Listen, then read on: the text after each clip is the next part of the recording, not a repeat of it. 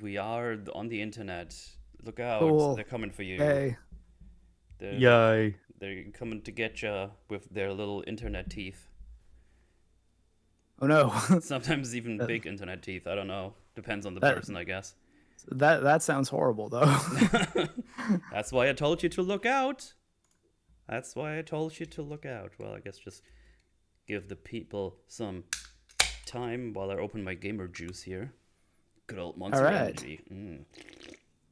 All right, everybody. Yeah, today we're Hello. talking about probably the best movie made in the year that I was born.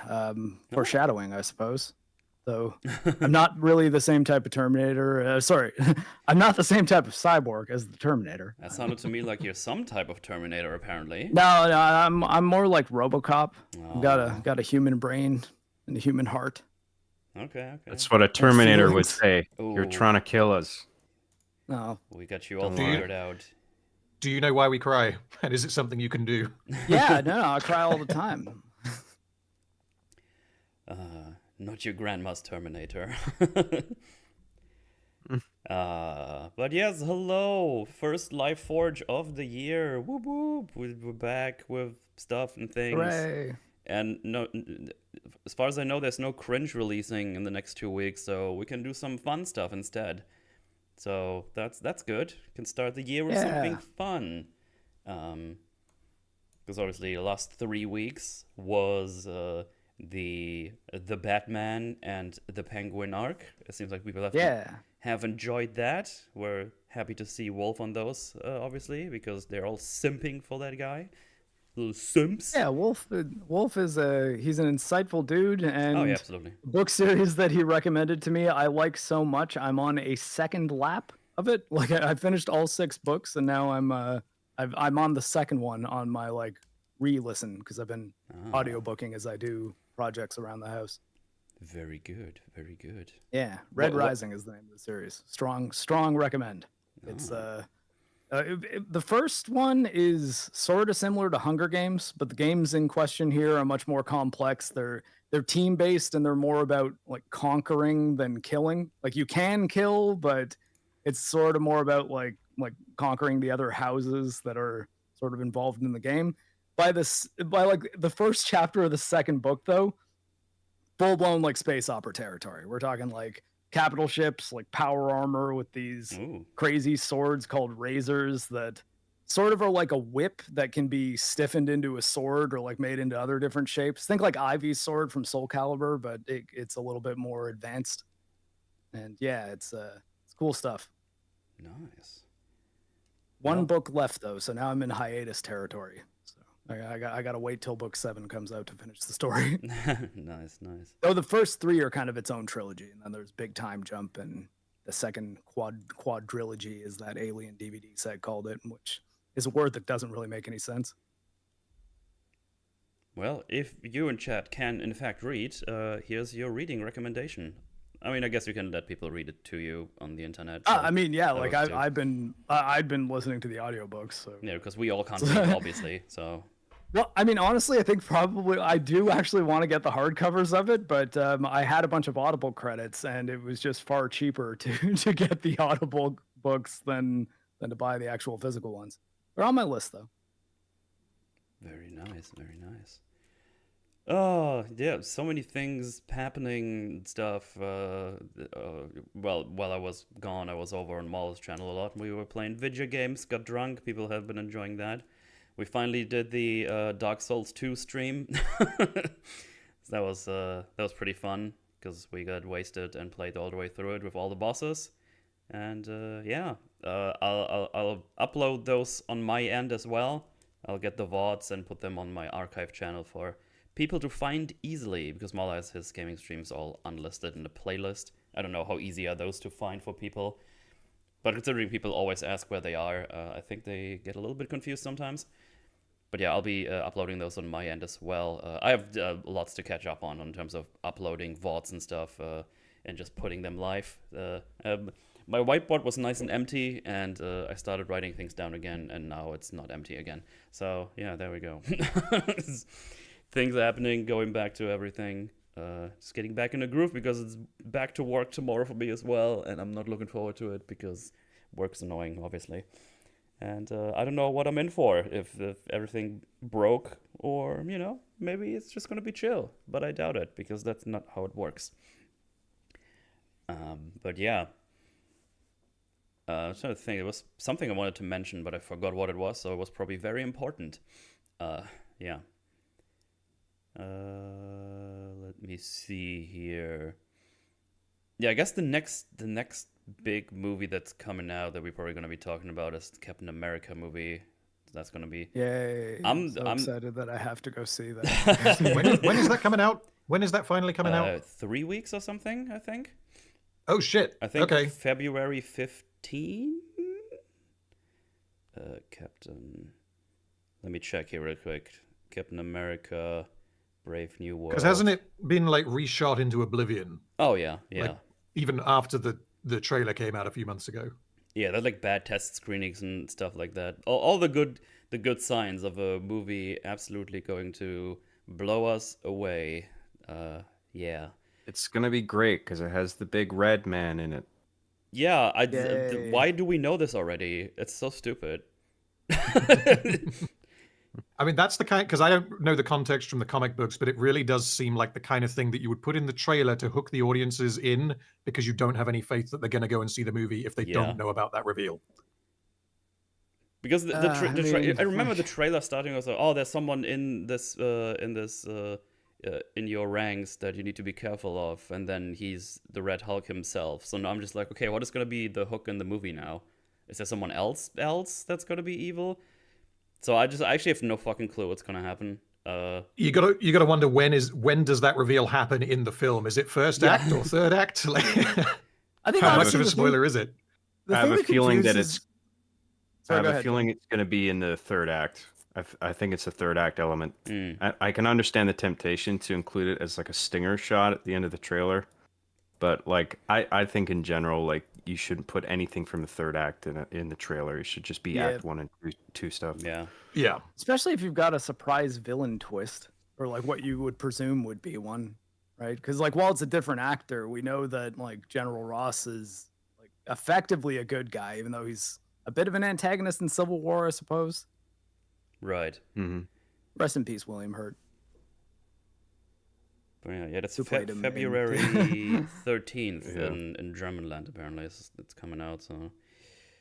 I think, though, the thing that weirds me out the most about it is that after having an entire Disney Plus show called Falcon and the Winter Soldier, Sebastian Stan is not in this movie at all. Wait, is he not? No. What the fuck? I don't know if he's gonna make a cameo or something, but he's definitely not like a credited role, or like, and then presumably not a big part of the movie, because I think he's in that Thunderbolts one. Oh yeah, of course he's in that one. Okay. But even still, it's like, well, I mean, wouldn't it make sense that, like, Captain America and the Winter Soldier, or like new Captain America even, are, kind of a team? Because it's so funny. It's so funny how, if you think back, it's like, oh, he's probably going to be the new Captain America because they were friends and stuff. And I was like, no, it's him, and he's not in the new Captain America movie. It's like, oh, okay. I mean, honestly, I think it just makes more sense with Bucky being Captain America, because he's also a super soldier and doesn't really have any, power beyond just having a robot arm, I guess, which I got to say, as a person with a prosthetic limb, doesn't do that much for you. Yeah. Oh, it's going to be so funny to see him fight the Red Hulk and him just blocking stuff with the shield. And there's just me thinking that, oh, remember when Iron Man had to build a fucking Hulkbuster and still almost died? I mean, I guess like the excuse is that vibranium absorbs not just the impact, but the force. Okay. At the same time, like, I don't know, man. Like, Falcon's got his own power. He's got the ability to fly. Yeah. Like, it's a very different skill set for what you're going to use in combat, and it seems, I can't even imagine how that combat would work. A guy with wings that is really nimble and flies around, but also has a shield that blocks anything. It seems like, why would he need that? If he's blocking, he's doing it wrong. He's flying away and shooting tank them. Build. He's somehow a Dex tank build, and it's like, what? Wasn't Iron Man stuff made out of vibranium, though? Strength I'm actually not sure. I definitely have to check back. I plan to watch a lot of things in preparation for that movie, like the Captain America movies and stuff. Prior to Civil War, absolutely not, but the only thing that was vibranium outside of Wakanda was the shield. Mm-hmm. Yeah. So, like, I mean, at the very least, the Hulkbuster armor was not made out of vibranium. The Hulk painted himself red to be faster. That's how that works. That's how that works. Yeah. His insurance is going to cost more too. He declared war and then was over. Iron Man wasn't vibranium. He did nanotech. Yeah. It's going to be interesting because I'm going to do a bunch of prep for that. Nanotech was only Infinity War. God, I fucking hate nanotech so much. Yeah. Well, I mean, you got to reveal the faces somehow. Though, I mean, to be fair, for Red Rising, the power armor, the helmets can just kind of like retract into the suit pretty well. But yeah, at least that's established as a thing. It's not just, oh, we need to see the actors' faces. Though I honestly hope Hollywood stays far away from that book series. It's too good. The Mark II Iron Man suit looks so fucking good. It's so bulky and heavy. And now it's just like, it's like a skin. It's like, ugh. Lame. Infinity War, it like turns into a hoodie. Yeah. Wasn't in 2 or in 3 where he had the briefcase? That was 2. That was 2. That's 2, yeah. That was kind of cool. I think 3 was the one where like the parts can just fly to him from, like, remotely. Oh, that's the one where he has like 700 Iron Man suits, right? Yeah. Because they added that. It's like... They added that in the first Avengers movie, which I believe, that was before Iron Man 3, and it was somewhat toned down because you have the sequence where he jumps off the building and then like summons the thing to him, and it suits him up and like catches him as he's falling. And I mean, I thought that was pretty cool, but like, I think it's in Iron Man 3, he then like summons the individual parts and they come at him one by one, which a little bit sillier. They seem to slap on him with a good deal of force too. It's like wow, I feel like that would probably break a bone or something. Yeah. Oh well, that doesn't count. They have superhero armor that does some. Anyway.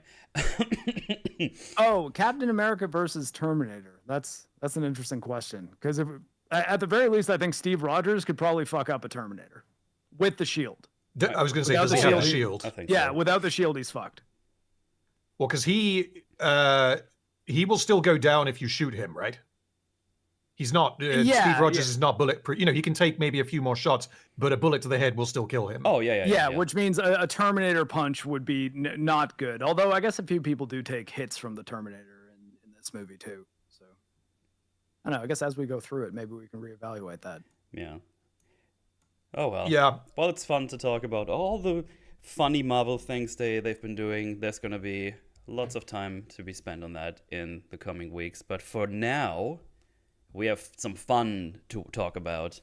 Because we, contrary to popular belief, we do like things sometimes.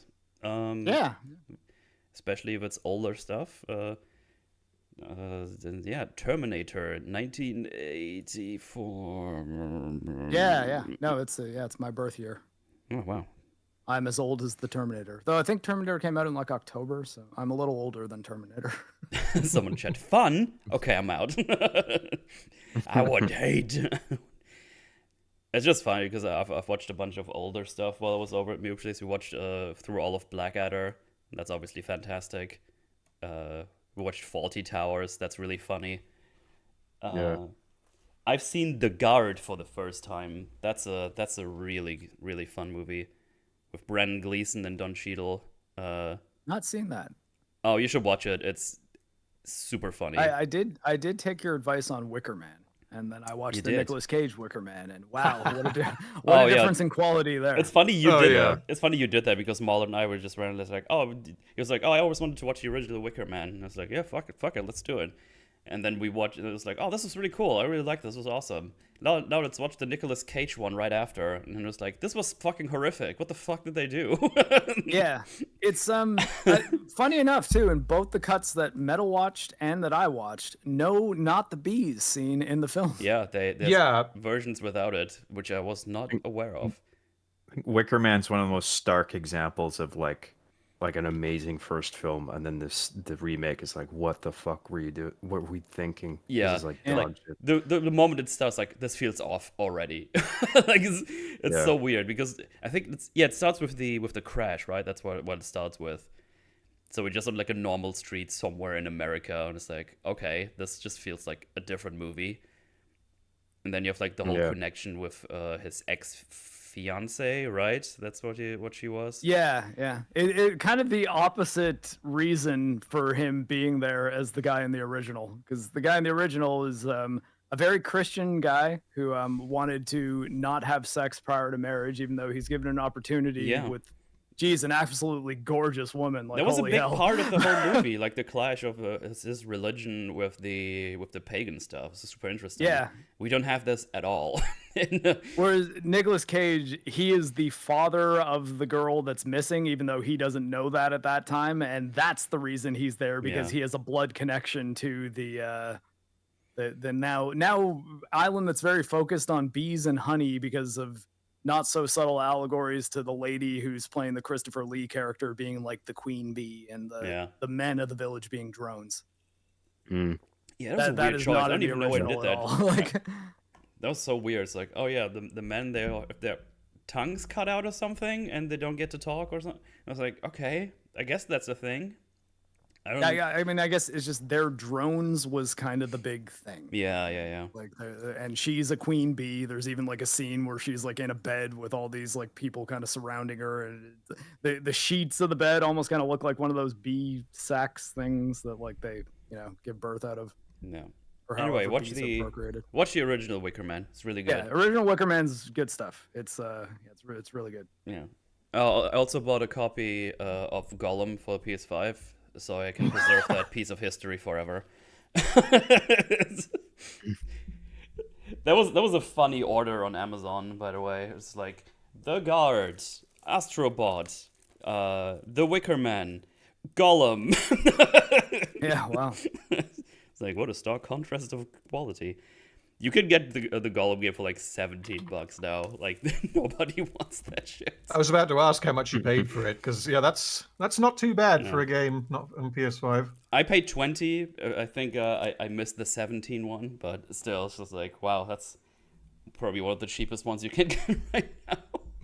I like how on Amazon, Lord of Ring Gollum has 3.5 stars. Oh, there's some defenders in those comments there. It's like, it's not as bad as everybody says. Like, it is. It's actually worse than everybody says.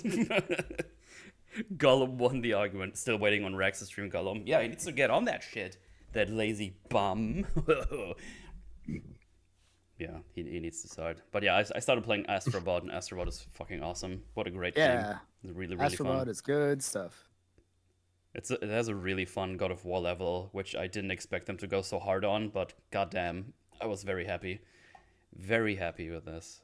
Awesome soundtrack. Everybody play Astrobot if you can, I guess. It's a PS5 exclusive, but It felt like it yeah. came out of nowhere, because I was aware of the character for quite some time, because I think it was used around the beginning of the console's lifespan as like it's Astro's. it's I think the Astro's minigame. Playroom comes with Yes. the PS5. yeah. Yeah, Yeah. it's like basically a tech demo for the DualSense controller. But yeah, the full Astrobot game is peak platforming, or at least modern platforming. Yeah, it's really fun. Yeah. Really, really fun. It's not even like super hard or anything. It's just super responsive, feels great. But yeah, it's I give it a big thumbs up from what I've played so far. I don't think it's gonna change. I think I'm like halfway through, and I've just been 100%ing every world so far because it's just so much fun. I think the console has had and still has so little going for it, and then that game came out of Yeah. nowhere, and it was almost like Mario Odyssey for PlayStation. It Yeah, looked because like. they use the haptics I and everything like- in the controllers. It's like, oh my god, you're using your technology. That's insane. What took you so long? I think I Yeah. like Astrobot more than Mario Odyssey. Mario Odyssey is not my favorite Mario game. It's good. Just I don't know. I think some of the levels I'm not a huge fan of. Whereas Astrobot, I don't think a single stage in it I was I don't know, like aimlessly wandering. Like I guess I prefer platformers that sort of have a hey, get to the end of the level and avoid all these obstacles, as opposed to just like search around to find a moon. Yeah. Yeah. Different style, but still. No. I've done those triangle levels, which is like a little trial run, which I tried to just do fast every time. So I died a couple of times there because I just did not like slow down. It's just way too much fun to get through it fast. It's good stuff. It's actually like a really great advertisement for the other IPs, but then you realize, oh, you're not using those anymore. Like basically all of them. That's a shame. Because now I kind of want to play Ape Escape because it has an Ape Escape level, and it's like, oh, this is actually really fun. I should play this because I never did. It's a clever way of reusing all those IPs, like turning them all into cute little robots. And the soundtrack, like the soundtrack of the game, I think like every version has like the same leitmotif in it, which just used in different kind of ways. It's just great. I'm like, Right. I was shocked how good it was. I was like, oh, this is gonna be kind of fun, and I was like, holy shit, this is like really good. Yeah, I'd love to try it, but it's Yeah. just that I still can't justify buying a PS5. Oh, Unfortunately, that's the thing. Like every time I play a PS5 game, which doesn't happen often these days because they mostly come out of PC, and then I'll play them on PC. And PC versions run so much better too, generally. And yeah, the God of War level they did is like really good. It's like a really cool soundtrack that implements the soundtrack from God of War. And it's like a really banger song that fits right into the game and how much more cute it is. I don't know how they did it, but it's actually like amazing. It's on my Spotify playlist now because I like it so much, which I don't do a lot actually. I find the music in that game in general is very solid. And Astrobot and God of War, but Yeah. and I suspect a normal- Astrobot is. Sorry, I think I might be a little bit delayed. That's fine. I don't know why Discord does that, but I suspect Astrobot will be like the one of the. I think there's like one or two other games that still haven't been ported, like the Demon's Souls remake. But Astrobot, I see definitely not coming to PC just because of the sheer amount of references to PS5 and the mascot quality of it. Absolutely. It's something that I do still hope they do, but they might not until like PS6 is out or something. Like, and they don't really see this as like a showpiece for all the PS controller tech and things like that. Also, I guess there are some elements that without gyro controls you might be in trouble. Mm-hmm. And like while you can use a DualSense on a PC, no problem, it's still like not a requirement. Therefore, they'd probably have to make it compatible with they would Xbox need to, 360 X input stuff. Like, right. and yes, Xbox 360 is kind of the same tech that Xbox has been working on for controllers for quite some time. Windows tells me that. Also, I have a normal PlayStation 5. I got mine like a couple of years ago. I got mine at launch. For God of War. With the disc drive, that was important to me because I want the physical stuff if I can. I changed the plates on mine though because I think the original PS5 looks absolutely ridiculous. I'll fucking hate the look of the PlayStation 5. It's fuck ugly. It's funny because I look over at my shelf where all the other PlayStation, I was like, those all look pretty good, and then I look at this abomination right next to it. It's like, what are you doing? Yeah. So the PlayStation Classic limited edition variant was an improvement, but the shape of it is still like so kind of weird. It's so fucking big too. Yeah. Oh, it's big, and then when you play on it, it's so loud as well. I actually have to put it on another table or another cupboard or something, so the vibration doesn't go through my mic stand and into the microphone when I play. Like, it's insane. Yeah. You can't even fit it in like a backpack if you... I mean, it's not really like a LAN console, I suppose. Like, you wouldn't but I know what you mean, be inclined to take it anywhere, but like, I feel like you should be able to fit it into a bag if you need to take it somewhere. Yeah. I don't know. It's big and ugly, but there you go. Marla needs to finish his playthrough. He does, yeah. But I'll probably do that first because I'll probably do another stream this coming week for Astrobot. I don't know how long I'm going to take. Maybe I need like 3 streams, but we'll see. I'll definitely want to finish it. It's a fun one. And I think after that I'm going to be playing Wukong. I'm going to play the monkey game and heard good things. Hopefully I'm going to have fun with it. But I will. Oh, well, there you go. There's your little rant about the PlayStation, I guess. I don't know.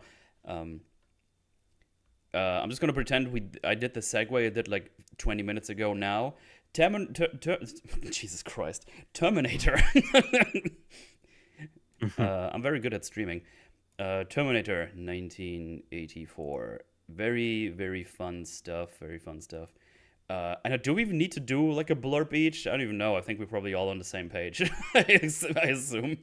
Yeah. Well, I mean, I guess I have a bit of a hot take. Uh-oh. All right. Or like my general thoughts. Fucking shoot then. Ooh, Let's do spicy. it. Make it. Well, make it spicy. This is my favorite Terminator movie. I like it more than Terminator 2, and most people get mad at me for that opinion. But I thought you were gonna say something bad about this one. That's not even that spicy. But yeah, interesting. Yeah. Just brief. My brief thoughts on it would be, I guess, the opposite, but I would push it a little bit further. I would say that, I think that Terminator 1, I think, is great. I don't think it's as good as T2. I think T2 is it's almost like the proof of concept for what T2 ended up doing, in my view. And I don't think that the comparison in terms of the quality is quite the same as, for example, Alien versus Aliens. Because Aliens, on any given day, I could change which one I think is better. And generally, I think that Alien is a better movie, but Aliens is the one I'm more likely to want to watch because it's more entertaining. Yeah, and I think I can agree with that for T2. I think T2 is a more entertaining. I see a lot of people saying best action movie ever made, and I think I would honestly probably agree with that kind of. I think it's one of the best action movies ever made. I guess I just think that the thriller aspect of Terminator 1 and how tight the time travel mechanics are before they start throwing a bunch of variables in Terminator 2, I think it's just such a solid movie. And as much as the sequel is incredible, not sequels are incredible. I kind of think Terminator 1 works very, very well as just its own thing at the same time. Yeah, I would definitely agree that T2, in particular with the time travel mechanics, T2 kind of muddies T1 a little bit and makes it a little bit less tight. Because as it is just entirely on its own, it works as T1 works as just like a closed time travel loop. Right. There aren't really any variables, whereas because you don't have a huge amount of information about what the circumstances were that when they sent back the Terminator. Why did they only send one? Why did they send him back to this time? We don't know. Whereas T2 reveals that they could just try again, and they did. So the obvious question is, well, where's the T1000 in 1984? I mean, I guess theoretically too is the T2 Terminators. Oh, I guess no, that would have been definitely sent back after Kyle. But because time travel is an element, it's possible the T1000 was sent back before the T800 was, because I think they do make a point about the fact that the time travel machine's destroyed after Kyle goes back, which kind of means that at least something in T1 happened that changed that timeline, which immediately sort of says that T1's time loop was not just a closed loop and it actually did alter something. But at the same time, it's well, then how was John Connor born? Well, I guess that's the whole problem. The more we make of these, the weirder it gets. It's when did this actually do the thing and stuff? But I think they decanonized 3 through 5, didn't they? Recently? Yeah, but then they threw Dark Fate in as canon. So what does canon even mean for Terminator? I don't know. I find it very funny. I'm comfortable calling T2 canon because I think that while it does muddy the water of the time travel a little bit, I think it still is such a good movie that I want to give it a pass. But Terminator 1, I think, is the only one that basically functions perfectly as a time travel movie, because it's no. There is one timeline. That Terminator and Kyle always do go back, and they have to. Otherwise, the future will not happen the way that it does. It's this one loop that happens. It's it is a happy ending, because Kyle in this movie does say we'd broken their defense net, we'd won. So all that needs to happen is John Connor needs to be born, and the future needs to happen the way that it did, and humanity will eventually prevail. So I do find it quite funny that Dark Fate retcons 3 of the prior movies, and 2 of the movies that it retcons are actually better than Dark Fate. Yeah. Well, at least one of them. I guess you could maybe argue Terminator 3 is as well. I think honestly, Salvation kind of is okay. it's not good, but it's like it's a mediocre movie that happens to be set in a world that I love, and I probably am harder on it because of that than I otherwise might be. But I at least like that it is not just the Terminator film formula again. Yeah. It's a little bit of its own thing, and yeah. Yeah, like I think that T3 and Salvation are like head and shoulders above Genesis and Dark Fate. Absolutely, yeah. Because I can still enjoy them, even though they're obviously nowhere near as good as 1 and 2. But yeah, they're substantially better than 4 and 5. Yeah, the tiers of Terminator films are masterpiece, mediocre, and bad.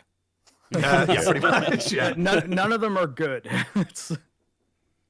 Oh, wow. Yeah, after the first 2, there's a very sharp drop off. That's for sure.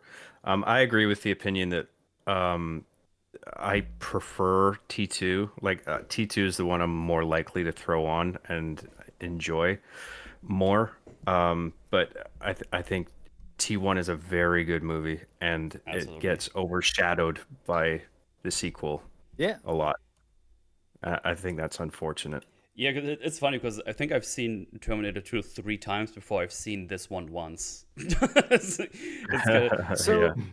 I saw the Terminator, when I was 6 years old, the week that Terminator 2 came out, because my dad really wanted to take me to see Terminator 2. And they kind of both of them immediately became like my favorite movies ever. I actually even remember going to a drive-in movie theater to watch Terminator 2 for a second time, wearing a jean jacket because I didn't have a leather jacket, sunglasses, and this little pump action shotgun squirt gun. And my dad had a sunroof, so I would like be at the drive-in like squirting people's cars with a shotgun that was all black. So it was an era where you maybe could get shot by a cop if you were using just a normal ass toy gun that you could buy at Toys R Us. But yeah, early 90s, gotta love them. Oh, well. But yeah, good stuff. But yeah, T1, T2, good stuff. And then the other movies happened as well. That's what I would say. I think like a couple of years ago, I think when I was over at Mallers for the second time, I think we watched all of them. God, it was also that was like 6 years ago, I think. Jesus Christ. But then I guess you missed Dark Fate, which... No, we did what? Oh, so it was at least when Dark Fate was out. I think that's why we watched the other ones, because we went to see Dark Fate in the cinema. Wait, when was that? 2019. That is almost 6 years. Fucking hell. Oh God, when the movie starts, they just shoot John Connor. Yeah. What the fuck? Who came up with that idea? I completely. That was stupid. When I don't think I saw the movie with that part in it, but I saw that clip and I was just like, oh my God, that's fucking lame. That's honestly like a worse idea than, because in Alien 3, everyone knows how that opens, where it basically completely undermines the ending of Aliens, because it opens by telling you that actually Newt and Hicks died. So it's like, well, okay, they just died off screen and like no one cares now. Anyway, moving on. Like that is an awful start to a movie, but just killing John Connor at the start of Dark Fate is even worse. Yeah, because it undermines everything that the previous movies were about, even the bad ones. Yeah. God, that was. Was Dark Fate the one with the nanotech slime or whatever the fuck that yes. was? Yeah. Okay, yeah. It's where the one lady has like the chain as well and uses that as a weapon later on. Right, yeah. And I think they like hide out in like a weird mansion or something. And I would say I had to rewatch it, but I don't want to because I remember it being horrifically awful. So I don't even want to go back. It's like a very old looking Schwarzenegger as well as the Terminator, which is just weird to see because obviously it's a machine. Oh well. I remember laughing at like the cast were talking about like doing any more, and they were just like, "Fuck no, we're done. We're not doing this again." I think it's also quite an amusing comparison because like basically like the first half of the first Terminator movie is very grounded because it's like Sarah Connor and the police are like, oh, there's a serial killer who's like murdering people by going through the names in a phone book. Whatever shall we do? And like the setup is sci-fi, but the way that the characters react to it, they don't know that it's sci-fi yet. So it's a very, very simple, very conventional plot at that point in time. You compare that to like I think it's like halfway through Dark Fate, and you've got this insane bombastic action sequence where everyone's punching each other in zero gravity whilst inside of like an airliner as it's crashing. It's like the most ridiculous. Yeah, it's absolutely ridiculous. And even like T2 has sequences that are like bit large in scale, and you could describe them as bombastic, but they feel so much more grounded than basically anything that comes afterwards. Even honestly, I'd even extend that to T3. Like the largest action scenes in T3 are still so much more acceptable in their believability than any of what you get in like Genesis and Dark Fate. Yeah. I like the comparison to like T1 does very much resemble a slasher movie in its first half. I was thinking of Michael Myers when I was watching it. Like Terminator has that sort of that going for him, the stillness of his face, the slow walk and everything. Yeah, absolutely. Right. Well, we're already starting to talk about it, so I just will jump right in. We got distracted a couple of times. It will happen again because that's how we do it. Because we like to talk about stuff. I mean, we were talking about Terminator the entire time, to be fair. That's true. So you're saying we have like at least 2 more tangents in the docket that we can do. Okay, got it. But yeah, we just start right off with a little bit of world building. We got a little beginning scene. Everything looks kind of fucked up and destroyed and broken. And we get a title, not a crawl, it's just a text on screen that just says, "Machines rose from the ashes of the nuclear fire. Their war to exterminate mankind had raged for decades, but the final battle would not be fought in the future. It would be fought here in our present." That's us. We're the present. That's awesome. I feel included. Also, you can see a whole bunch of, you can see a bit of the set pieces here already. Fun enough, we didn't watch Terminator when I was over there, but we did watch the special features. And they, because the 4K one has a couple of special features, and they talk about like the sets and stuff here. And it's actually really cool because I think that there's like one big skull down here, and then you have like further away, you have like a couple of smaller skulls. So they kind of give you the illusion that there's like tons of skulls there, even though it's like 7 or something. But because you have like this one bigger one that looks like it's covering up a couple of other ones, which just looks more. They did some really cool stuff with the visuals here. Like they have like the little models in the background. Like the big machine is obviously a model thing they could control. The same with the airship you see later on. That's like a thing they had like on piano strings or wire or whatever they call it. And they talk about how how annoying it was because it kept like swinging back and forth. So they had to try to get a shot somehow so it looks kind of goodish, you know. So it's really cool. They did a lot of fun stuff with this, and it looks awesome. Obviously, a lot of smoke.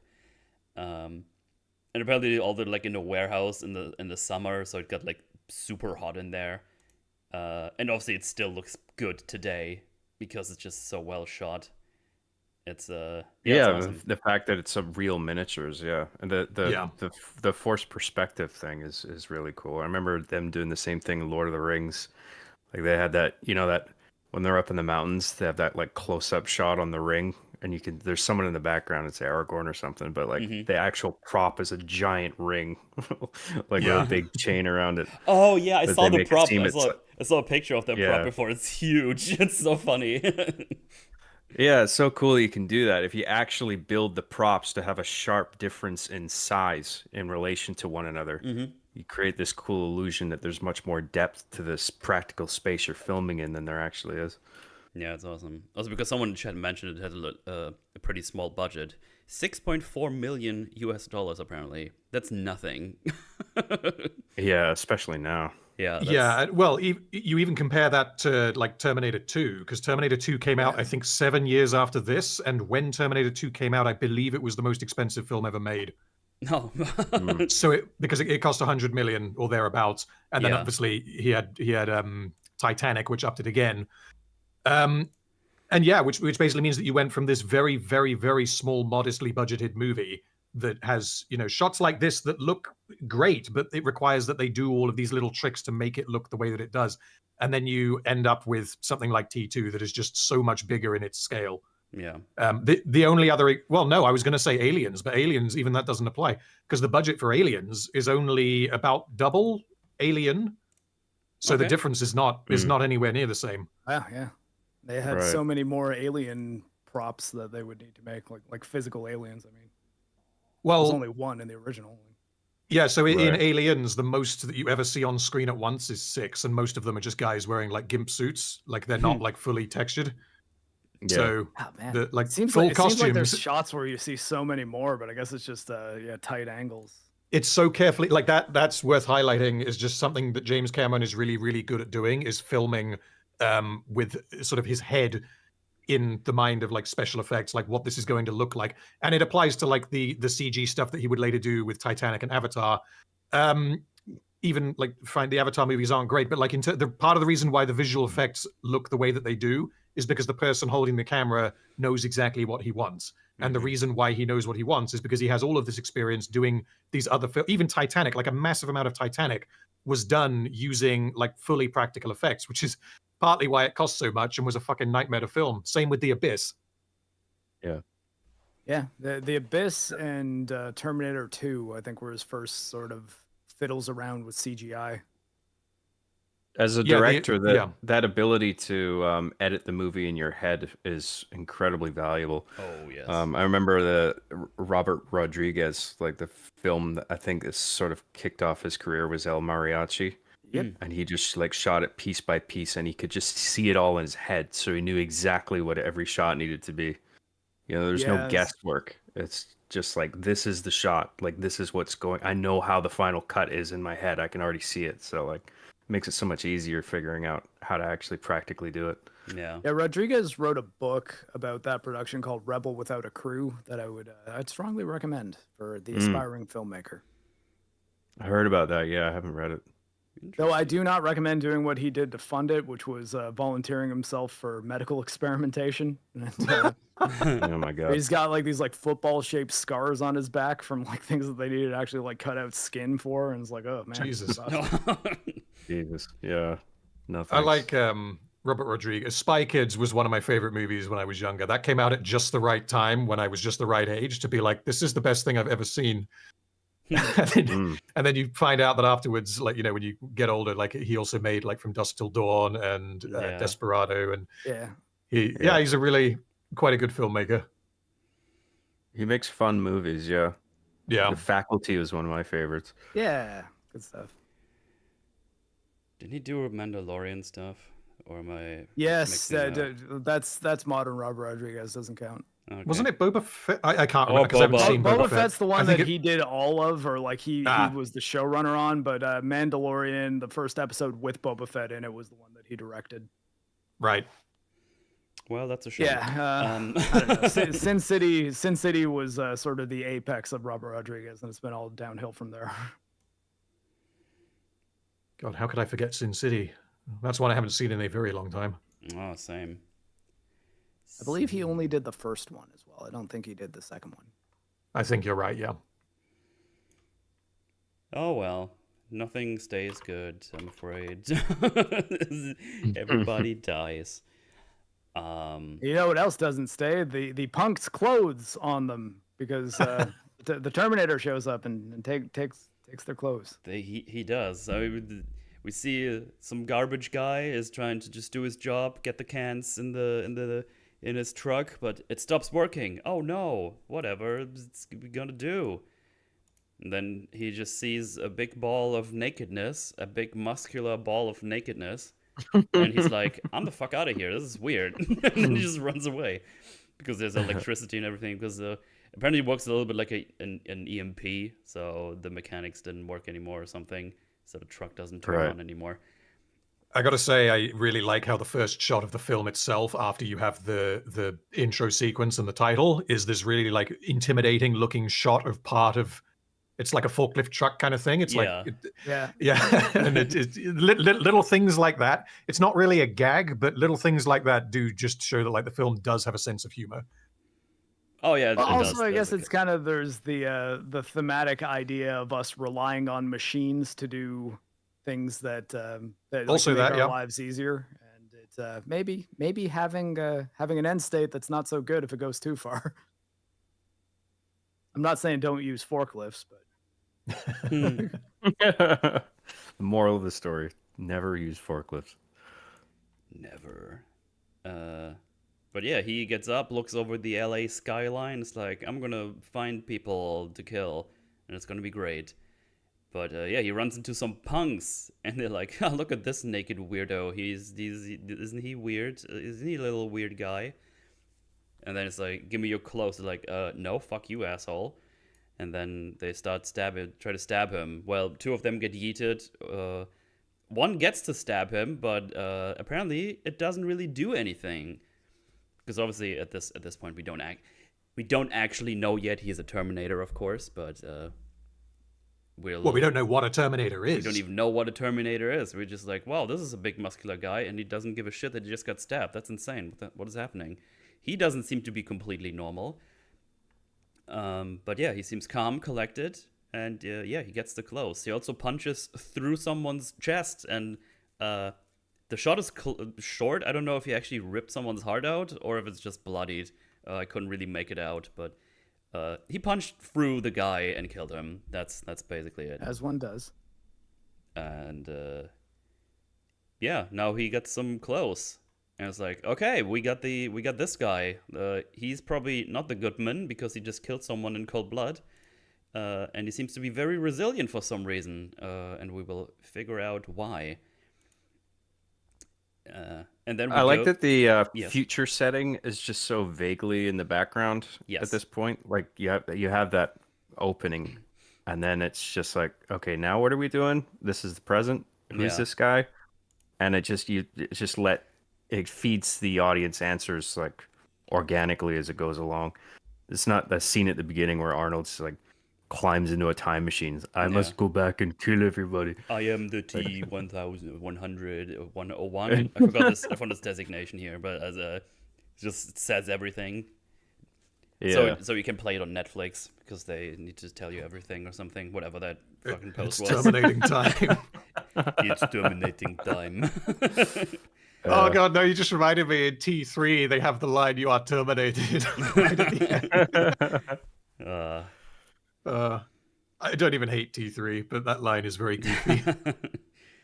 I don't know if this is exactly what you were referring to in regard to Netflix, but like that thing where they're telling screenwriters to like write dialogue more explicitly in regard to like what they're doing Yeah, so at they any can have given it moment on the second to screen. cater to people not paying attention. I was just like, that is the stupidest fucking thing I've ever read. I think I complained I can't believe. I think I complained about this on Open Bar, I think it was. She's like, man, if you have something good, you just automatically start paying attention. You don't need to write the dialogue like this. Because that's what happened for me with Squid Game Season 2. Because I wanted to watch it all in one day because I had to leave to Waller's the next day and we were doing the EFAB on it. So I was like, okay, I need to get this done. So I had it on my second screen. And naturally, when something started happening that's awesome and interesting, it's like, okay, I'm going to stop whatever I'm doing else. I'm going to focus on what's on the other screen where interesting things are happening. So you can just suck me in like this without having to tell me all the things. It's just, that's what you're supposed to do as a screenwriter, you know? Get me interested so I watch your stuff and not have you on the second screen. Right. I mean, it's always supposed to be show, don't tell. Are we really moving to tell, don't show? Like, this is fucking film. Like, the idea of writing things specifically for putting it on in the background as you're doing other shit is a bizarre thing. Like for a movie or a TV show or anything narrative other than, funny enough, as I was mentioning earlier, an audiobook, which is perfect for that kind of stuff because you don't have to look at anything. Exactly. Yeah, I mean, I do understand wanting an audio distraction, but like, listen to a podcast or something for fuck's sake. Yeah, so much movie content. later. What I've been doing here on my last week on vacation, I started watching like serial killer documentaries on Netflix on my second screen while I was playing Path of Exile. So I've been watching all these like the Ted Bundys of the past, and I was just like, oh, okay. Those were some crazy wacky guys. They're very cool guys. They're a bit weird, you know. They killed like 1 to 100 people. Crazy guys. What a wacky guy, just Mad lads. burying them all below his house. It's like, oh, okay. You just reminded me of something with the discussion on like tell don't show. Are any of you guys familiar with a movie called Hundreds of Beavers? It's been recommended to No. me from chat. I should watch it. I think it's on our list overall.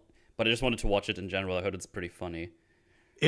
Well, it's not just that it's very funny, it's that it is so creative with how it delivers the humor to you. Okay. Because it's basically it's a silent movie, and it's done to look like it was made in like the 1940s or whatever. Okay.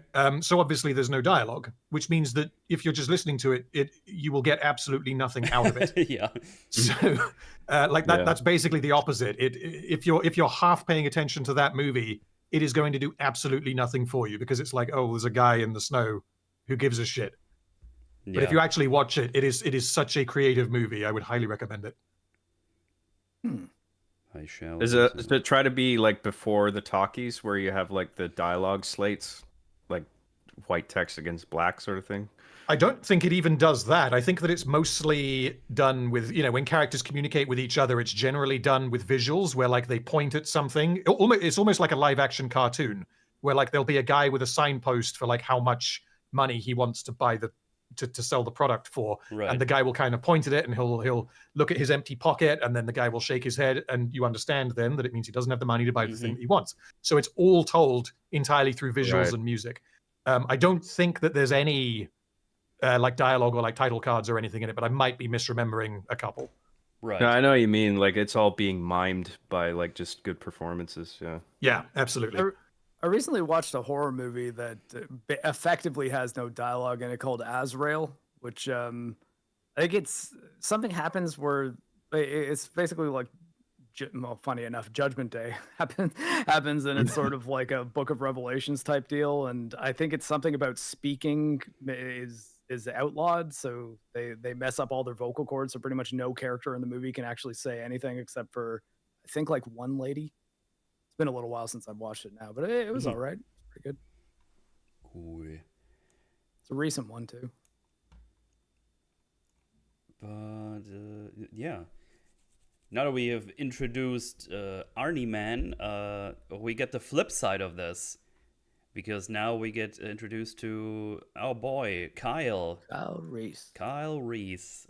We learn that name later, but for the easier conversation, I'm just going to start calling him Kyle right now. Because that's easier. And it's super interesting because even with their introductions, we already see a power difference, basically. Because he doesn't just show up and is like kneeling epically on the floor. He fucking gets thrown onto the fetal street. position. He falls on, is in the he's like, oh, he's clearly in pain. It's like, oh, that looks like it sucked for him. That doesn't look as fun or as easy as it was for our boy Arnie here. And you need to get this. Yeah, go ahead. It's really quite clever. Like the fact that we don't know much or really anything about these two characters right now works in the film's favor. And the movie plays with that tension in like the first half. Because like you would think, like you might think, because they're both naked and they both arrive in the city in a similar manner. It's just like, are they both like these killing machines or whatever? But there's like subtle differences or maybe not so subtle, but like if you observe, like you were saying, like what each of them are doing, one of them is just like still and robotic in his performance, and then you have this other guy who enters in a similar manner, but like he's much more like, he feels more vulnerable and acts in a much more human-like way. And it's just like, it makes you think like, what the fuck is going on here? Like if you were just fresh, if you had just seen this movie for the first time, you'd be like, there's a little difference here. I wonder why that is. Like, where are they going with this? Yeah, it's pretty great because the Arnie beat up 3 guys, gets stabbed, doesn't react. This guy appears, is exhausted and in pain apparently, then has to steal a pair of pants from a hobo, and then runs away from the cops. It's like, okay, there's definitely something different here. Yeah. Good stuff. But yeah, we got because we start with him having like a police chase. Basically, they see him in the alley. It's like, oh, there's some weird crackhead. We gotta go get him, I guess. And yeah, he manages to wrestle away a revolver from one guy, and he's like, "What date is it?" It's like the 12 May or whatever he says. And he's like, "What year? What year? Like, what?"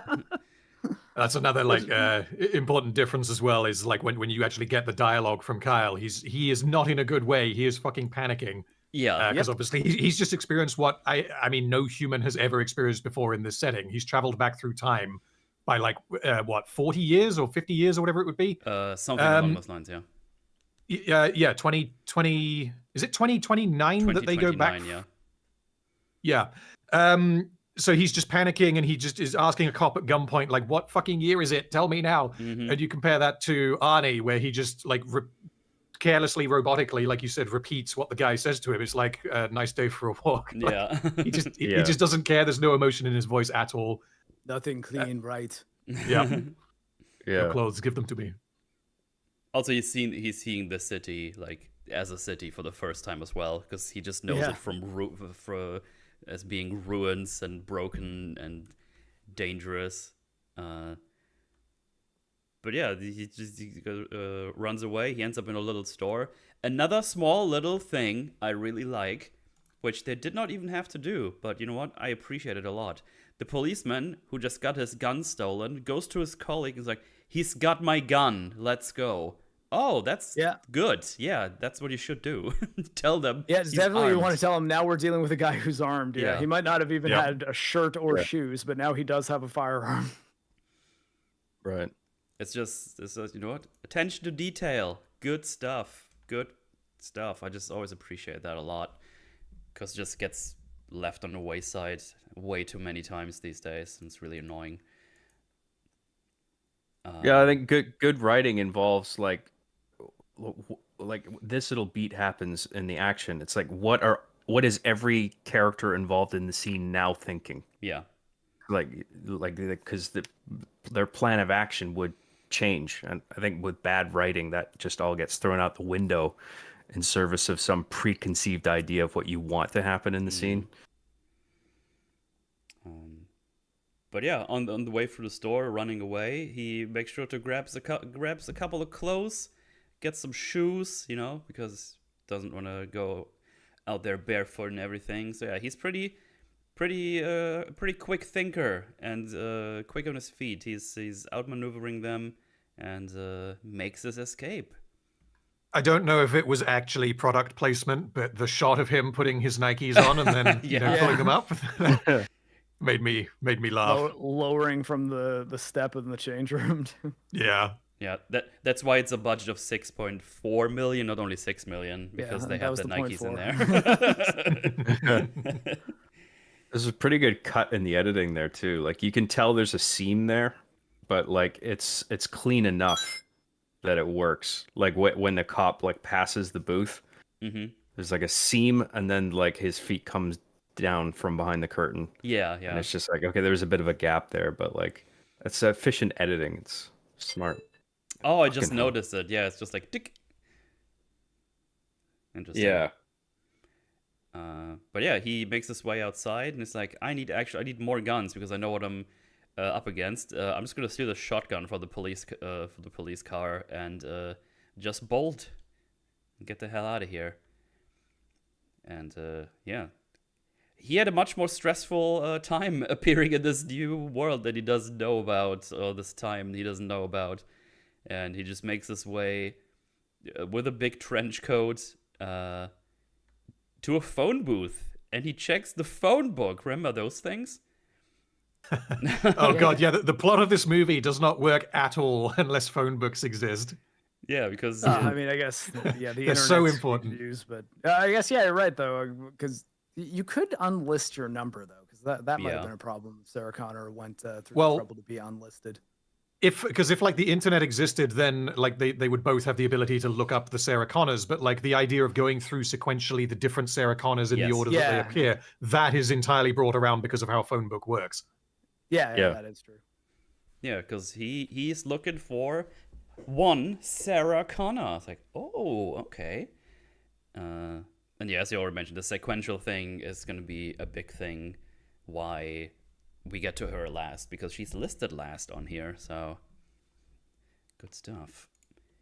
Let's see what. But yeah, that is the introduction for two boys. Yeah, as already said, stark differences in them appearing in this timeline. No, not timeline. In this in our time, I should say. One of them is very resilient and robotic. I wonder what that's about. And the other one is clearly human and is not having a good time, and did not have a good time appearing here through this time shenanigans.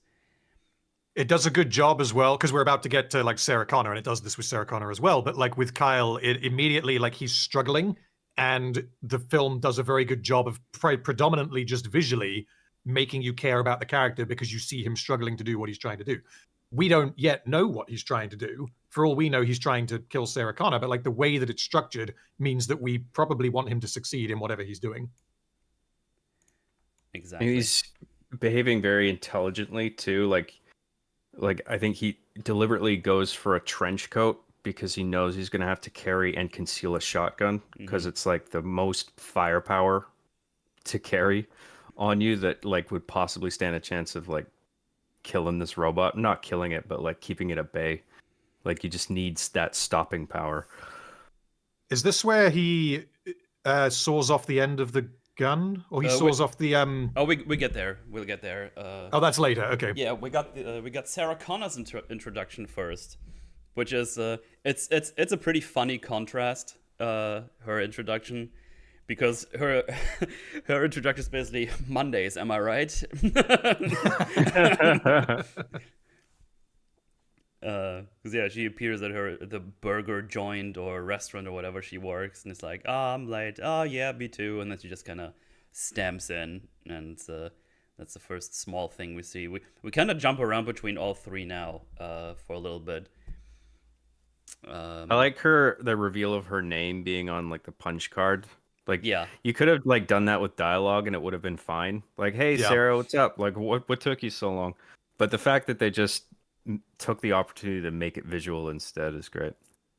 Yeah, it's the difference between having the camera be our way of experiencing the story and having the story be aware that it's communicating itself to an audience.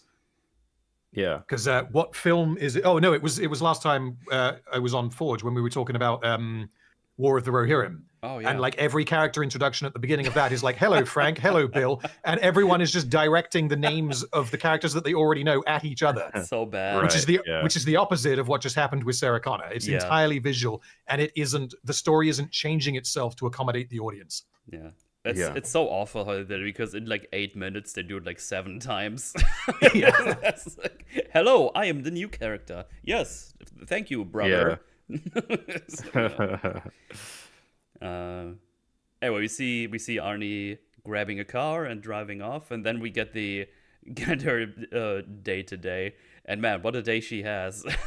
Like, she gets people some food, but it's like all the wrong food that she got. Then she knocks over someone's drink onto their lap, and he's like, "Oh, I'm sorry." And then some asshole kid just puts a full scoop of ice cream into her pockets. Yeah. And you have like one guy in the background just saying, "Oh, you're doing good, kid. I should give you the tip." I was like, what a shitty day. I burst out laughing at the ice cream. It's so funny. It's like it's so farcical already, just with like the amount of commotion and upset customers going on, and then on top of all that, it's just like the ice cream going into the apron. I was gonna put it on screen now here. We're in comedy territory Like now. it's a full ball of ice cream. Like it's not like one spoon. Like it's a full ball of ice cream. Honestly, kind of surprising that a kid would want to waste that much of his own ice cream. He's a little prankster, okay? I forget the dialogue too, but like off camera, somebody compliments the kid, like, good going, kid, or something like that. Yeah, that's like who the fuck would say that? Yeah, that's what I meant. Good going, kid. I should give you the tip. It's like, what a dick. Yeah. I do. It's very tongue in cheek at the end of this beat. Yeah, it's cool. It's I do really fun. like the line that comes like immediately after that when her colleague says, "Hey, in 100 years, who's going to care?" Yeah. Obviously, we.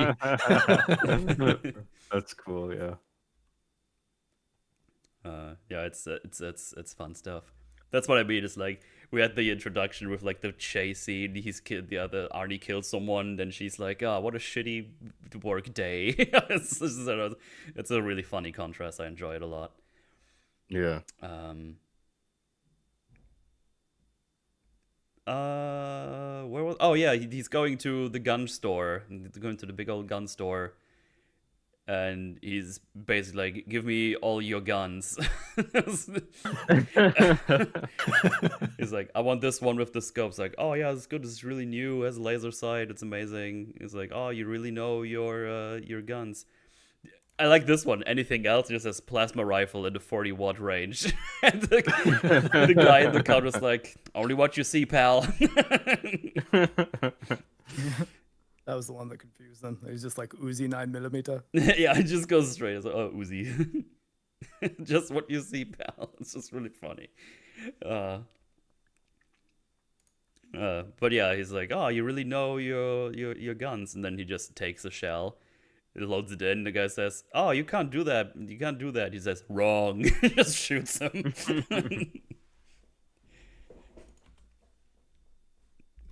That's a scene. It's just kind of a fun scene, and then we see Kyle having to saw the rifle's stock, I think it is. Yeah. Down to make it shorter so he can conceal it better. Smart lad. He also does like a little makeshift carrying apparatus with some rope, so he doesn't have to carry it himself the whole time. It's just he can tinker with stuff. He's crafty. That's probably the word I was looking for. He's a crafty fella. Got to mention as well, Michael Biehn, just that shot right there where he's just walking. He looks fucking terrified, which he should be. And it's just, little bits like that where he's, it looks like he's not acting. It's just a guy walking down the street. But like, given what he knows, he's conveying it very, very well. Like the stakes of what he has to do. Mm-hmm. Right. It's fun because he doesn't have like a scene where it's like, "Oh, look, the city, it's so amazing, and we only know ruins and stuff." It's just him looking around. It's like, holy shit, this is all gonna go away if I fuck this up. It's like, damn. Yeah. Like, it's all these people going around having a good time. I think like it's pretty deliberately placed as well. Like you have this the standard guy with the child on his shoulders, one guy with like a radio on his shoulder. You know, it's like all the fun activities you could do. Yeah, a boombox. Yeah, it's cool.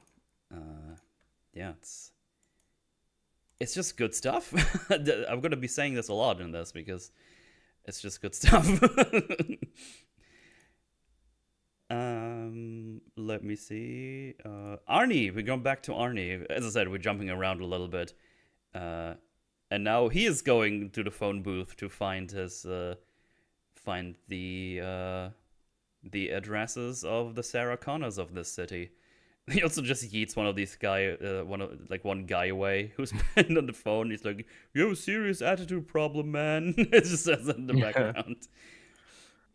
It jumps around a lot, but it's all like purposeful and I think necessary, because like all these things are happening simultaneously, and you need to do it this way to like establish the tension.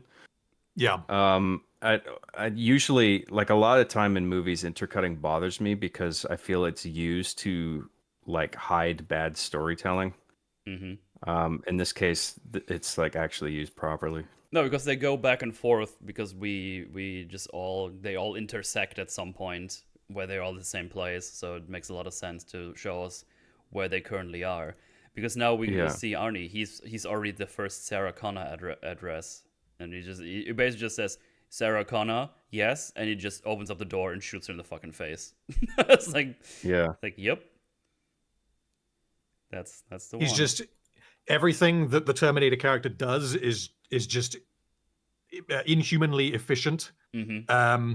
It's not just like, oh, okay, well he gets the guns and then he gets the clothes, because otherwise, people will stop him and get in his way if he's walking around naked. Mm-hmm. Then he gets the gun, and then he finds his target. Like Yeah. it's not just that. It's like every motion that he makes. I think it's later in the film when he's in the car and he's like turning his head. I believe this was an idea that Arnold Schwarzenegger actually had, not James Cameron, was that he should kind of lead with his eyes. So he'll move his eye all the way to the right, and then when he can't look any further, then he will move his head. So it makes the movement that much more, I guess, efficient and mechanical looking. Potential nitpick, this really does not matter, but I noticed it and I thought, well, that's a little bit odd, is when he's looking in the phone book, he kind of runs down the page with his finger to which the camera like focuses on, and it shows us what he's doing. If he's a robot, why would he need to do that? That's true. He could just read it. It's actually a good point, because normally he does like the full head movements to scan things. Like later in the police station, he just scans around the whole room before he drives in it with a car, probably just to check out if he would get through it with a car or something. But yeah, no, you're right. Actually, that's true. I didn't even pick up on that. That's fun. Yeah, it really does not matter, but it's I found it funny, I guess. Yeah. But yeah, he shoots the Sarah Connor in the face, but he also double dips because he shoots her like 4 more times in the chest or something. So she's definitely dead. Double tap, not double dip. Double tap. Double tap. He didn't double dip. He didn't get his nacho and double dipped into her guts. That's not what happened.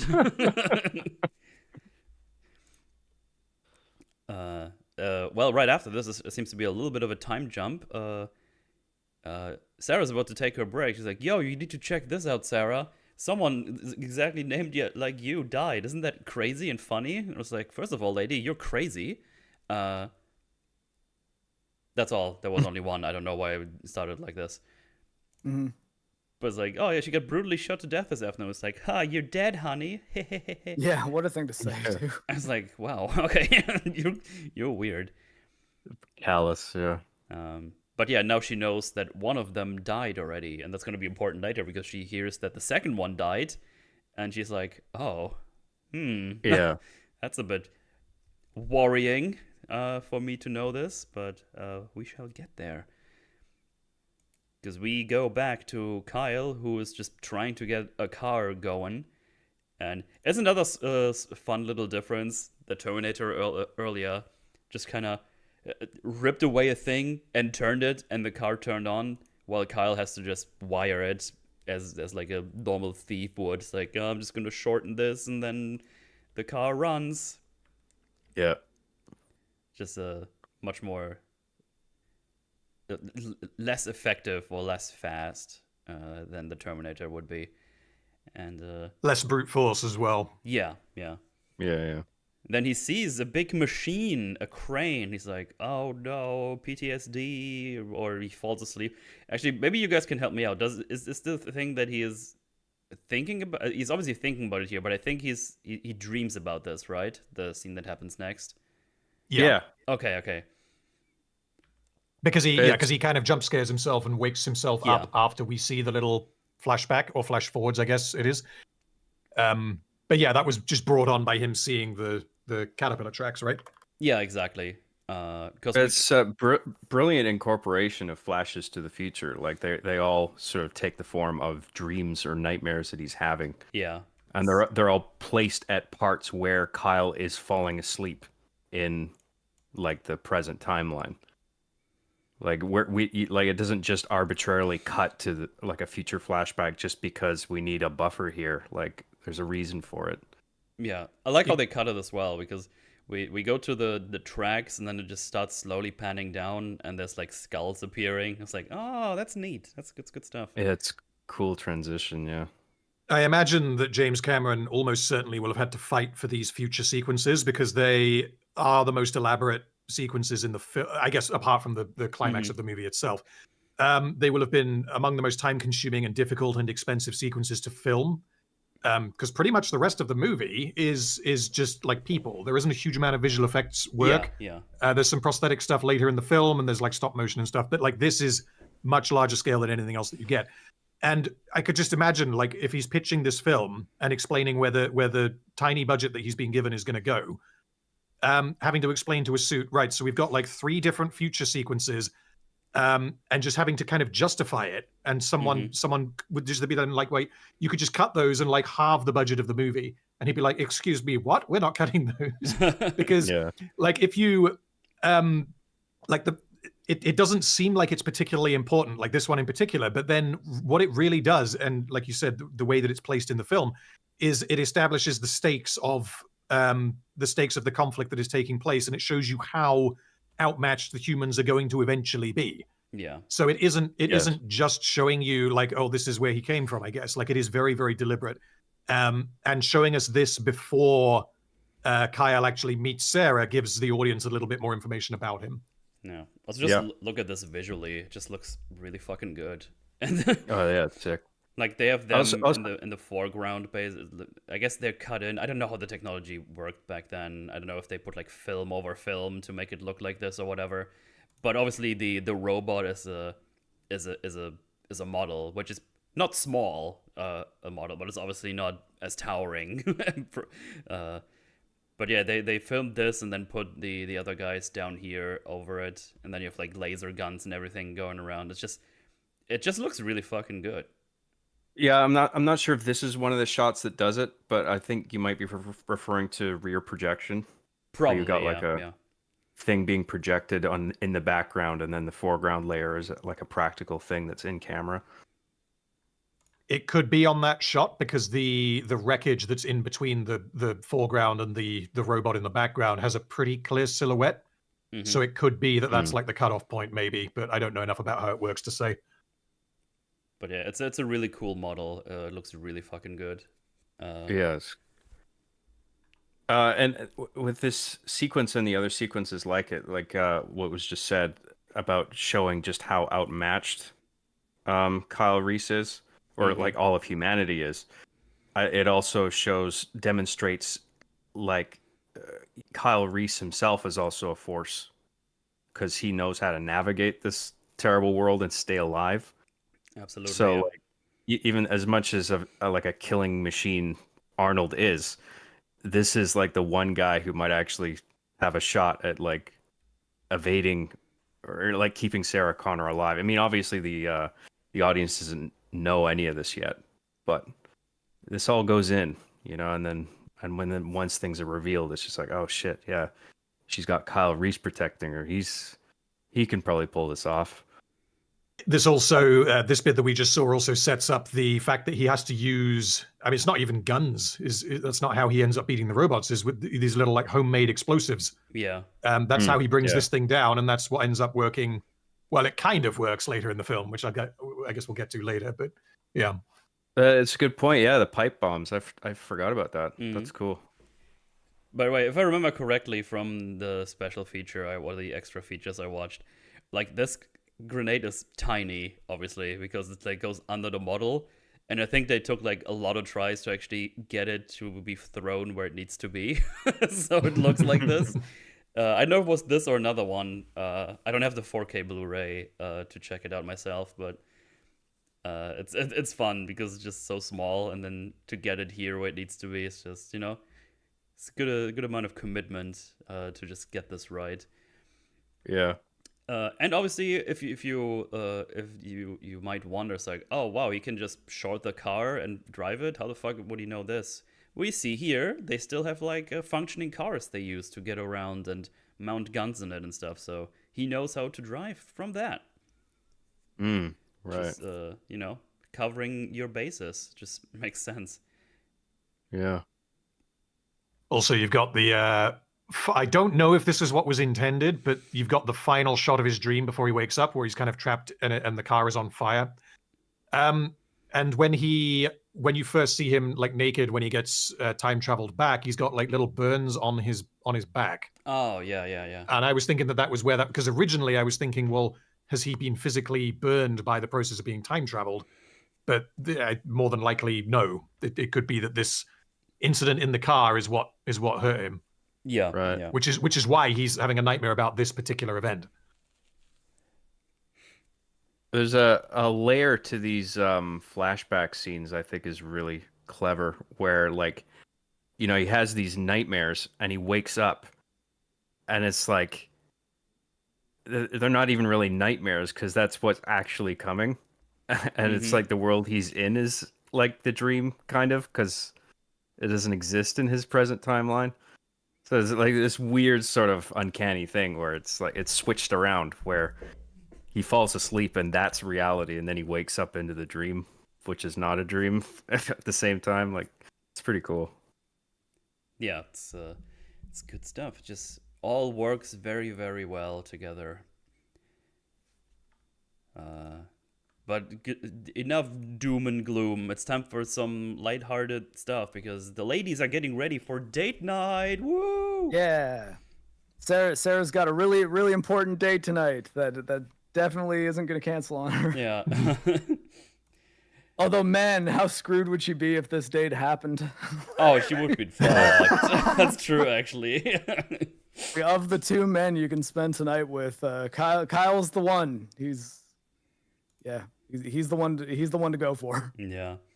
PTSD riddled as he is. Bethesda. Also, by the way, I just see it in my notes. I almost forgot about this. It's just another thing that Terminator has going for him in this. He doesn't need to have any sleep to recover. He's just been going around killing Sarah Connors all night, while Kyle got a car and then fell asleep because he's a human. So it's just another thing where the Terminator is better. So yeah, it's all stacked against Kyle and the humans in this. It's good stuff. Yeah. I really love the T-shirt she has on right now. It's mixing Flintstones and the Jetsons together. Oh, so it's like evoking the themes of the film, right? And the fact that the film itself is mixing past and future together. Oh, yeah, that's right. See, didn't even nice detail. catch up on that. That's fun. But yeah, they're just getting ready, and her friend's boyfriend calls and is starting to do some telephone sexy times, but he just does Sarah's on the phone. Matt is quietly one of the best characters in this movie. Like he's just a charming dude, yeah, and he's just fun. he dies too soon. Also, like how Sarah just keeps listening. It's like maybe he's gonna be done soon. Just starts laughing. It's like, Ginger, it's your boyfriend. It's Matt. It just keeps going. And then Sarah just says, I guess she covers the microphone though, doesn't she? Yeah, she does. Yeah, okay. So I mean, honestly, he'd probably still kind of hear it from that, but yeah, I think she does get the better on him, and then he keeps going with the dirty talk. But she eventually does tell him. Oh yeah, and he even says, "Oh shit, I'm so sorry. I thought you were my boyfriend." I love that then he gets the phone to Ginger and he just starts again. Yeah. It's like he's got a script. Well, yeah, it's fun. Then we get a brief scene in the police department where we see wait, what is it? Traxler? Fuck, I said his name earlier. Now I forgot. Trexler? Again. Trexler. Yeah, we see him and the other guy. They have like a Bishop. Sorry. Bishop. Right. Bishop. Right. Yeah, well, let's call him Bishop. They have a fun little dynamic going on for the duration of the time. It's just like, oh, this has been happening. Shot 6 times, less than 10 feet, large caliber weapon, blah blah. They do a little exposition lampshading here.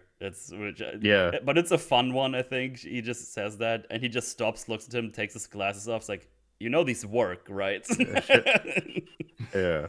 I love the part in this movie where Lance Henriksen says to the Terminator, "Not bad for a human."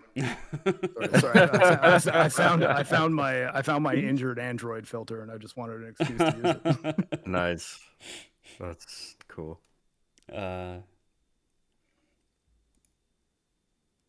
But yeah, then we also learn it's like, oh yeah, by the way, he's dead girl number 2, so he's got 2 of the 3 Sarah Connors dead already. It's like, oh shit, so we are on a hard time limit now because our Sarah is next. It hasn't even been a day, and he's already got 2/3 of the Sarah Connors in the phone book. And this is feeding into the whole like slasher film, Michael Myers type film that we were talking about earlier. Like the first I guess we'll see. It's when he meets her in the club, and then you actually have the first conflict between Kyle Reese and the Terminator. That's when it kind of goes full on sci-fi. But until then, it's basically just like slasher film. Everyone just treats it as if that's the case. Because why would you think that it's anything else? Yeah. I mean, you could argue it's kind of a slasher film for the entire movie. Like, I mean, I guess like the highway chase is maybe something that you wouldn't see in a slasher movie, but all the other conflicts are quite intimate. You know, I guess there's kind of a chase at the end of this sequence, and no, I know what you mean. Yeah, lots of chases in that this way, movie, in a sense.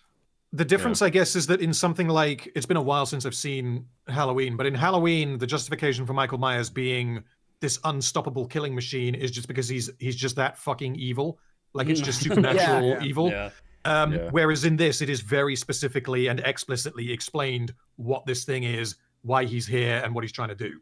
Yeah, and how he's so damn unstoppable. Whereas Michael Myers is just like, oh, I mean, I guess they had to basically make him a demon of sorts towards, like, as the series went further. But I believe in the first Halloween, he is just supposed to be the kid who is just so crazy that he kills his whole family on Halloween and then grows up to be a very big, crazy man. Mm-hmm. Yeah, I honestly prefer the way that films like The Terminator and I guess the first Alien film handle that kind of horror. Is I think that a lot of times in horror films, it's easy to just be very vague and be like, it's spooky, evil, demon bullshit. Don't ask, because I'm not going to tell you. Which means that a lot of the time, like the horror comes from not understanding what you're watching. But if it's too vague, then you don't understand what you're watching, which means you don't understand the stakes, which means it's going to be a lot harder to actually be afraid of what you're seeing. Yeah, I guess that's like, we went over the Terrifier movies just this past Halloween, and I guess the original Terrifier is not explicit about art being like of demon kind, like effectively a demon, until the very last scene of the movie. So you get that context sort of retroactively, and then the second and third movie are full blown like like horror fantasy. Yeah. Are those films worth watching? Because I've only seen clips. Oh my, yeah. So the I first like one, them a lot. They're really fun. Think of the first one as like an extended prologue or like a tech demo, kind of, because there's not a lot of story. Yeah, there's not a lot of story in it. It's basically just a pretty straight up slasher movie. But the protagonist of the series is introduced in the second one, and then the story it's quite good and quite interesting. And yeah, I'm really looking forward to the fourth one. Okay, interesting. Yeah, I still got to give those a shot because I watched the first one and just kind of drifted out after 15, 20 minutes. Yeah, and that totally understandable because it's basically a low-budget slasher movie that's very typical of the genre. It's just, hey, there's these two girls. They get stalked by this crazy clown-looking dude. They run into a warehouse. Slasher shenanigans in the warehouse for the rest of the film. Mm-hmm. Yeah. Second one, though, you got like...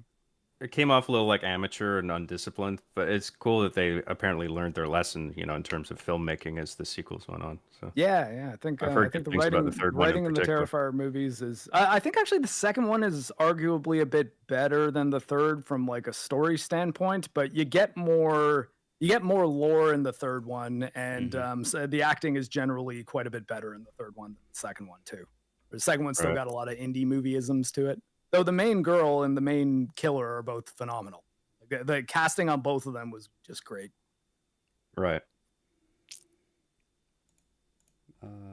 Anyway, sci-fi slasher movie The Terminator from 1984, directed by James Cameron, starring Arnold Schwarzenegger, Michael Biehn, and Linda Hamilton. I almost said and Sarah Connor. Wow. You just did a third of a Chris Stuckman review on the spot. Good job. Yeah. I know. It's actually super easy to do when you understand who made the movie. I, too, have access to Wikipedia. Something I wanted to ask about the casting of Arnold Schwarzenegger. Do we want to do that now or maybe later when we get to an Arnie scene? That this was still in the era where giving him fewer lines was actually like genius, and then he started learning English better and being able to do more complex stuff as he spent more time in the old Hollywood. Was this his first English-speaking role? Because I know this is kind of what... No, I believe it was Conan the Barbarian. Yeah, was his first kind of main starring role. Whereas he had like that Hercules in New York one where I think he hardly said anything. And man, you know what? Here, I'll do the Stuckman thing and just look him up on IMDb. Yeah. Conan was a couple of years before this. I think that Conan was 82, Yeah. I think. 82 sounds about right for Conan the Barbarian, which, hey, we should put that on our list. There's I guess there's 3 Conan films. The One was Jason Momoa one. Momoa, yeah. Yeah. I've never watched those. Which, honestly, Those I never like looked the first. interesting to me. I don't know. The first. Oh, really? I've still You've not never seen- seen Conan the Barbarian? No, I've not seen it either. Oh I my gotta say. God. Okay, that is that's there's at least once a we couple finish of the them, right? Terminator arc, there's I 2. saw the first one. Conan the Barbarian, which is great. Conan the Destroyer, which is it's okay, and I believe it's also Conan the Barbarian, the Jason Momoa one, which honestly, first 15 minutes of it, pretty good. Funny enough, it goes downhill once Jason Momoa starts playing Conan. Because it's just like in the first 15 minutes, it's just like little kid Conan, and he's got a pretty cool little, a Sumerian challenge, I guess that he goes through. It's the thing I remember most about that film. Yeah, it's 82 for the original Conan the Barbarian. Okay, so I'm guessing then that part of the reason to cast Arnold Schwarzenegger in this would have been off of the back of that, and obviously his physique, because he looks like Arnold Schwarzenegger. Yeah. I mean, I don't think it's controversial to say that Arnold Schwarzenegger is not a good actor. But I think I think he got better over a very long period of time. Like, yeah, sure. So he doesn't have much range, but he has a lot of charisma. I feel like he found his. Yeah, sure. I feel like he found his niche and his groove later on. It's like, okay, I'm just gonna be this guy in basically every movie. Yeah, he's similar to like I mean, Keanu Reeves, The Rock, those kind of characters where it's like you go to see it because that's who it is. Whereas someone like Tom Cruise, for example, he also has that going for him. You go to see the Mission Impossible movie because it's Tom Cruise. But at the same time, Tom Cruise has a whole bunch of movies where his acting is like off the wall fantastic. Yeah. But yeah, in the case of Arnie in a pretty this, solid example. I would have gone to Born on the 4th of July and A Few Good Men, I think are the 2 that come to mind. Yeah, A Few Good Men, Cruise. he's really good in that one. Yeah. Jerry Maguire is quite good. I have not seen Jerry Maguire. I need to. Oh wait, Tom Cruise. I was like, Tom Cruise, yeah. I was like, So, Schwarzenegger wasn't in A Few Good Men. I don't remember that. No, yeah, we're talking about Tom Cruise for You that can't one. So handle the truth. You cannot handle the truth. Hercules in New York was his first movie that he was in. He did play Hercules in it. I believe he didn't say much, and he's actually credited as Arnold Strong, not Arnold Schwarzenegger. Mr. Universe. Then he had an uncredited role TV movie. He plays a guy named Joe Santo in a 1976 film called Stay Hungry. TV series, so that's probably guest spots. He plays Handsome Stranger in the film The Villain, so probably not a big role. Scavenger Hunt, he plays a man named Lars. Don't know if that's the star of the movie. TV movie again in 1980, and then his first big action movie thing was Conan the Barbarian in 82. Yeah. Okay. And actually, Conan the Destroyer technically before Terminator. So 2 Conan movies before Terminator. And then Red Sonja, where he plays Calidor, who's essentially Conan. In case it wasn't obvious that he was casting Hercules in New York for his big muscles, he's credited as Arnold Strong. Yeah. I guess they're like, Schwarzenegger, come on, that's not a Hollywood name. I mean, yeah, like I could really see someone being like, look, if people say his name fast, it's going to sound like they're saying the N-word. I do think that, like, acting ability aside, I feel like casting Arnold Schwarzenegger in this role is one of the most genius casting decisions of all time. Oh yeah, flawless. If I'm not absolutely mistaken, perfect. he was not the first choice, though. I think he had to fight for that role. If I'm not mistaken, I would need to double check. Yeah. I think wait. it's in his documentary where he talks about it. Yeah, I think James Cameron was quite resistant to it, actually, if I remember so too, correctly. yeah. And then he saw him in audition, and then he was just like, wait a minminute, this can actually my work. God, do you know who the original choice was? I remember it being something weird. I looked it up, though, and it was blown away by who it ends up being. Can we guess? Oh, yeah, sure. Everyone get a guess. Don't look it up. In chat, if you know, don't say it. I don't. Is it a name? Is it an actor? It is a very, very famous person. And was this person famous at the time? No, well, maybe, but probably not. Not because of movies. Okay, because I was Probably because going of to his other say. vocation. I was going to say Stallone, but that would rule him out. Okay, that's random's guess. I won't reveal it till everyone's guess. John? Oh fuck! I remember like watching the clip where it's said, and it's totally escaped me. Fuck, I don't even know how to make a guess. I saw it in chat and I immediately remembered that it's true. Okay, fine. Orenthal James Simpson. O.J. Simpson was supposed to be right. the Terminator. Chad, I told you not to say it. It was going to be great. Yeah, when I saw OJ, I was like, oh fuck yeah, that was right. Yeah, wow. That was probably the first time that Google made me like stunned with the result that came up once I typed in original choice to play the Terminator. Imagine all the post-murder case jokes that would have been made. Oh my god, about yeah. him being the Terminator. Jeez, like I mean, honestly, action movie history may have been different. Well, when was the OJ trial? I can't remember because it was before I 94, 95, around that. Like I was alive for it for sure, and like old Okay. enough to remember it going on. So it was after, because I was just wondering, how does that coincide with Terminator 2? But T2 could have been made before he But did I guess that. the question is, would it have? Like, would it have been as big a movie if it were O.J. Simpson in the role as opposed to Oh. Arnold Schwarzenegger? It's the original. impossible to say. I have no Yeah. clue. Yeah, because it ultimately still is a really clever script, so that is an interesting Yeah. thing to consider. It's like the Arnie as the Terminator is almost like the cherry on top because he is so iconic as that character. If you replace him with O.J. Simpson, does O.J. Simpson then become iconic as the character of the T-800? I mean, he's Yeah, I mean, iconic, does alright. that change? Does that change the path of his life also? Yeah, does that mean that he does or doesn't murder his girlfriend or whatever it was? Yeah, when he's not just the dude that's the sidekick in Naked Gun, is like, and he's the Terminator, and like, wow, yeah, well, oh god, man. So what we're saying is that it was time all travel. That's a totally different timeline. it was all James Cameron's fault, is what we're saying. Yes. Well, I mean, oh, okay, yeah, I guess you're right. James Yeah. Cameron. Oh no, did I mean, no, that, James Cameron maybe. tried to stop it because it wasn't Metal saying that he was against Schwarzenegger being Well, in the apparently movie. at first. That would presumably mean that he was for OJ, unless he was just like, no. Well, because they didn't hire OJ. It was like he was offered the role, I guess, and then they changed their I mind. guess here, I'll see if I can do some digging on that. But like, holy hell, I'm sorry, my mind is kind of blown because I'm just thinking about like how my life would have turned out if O.J. Simpson was the lead of what is one of my favorite movies ever. Yeah. Or I guess not lead, the villain, but still. Because that, I guess, leads me to another question. I don't know if this is a nitpick. I just think it's an interesting observation. Is that? Oh, go on. Sorry. So apparently, in a 2019 interview, James Cameron said that O.J. Simpson was never seriously considered. Oh. So it probably wasn't his choice then. Well, he said that 2019. He could be lying. Exactly. Yeah, he could be lying because you have the benefit of hindsight. Oh, he said no. I don't. Who's Yeah. that? I don't know who that is. I guess that's true because he said that he thought, oh my God, like what a quote to actually say in 2019 after with all the context. Apparently, Cameron said that he thought O.J. Simpson was not believable as a killing machine.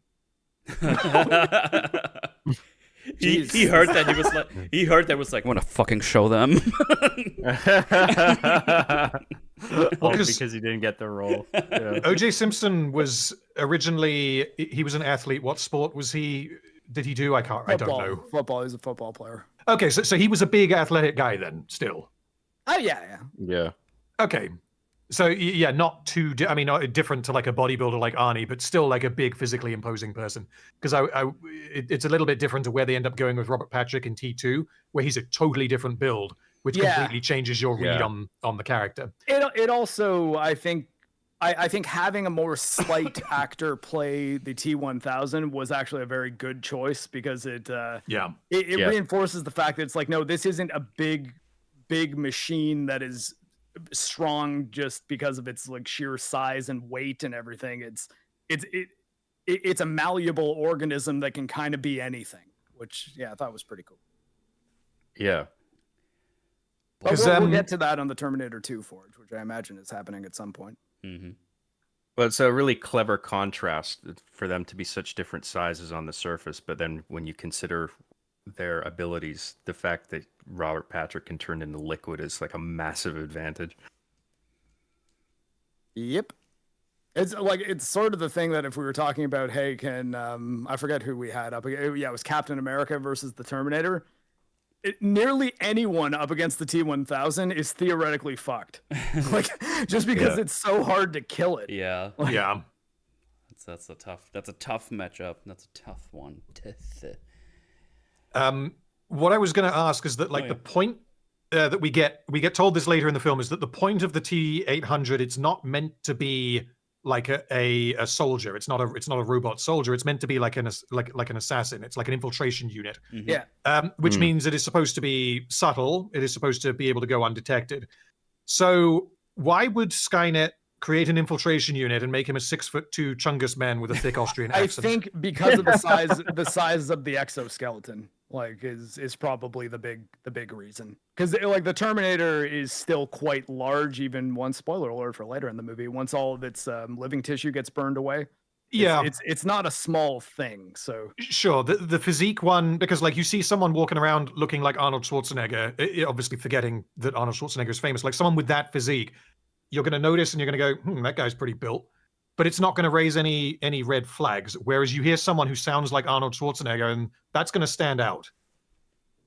I think though it's only in the later films that, and like the I guess no, Terminator 2 probably would be the one that suggests there's more than one who looks like Arnold Schwarzenegger, because the other Terminator that is seen in this movie is a different guy.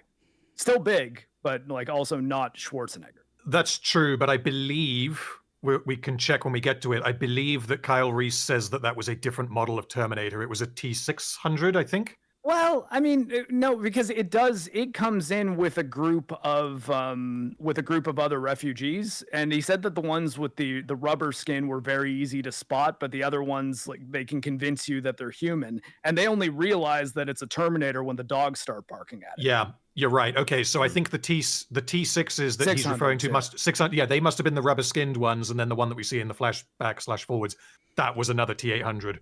Yeah, so theoretically, once one of those things gets up close to any person, it's like it would be like one of the robots that we have now walking around with like some silicone skin on it, where it's like, okay, you maybe look a little convincing, but you're definitely not a human being.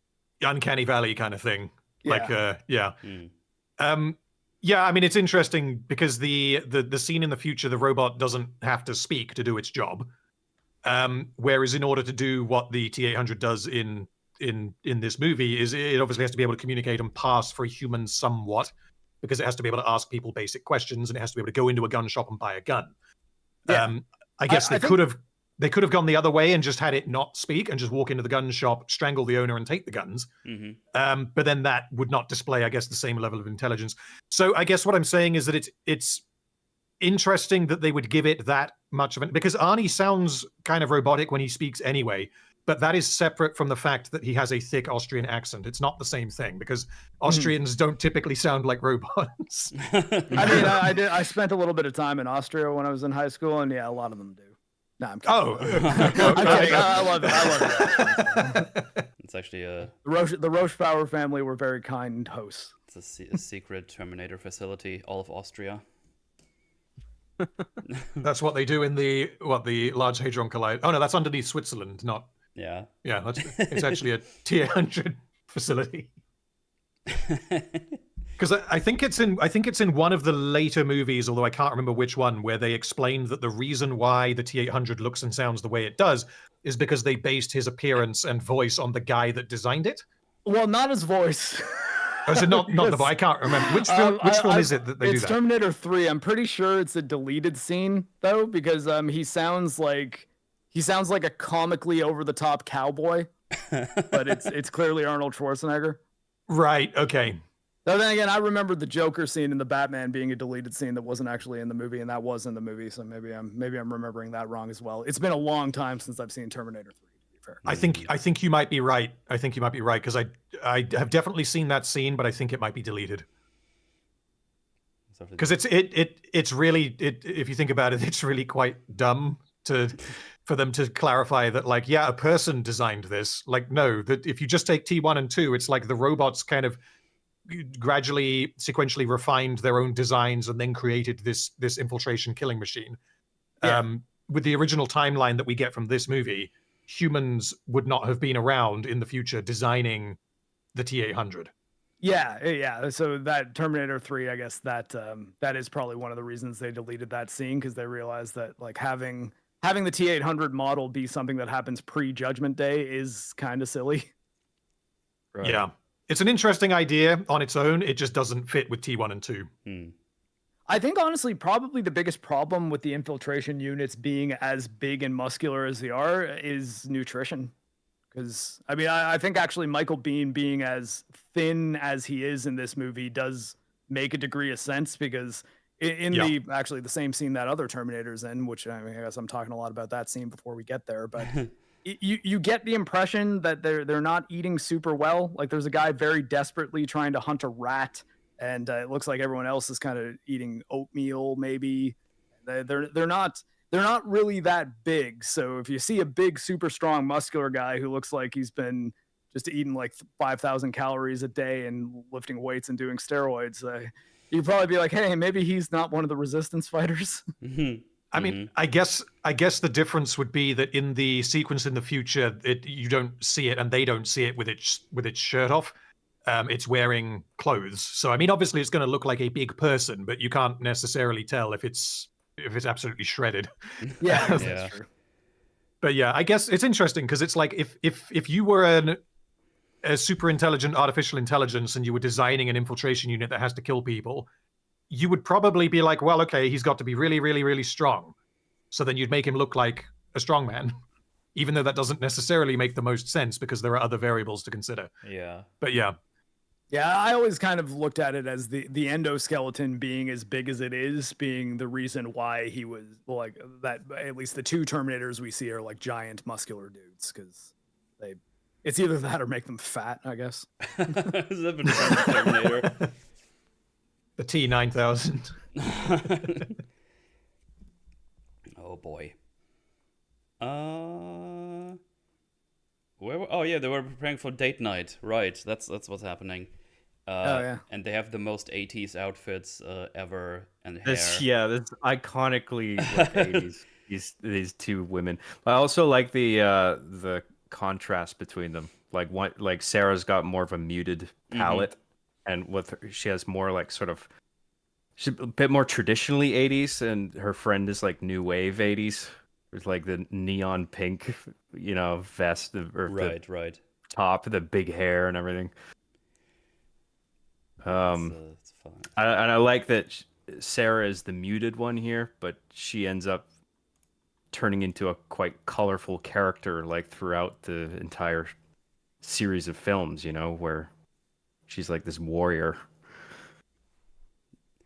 Yeah, absolutely.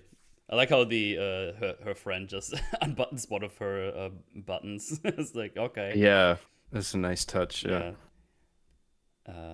Also, Sarah has a pet lizard or something. I just find that's funny. Where was I? Oh yeah, the guy calls. Right. The date is like, oh, sorry, I can't make it. I'll make it up to you though. Bye. It's like, oh, well, guess we're not going on a date night. At least Sarah isn't. It's like, what does it matter if he has a Porsche? Gives a shit. And then we have like a little shocker here. She goes out. It's like, you know what? I'm just gonna go watch a movie and just have fun time by myself. You guys enjoy yourselves. She goes outside. She bumps into someone. It's like, oh shit, it's Artie. It's like, no, it's just Matt. It's like, damn it, Matt. But yeah, it's I like that there's no kind of like musical stinger on that or anything. It's like the sort of the horror beat of it is just in the camera work. Yeah. Where you have that sharp pan. Like, oh, is that the Terminator? Oh no. Okay. No, it's just Matt. She's still safe. But like the guy's out there killing Sarah Connors. But yeah, she's kind of looking around. It's like, let's see what's up here. I like this this moped she has. I think the look is cool. It's just, I mean, I guess it's just an 80s one, but I don't know. I just kind of like the blockiness of it. Something fun about it. Yeah. But yeah, we see that Kyle is already here. He made it to her, but he's not really doing anything. He's just carefully tailing her, basically. Just looking out, I guess. Well, I guess maybe would he be sure that this is the? Oh yeah, no, he does because he knows what she looks like. Yeah, he has the photo. Yeah.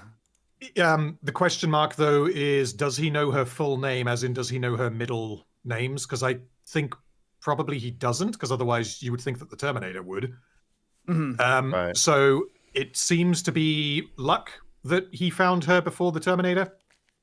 Because presumably he would go through the phone book in the same way. Right. Yeah. Yeah. Which Although I mean, I don't know if it's possible that he would have heard like one of the news broadcasts saying that the other two were already dead. We don't see him seeing that, but I guess theoretically it is because possible. he starts going for her after he has the nap, and one of them at least is dead at this point. And it's all over the news, so he might have seen it then. Chat just pointed out, good point, John could have told him the middle name because John would obviously know it. So, oh, yeah, okay. That's a good point, yeah. I believe he does say that the middle name wasn't known. I think like later in the movie, but I think he said that we didn't know anything. We just knew her name and around the year, and he had the picture that he memorized every line of, every curve. Yeah. Okay. I mean, yeah. If he didn't know the middle name, then it is lucky that he found her before the Terminator did, which I think I'm okay with, given how it ends up going down. But it is still lucky. Mm-hmm. It's okay. Yeah, a bit of luck is fine. It's overall such a well-written screenplay. Sometimes, if you need a little luck in there to make something happen, I think that's acceptable. Mm-hmm. Well, going back to the police, the press is here. They're being all annoying, and they want comment, but he's like, "Nah, no comment. Get lost, you little goobers." And then he takes like some of his medication or whatever, and he takes like a coffee, and the one guy just says, "It's been cold for two hours. Also, put a cigarette out in it." But he doesn't really react to it. They have like, as I said, they have like this fun little dynamic where they just the one guy just tries to be funny all the time, but the other one just doesn't react to it at all. But we learned that they've been trying to reach our Sarah Connor in the apartment, and but they can't reach them. They only get the answering machines because the other two that's still in there, they're having sex. Yeah, they're just having sexy times, having a good time.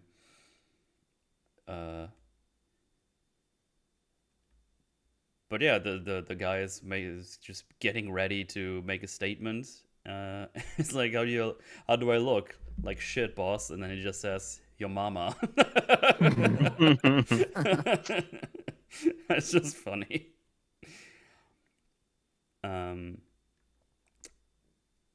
And when we meet back up with our Sarah Connor, she's just having some pizza on her own, just hanging out. But the tally is on. And then we hear 2 hours ago, 35-year-old Sarah Ann Connor was pronounced dead. And it's like, oh shit! And they're about to change the channel. She's like, no, don't touch that. I want to hear this. So she's like, oh wow, that's 2 already. Let me check the phone book real quick. The Sarah Connor killer is on the loose. If you're Sarah Connor, you could be next. I mean, honestly, like if 2 people with my exact first and last name were killed in the same night, I'd be like, okay, I might be in trouble here. What did I do last weekend? What did I do? Definitely, it does work. Yeah. I also think it's such a good idea, and it's so deliberately honestly, this whole film is just so tight in how it's paced and how deliberate every scene is, because they have Sarah Connor learn about the killings like 30 seconds prior to introducing her to Kyle, which then amps up the paranoia angle, because we know that we believe that he isn't a threat. She obviously has absolutely no idea. Yeah. Mm-hmm. And if you didn't have that revelation prior, then it would be like, well, he's a bit weird, but like she's not necessarily going to think that he is trying to kill her. And like I think it's when they're in the car, she's like, she can't like control herself, and she's just like, please don't fucking kill me, kind of thing. She thinks that he's the killer. Yeah. Mm-hmm. which is it's great. It's just milking a little bit of drama out of a perfectly natural sequence of events. Yeah, Well, it's a I really mean, I good think- point. Like the order of scenes is crucial. Like strategically bringing Kyle Reese in when she is now fearing for her life because she knows Yeah. there's a killer on the loose. As like you can't. The scenes aren't just interchangeable. Like I remember, like always think of Batman v Superman as like the worst culprit for this, where like this there's no the order of scenes like does not matter at all. You could just throw them in any order, and then it doesn't matter. In this, it's like the order is absolutely crucial. Mm-hmm. Absolutely. It's very deliberate. I think he also kind of picks up that she is she's being made uncomfortable by him, which is why he doesn't immediately go into tech noir. Right. He's just like, okay, I'm gonna let her calm down. She's in here, she's around a bunch of people, and I know that I'll be able to get in here without her immediately spotting me and running because it's a crowd and there's lights and fog. So he just kind of slips in a little bit later once she's settled. Though I think, considering that both Sarah Connors were murdered in their homes, when she makes this phone call here, I think she probably should have said, Ginger, get the fuck out of there, as opposed to, hey, this is where I am now. Yeah. Like, go to the police station now because our apartment is not safe. Yeah, That's probably true. If we're being entirely rational, then I think yes. The question is she panicking more about her own? Does she have any like reason or enough of a reason to be worried about her housemate's safety over her own?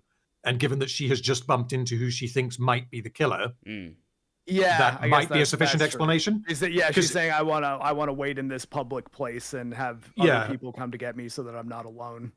Yeah, I mean, I think that like with absolute knowledge, if you weren't in like a highly emotional state, then yes, I think I agree. She should say, "Get the fuck out, go to the cops now," just in case. But even if she had said that, it obviously wouldn't have changed anything. So, right on. Personally, I'd be thinking, "Thank God I'm not home right now." But yeah, she tries to call the police and home, as you just said, but she just gets the busy line on at the police station. But also talks on the answering machine at home. But we see Arnie is home already. He is there, getting ready. Ginger just got up, going to make a sandwich because they just had sexy times. Now they're very hungry.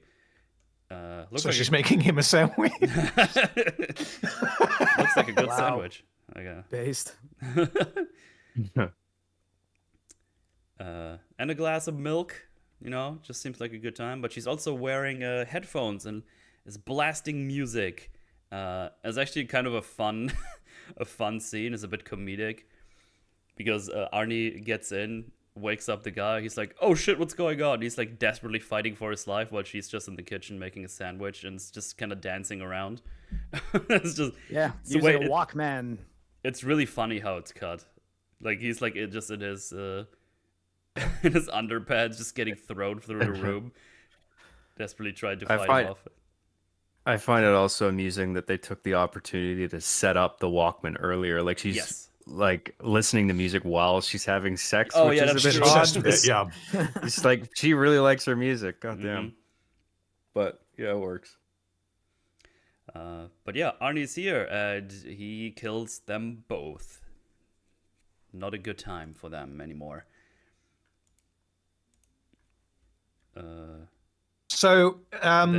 This question, and we got to, I guess, avoid referencing Dark Fate for this.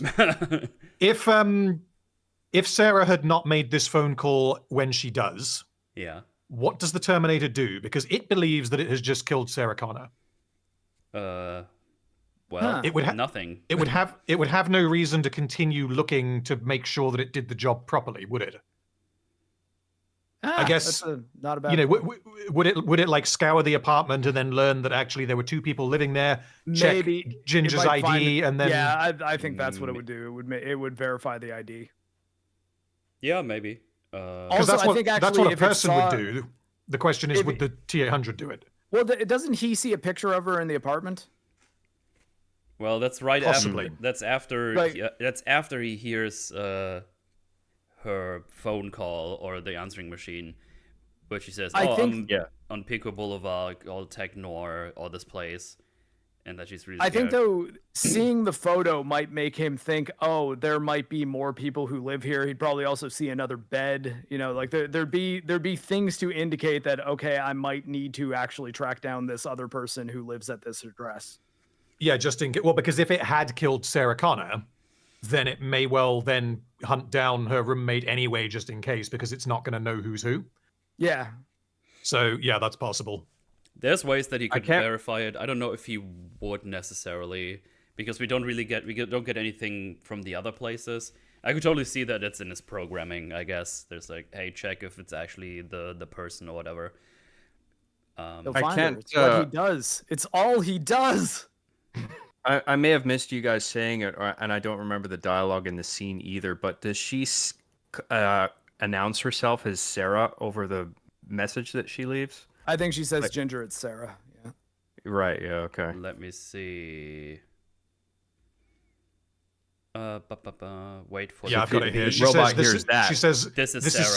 Sarah, Yeah, and pick then up. it Right. gives where she is. So yeah. Yeah, the thing is, one way or another, even if he would have not hear this and would have verified, he would have taken a much longer time to actually get to her, because he would probably just wait here for her to get back at some point. Yeah, that's I guess another interesting point though on the topic of how like tight this film is because the Terminator itself doesn't have to complete its mission tonight. No, it doesn't. And in order for Kyle to win, the Terminator has to be defeated at some point. So compressing the story into one night means that it's just super tight and super intense the whole way, because there's not really any room to breathe. It's just go, go, go all the way. And the tension remains high the whole time. But from the Terminator's perspective, it could have waited in her apartment for her to come home and just waited there for a week or something. Because it doesn't need to sleep. It doesn't need anything. Yeah. So it would have gone very differently, I would say, if he didn't hear her message right after. I feel like at one point he would have definitely known that she's still alive, be it by a television news station or something that he catches at some point. Because the thing is, I don't think we ever get to know what would happen if the Terminator succeeds and the mission is done. Are they just supposed to self-destruct somewhere, or do we just chill out? Yeah, this is probably what Random was saying. It's going to be hard to not reference Dark Fate, isn't it? That's kind of what I mean. Yeah. Oh, okay. I don't remember Dark Fate that much, so. Well, I guess he's just going to go off and get married. Yeah. Start a family, all that kind of thing. If he loses his prime directive, he becomes a fully functioning person of society. Oh, no, you're right. Tell me. Well, because I figured that if it thinks that it has completed its mission, it would just stop. It would literally just stop moving and freeze because it's done. It would shut down. Yeah. And that's it. Oh God, why did you make me remember that movie? Hakira actually It's so makes a pretty bad. good point. Kyle can't approach her until he identifies who the Terminator is, because then he doesn't know who to keep her away from. Yeah. That's another good point, which also explains him staying outside. Yeah, he says that later on because he needed to. He needed to wait. Got to find himself a dog. Yeah. Oh God, now why did you bring Dark Fate back to my memory? It's so bad. It is really bad. It's been so long since I've seen it. I hated when I realized why he said that before talking about. Oh, Jesus. Yeah. Fuck It's me. okay. It's okay. Wasn't your fault. It's just the premise of Dark Fate is what if the Terminator fucking won? Like, what do you mean, what if the Terminator won? Then there'd be another chosen one hero resistance leader person because, I don't know, things happen. Anyway, It would have she. been great if there was yeah. one last good one. Like it's just like with Yeah. each new Terminator movie, it's just like fuck, please let this be like a good one to finish off the Yeah. thing. And then Dark Fate happens and it's just like fuck. These No, actors are getting older. Like there's not much time left to do one properly. Like No. I mean, your shit I'd be very surprised if they end up doing another Terminator film with Arnold Schwarzenegger in it. But the problem is that if you don't have that character, then it's not going to make as much money, which I believe is what happened with Salvation. Right. Because with T2, he obviously still looks roughly the same age because he doesn't visibly age between the two. With T3, he was a lot older, but he got in shape, and he looks a bit looked like enough like T2 Arnold to make it like acceptable. Yeah, and like they the amount of work him in Salvation. His likeness is in Salvation. Yeah, and like they used I think they used his son actually as a body double in Genesis. And then in Dark Fate, they explain him aging as a part of the plot, which you can't undo that, which means that any subsequent Terminator films starring Arnold Schwarzenegger are going to involve the Terminator who has got older. So I don't even know where to begin with writing that. Honestly, I can't remember. At the end of Dark Fate, does the Arnie Terminator die, or is he still around? I don't remember. Yeah. Yeah, no idea. Because if he's still around, I guess you could do another one. If he's dead, then I mean, I guess time travel's a thing, so you could, go to some alternate dimension and marvel it. I have no idea, but I'd be surprised if they do it. I don't remember most of the back half of Dark Fate. I might have just fallen asleep while watching the movie and just never wanted to go back. I don't blame you. Yeah, I only remembered part of it just now, and I wish I'd be dead. But anyway, Sarah Connor is getting through the police station, and Trax was like, "Yo, I know where you are. I know this place. We send someone pick you up. Just stay in the public place. Don't go outside. Don't even go to the restroom. They'll be there any moment now. So we'll get you to safety." She's like, "All right." Yeah, now it's the don't pee challenge. Don't pee challenge. So yeah, she just has a little sit down, but everybody is here. Kyle is here. Arnie is here. Sarah's here. Shit's about to go down, son. And yeah, he just walks through and is like, "Hey, this guy didn't pay," and he's like, "Hey, wait," and just breaks his arm or something. He's like, "Ah." Yeah, it squashes his hand. Yeah. Great tension here because we've been building up to this for so long. Yeah, absolutely. It's just like they take their time, just milking the tension. Everybody is just dancing. He just looking around. They have like a little extra thing where she drops something on the ground, picks it up. So he walks past her at first, but when he sways back in like a couple of seconds, he spots her and he goes straight up to her. But we saw before this, Kyle is sitting at the bar. He's just watching out in case something goes down. And something indeed goes down, because Arnie takes out his big old gun and points it at her. But Kyle he's here. He gets out the shotgun, gets everybody away, and, well, he just starts blasting. Yeah. Doesn't really care for collateral damage, I have to say. He probably peppered some people in the back. I'm not gonna lie. That probably happened, even if the movie doesn't show it. I guess it depends on if he's loading, like, birdshot or slugs, because like if they're slugs, it's just one solid piece of metal. The lead up to this is all really well shot and probably really well storyboarded.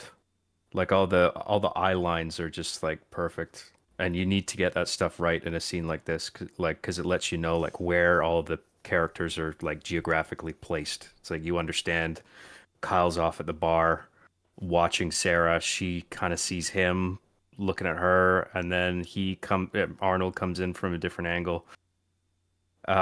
Just the sequence of shots, the gun getting pointed, the laser sight on her forehead, and then I love they cheat the laser a little bit, going into the lens and refracting through it, and it's just like, hey, right, like Sarah. He's aiming at Sarah, who would be a bit off camera according to the eye line, but it's such a cool shot to like point the laser right at the lens. It's just like, we got to do that. Like, I guess it just looks cool. It puts you in her seat like a moment before the action starts is probably why. And like you say, it's just a really cool shot. Yeah. Also, I've got this scene just playing on my end now, and Zack Snyder needs to watch this scene and take fucking notes on how to use slow motion. Slow motion. Oh, yeah. you mean he should Right. watch actual movies that don't suck ass? Yeah, I agree. I mean, yeah. Slow motion retention when also it's reduced to maybe like 30% speed, not 3. Yeah, and Yeah, because well, like yeah, the- exactly. like if you play And- this scene at full speed, it's gonna the dramatic buildup is gonna feel so much quicker. I mean, obviously it'll feel quicker because it is quicker, but you're not gonna properly understand as the audience the logistics of like where everyone is and who's looking at who and all the rest of it. And the fact that you have slowed it down before, I think, yeah, Kyle shoots first, doesn't he? Otherwise, Sarah would be dead. Oh Yeah. no, absolutely. Yeah. So And Kyle does push people away. I also just noticed that when we said he probably peppered a few people. He does Yeah. make an effort to like be like, hey, get out of the way. Oh yeah, Probably no, I more mean so the, because he needed a clean shot. I mean the ones behind Arnie. There's like a whole lot of people. Oh yeah, maybe. Those the ones that I mean. I'm not so But then, yeah, like, he's not trying to kill as- anyone. He's just it's just Yeah, I was just going to say quickly, like as soon as the bullets start flying, then all of the camera shots are very quick, yeah. which is then Yeah. contrasted even more because you have slowed down the footage that came earlier. So Yeah, makes it feel take much notes, more Zach. erratic and intense. Funny, because if Zack Snyder was doing this, he would probably make the gunshots like slow motion, you know? yeah, the And slow to- mo would come afterwards. Yeah, Yeah. And to such an extreme degree, like the speed of the slow motion is a thing. Like when you do it, when it's more subtle like this, you achieve more of a dreamlike effect. Yeah. Other than like if it's super slow, then it's just like, oh, you're just doing this to like look cool. Mhm. Plus, like I think it's tacky the way Snyder does it, where it's like it'll go suddenly slow motion in the middle of the shot, if you know what I mean, yeah. and then like go back to normal speed. Whereas in here, Or it's like you accelerated. have a shot that's dedicated to a certain speed. You know, there's no like normal speed, slow mo, back to normal in the same shot. That would look tacky. Yeah. I got to read this from chat. Zack Snyder watching the scene, shouting, "Do it, kill her!" Do it, kill her. God, so bad. Yeah. Do it, kill her. Oh fucking hell! But yeah, Sarah starts running away, takes the opportunity, and Arnie immediately goes for Kyle because he's the immediate danger. For But instance. also, he keeps looking for Sarah. Like he doesn't stop looking for her. Like he even starts shooting at her, but he only gets the lady behind her, which kind of just falls onto her. So she's quote unquote Yeah. trapped. Like she has to get away. Well, she has to crawl from under the corpse, basically. That's what's happening. Sarah's very lucky that Uzi was only chambered in 9mm and not something stronger that definitely would have gone through and killed her. Not that a 9mm can't, but less likely than like a 45. Yeah. But yeah, Kyle just keeps using a shotgun to stop him, slow him down, shoots him through the window, and then tells her, "Come with me if you want to live." And Such she's- a good line. Yeah, classic line. "Come with me if you want to live." And she's like, "What the fuck is even happening?" He's like, "Now, move it." Because And him having the shotgun, like I was saying earlier, it was calculated from the beginning, Yeah. and it lines Yeah. up perfectly with the fact that he was being pursued by the police, and they probably would have a shotgun mounted in the back seat for him to grab. Yeah, on the "Come with me if you want to live," I just want to mention I like how he doesn't just say nothing and grab her and bag her and put her in a car. Yeah. He offers her the choice and says, "It's up to you. Would you like to live? If so, come with me. You know, choose." Like he's going to understand that he is scary and that he is intimidating. He's a like smelly hobo man carrying a shotgun who just, as far as Sarah is aware, just shot someone in a club. yeah, Like Yeah. she doesn't understand that the T-800 is a robot at this point. So she's having to choose between two men with guns, one of whom definitely wants to kill her, the other one might.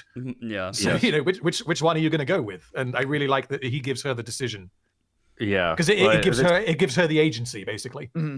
Yeah, at the very least, Kyle is the lesser of two evils here. Like, Yeah. she definitely doesn't want to go with Arnie. No. Yeah. Well, He he also actually keeps- aimed at her. He also Like, keeps getting up after getting shot with a shotgun, so she's probably really confused right now as to why this is happening.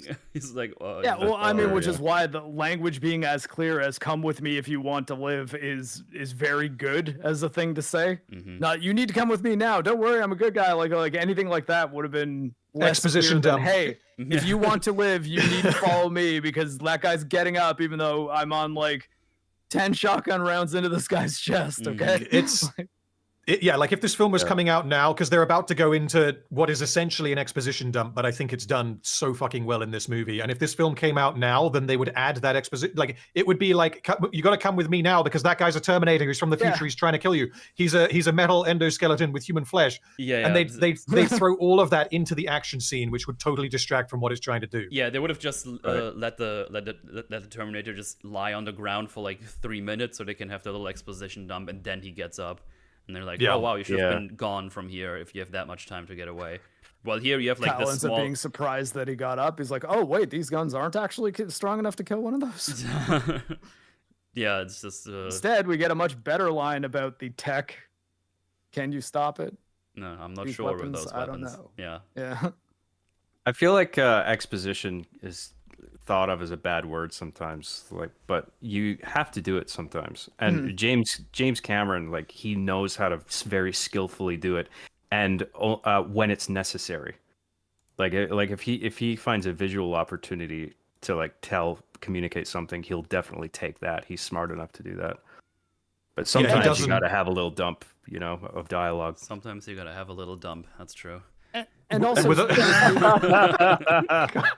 sometimes even a bit. I was going to say, though, the visuals leading up to the exposition make it easier for us to believe that she is at least considering that what he's saying might be true, because she has seen him take a lot of shotgun rounds to the chest. She has seen him burn in like a car explosion and then jump onto a windshield and still have the strength to punch through it.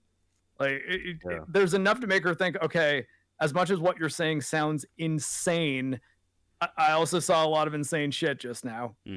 Right. And then she still has a bit of trouble believing it. Oh, yeah. Obviously. Because the thing is, he doesn't only tank the shotgun shells. They run outside, already being chased by him again after being shot through a window. Kyle even explodes a fuel tank in his face to slow him down, but it's still not enough. He jumps onto their hood, punches through the window, tries to grab her, and they just barely get him off the windshield by like crashing into a parked car and rolling him over. And also, the police car arrives that was supposed to pick them up, and he just sees someone getting run over and go away. So he's like, "Hey, yo, there's a hit and run felony. Here's the suspect vehicle. That's what brand it is. He's moving fast. He's going that way." So now they don't only have the Terminator to worry about, they also have the police to worry about because they're after them as well. And we learn that Arnie, or the Terminator, he can impersonate their voices. So he starts talking to the police on the radio. So now he has also the police information for him to work with.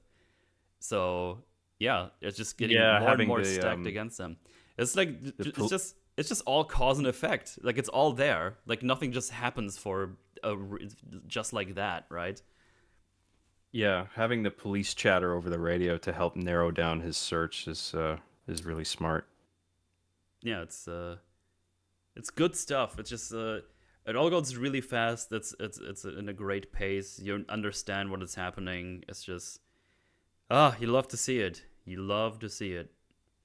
And like, I guess another difference between this and if this was made now by the kinds of writers that we have working now, like it would be, okay, well, the Terminator needs to have access to a police car because he needs to have the radio to know, where he's going, kind of thing.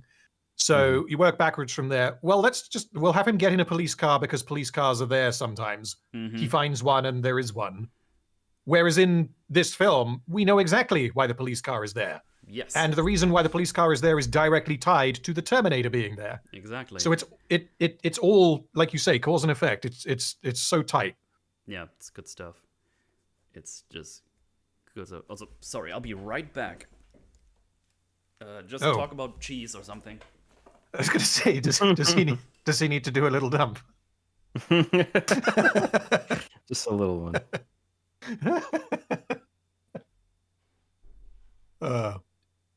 Yeah, like, I mean, the exposition in this particular scene, something that I do really like about it, which you don't see very often, is James Cameron really knows what he's doing, is because he is interrupting the exposition in order to have Kyle react to what is going on around him. Because he's kind of explaining, this is what the Terminator, and then he'll go like, oh fuck, get your head down. And it really just keeps you in the scene, which then keeps the tension high. Whereas a lot of modern filmmakers would just have, okay, we've done the action scene, now we're going to have the exposition scene. And they would place the exposition scene after this sequence when they're in the car, because which would obviously be a hell of a lot less efficient. And it wouldn't address the big questions that we as the audience have at the same time that Sarah Connor has these questions. So yeah, when we're just sitting in the big exposition dump from Kyle, it's highly motivated because he has got to get her to calm down and cooperate, and it's just like, I got to explain to her everything that's going on. It's not just exposition for its own sake in that moment. Like there's a very understandable reason for it. Yeah, and I also like how I'm just skipping it forwards because they split the exposition in two, because the first bit he's explaining what the Terminator actually is, because that's the most pressing concern. It's like, what the fuck is going on? How did that man get up when you just shotgunned him, kind of thing. Yeah. And then you have afterwards, I believe it's when the car is parked in the car park and they're just like, Arnie is driving past them trying to find them. And then she connects the dots and is like, okay, but why me? Like, why is it hunting me? You explained what this thing is, but what does any of this have to do with me? That's a huge amount of information that you have to deliver to the character and to the audience, because if you're watching this for the first time in 1984, you don't know the importance of Sarah Connor. We don't yet know why it's hunting her. Yeah. And I think it also earns the length of the exposition as well, because we've spent so much time with, like, you know, visuals and action scenes and tension building, and like there's a lot of cool stuff happening, but there's still a lot of questions in the air. Mm-hmm. And it's just like, it feels like at this part of the movie, now's the time where we got to start filling in the blanks a bit.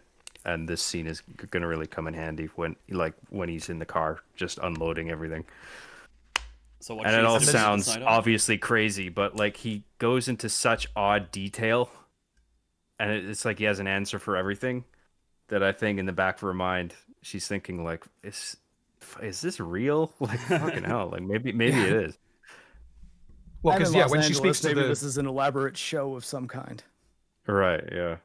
Because that's like the first question that she has for the cops later is Kyle crazy? Is he crazy? Yeah, because like, I mean, maybe the answer is yes from her perspective, but at the same time, if Kyle is crazy, that doesn't explain everything. That doesn't explain everything that happened with Arnie.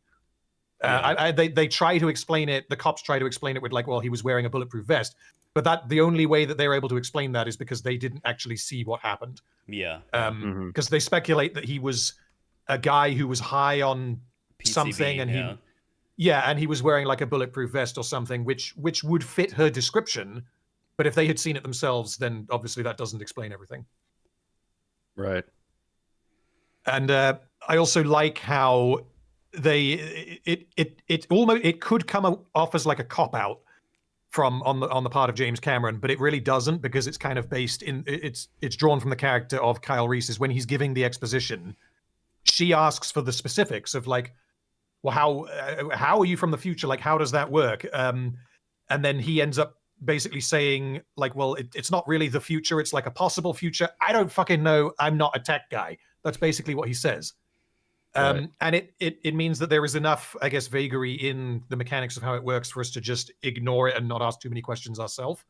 But it's not on the same level as, is it Looper? When the characters just acknowledge, I know this doesn't make sense. Yeah. You know this doesn't make sense. Just go with it, kind of thing. It's He basically says done like that. We're not going to talk about it. Otherwise, we're going to start drawing diagrams on the table with sticks and stuff. And like, but the time travel in this movie is much more solid than it is in Looper by like orders of magnitude. Absolutely, yeah. But it also wouldn't have been appropriate. Like, even if Kyle could have explained everything with a diagram on a table and everything, he wouldn't have fucking done that now. No. So it's a I mean, I don't even know if he would ever have done it, because it would have just been like a science lesson for Sarah, and I don't know if she would necessarily understand it or care. Well, to be honest, there's no way he's doing it now. He's not really that great at making people believe him, as we see later on, because he's obviously not made for this. He just volunteered to be on this mission, as we learn as well.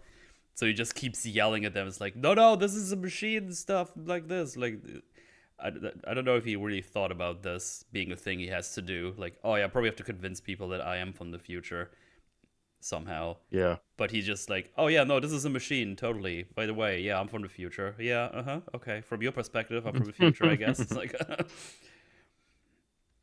because when she asks, like, he's like, oh no, he's a machine, microprocessor and all. It's like, oh, pod man, pod machine, and she's like, what is going on? Oh, she says they can't build things like that, and then he says, yeah, not for about 40 years. Yeah, exactly.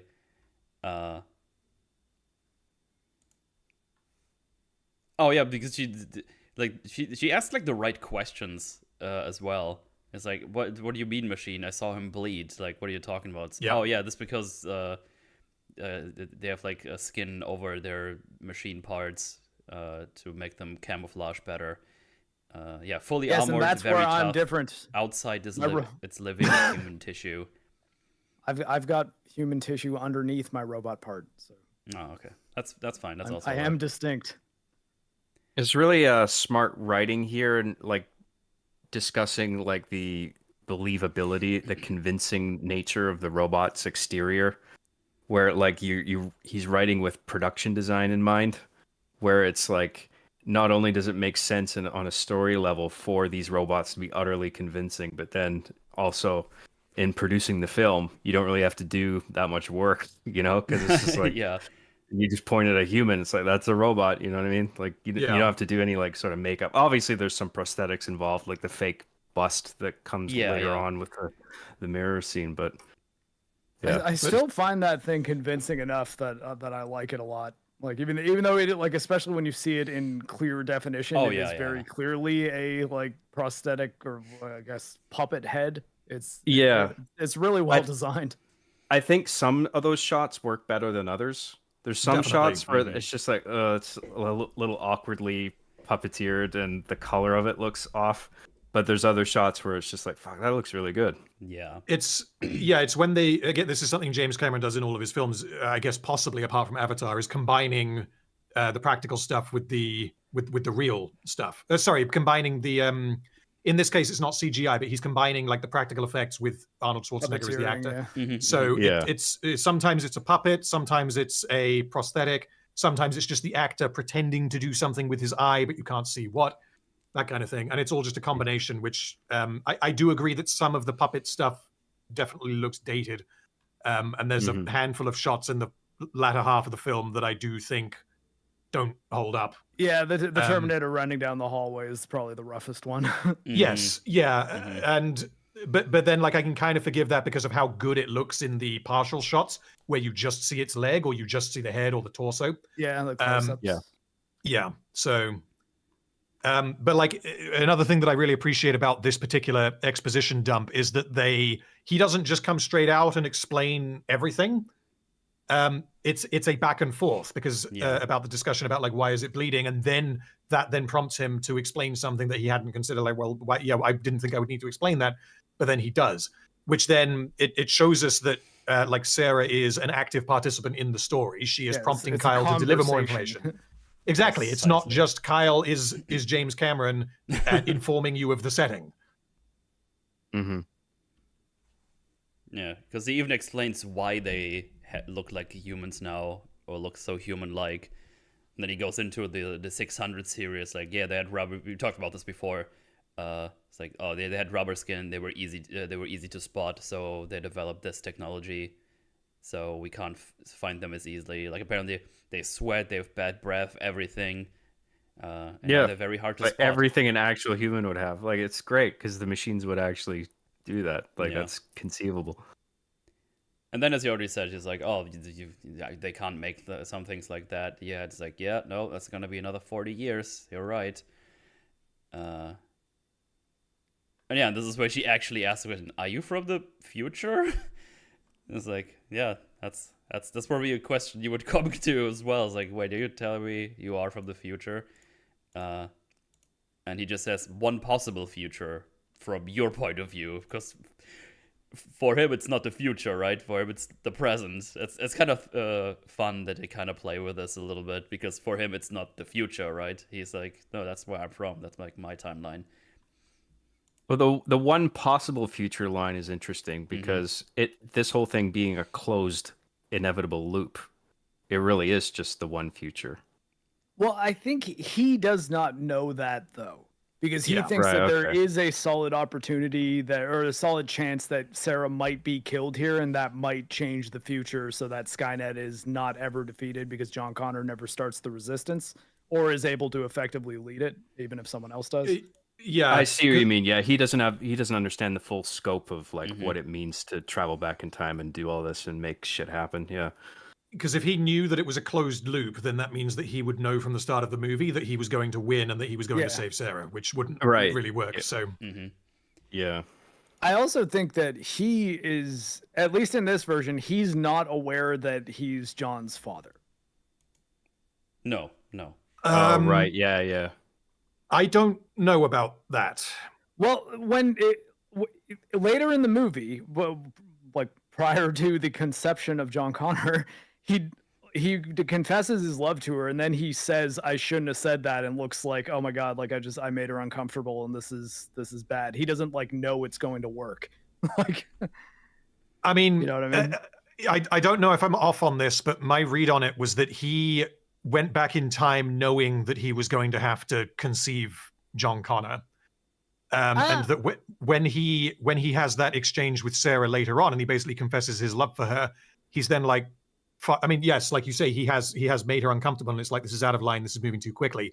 But at the same time, if he fucks this up and he doesn't have sex with Sarah, John will never exist. So it's there's more to it than just, oh, I've made her feel uncomfortable. I sort of got that just because of all the legends of Sarah Connor that would be told to him, like as he was growing up, and having that photo was what made him fall in love with her, not the pre-knowledge that, oh, I need to be in love with her for the sake of the future. Like sure, that's kind of what I got from that exchange. But, sure, but what I mean is that, like, from Sarah's perspective, this guy has come back in time who is actually in love with her. She has only known this guy for less than a day. So if the relationship between the two of them doesn't go the way that it needs to go, then it doesn't matter whether or not Sarah Connor dies, because John Connor will never exist. Mm-hmm. Right.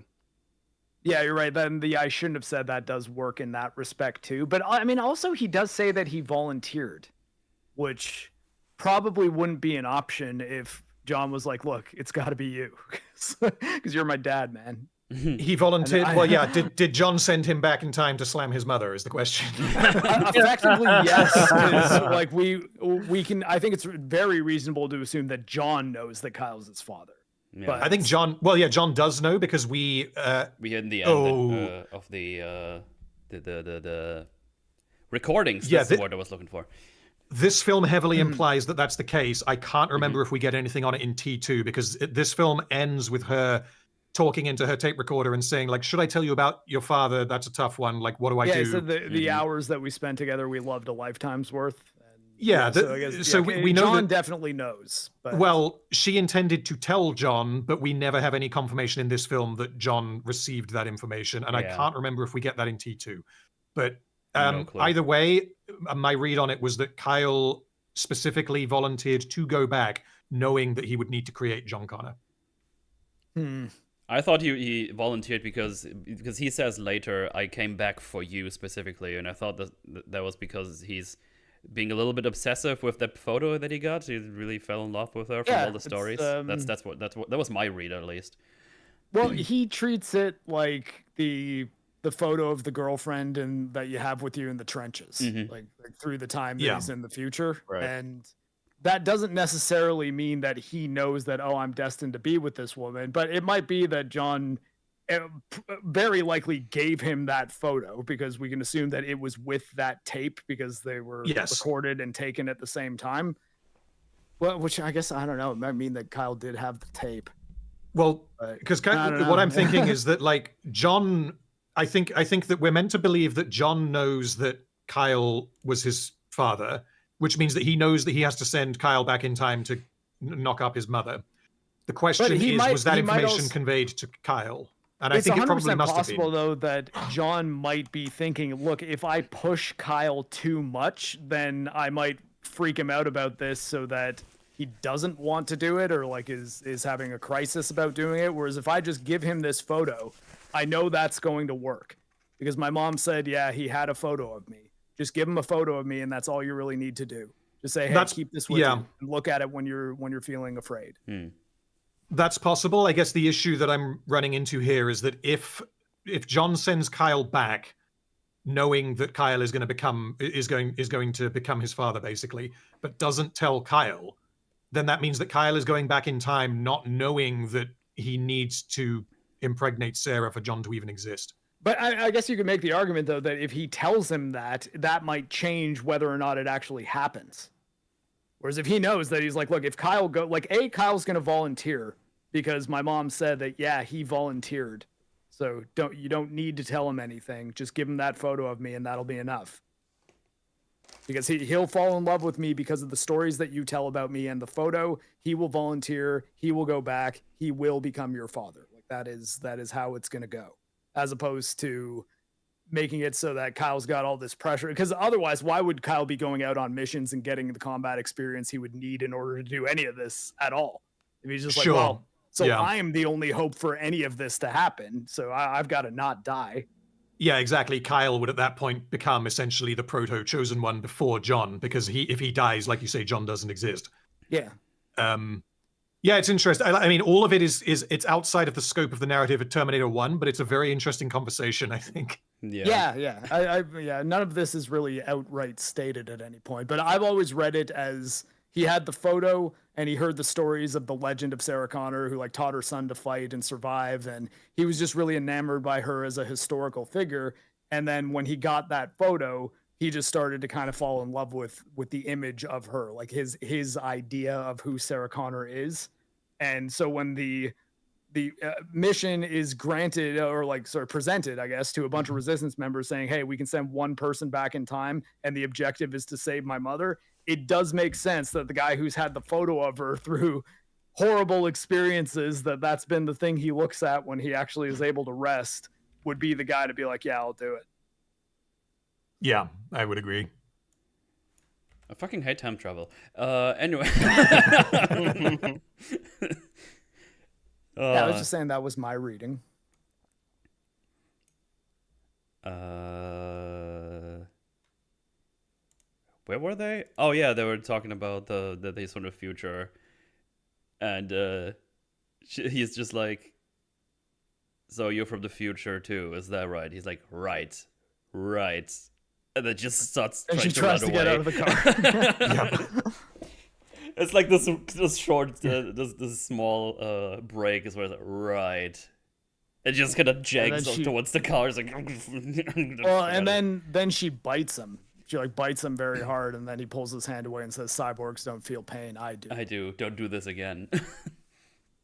It's like, right, you are crazy. I was right about you. Bye.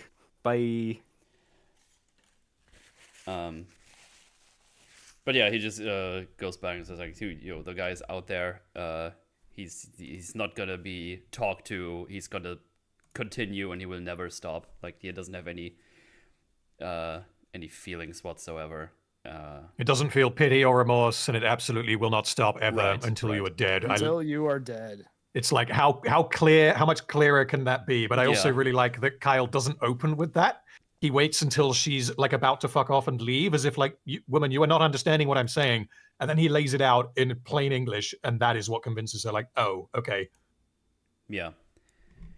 And then we get the line we talked about earlier. It's like, because then she asks, "Can you stop it?" And he's like, "I don't know. With these weapons, I'm not so sure."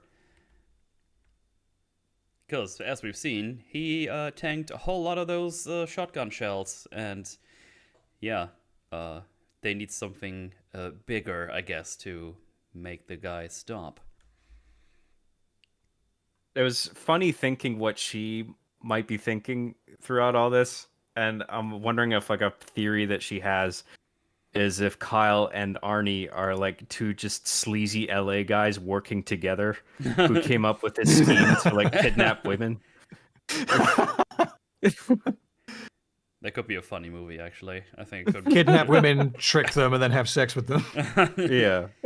Listen, I'm from the future. It's like, fuck off. It's like, no. See, I shot him 16 times with a shotgun. Well, just a 4D chess plan to get Sarah into bed. Yeah, it's like so fucking elaborate, but it actually ends up working. They've done it like 20 times already, and every time it takes like all night. Yeah.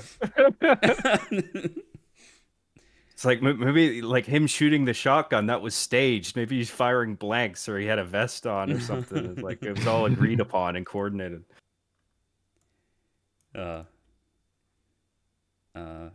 Anyway, they need to ditch the car, so they steal a new one. And she starts asking more questions. It's like, why me, by the way? Like, the fuck did I do? I'm just a waitress.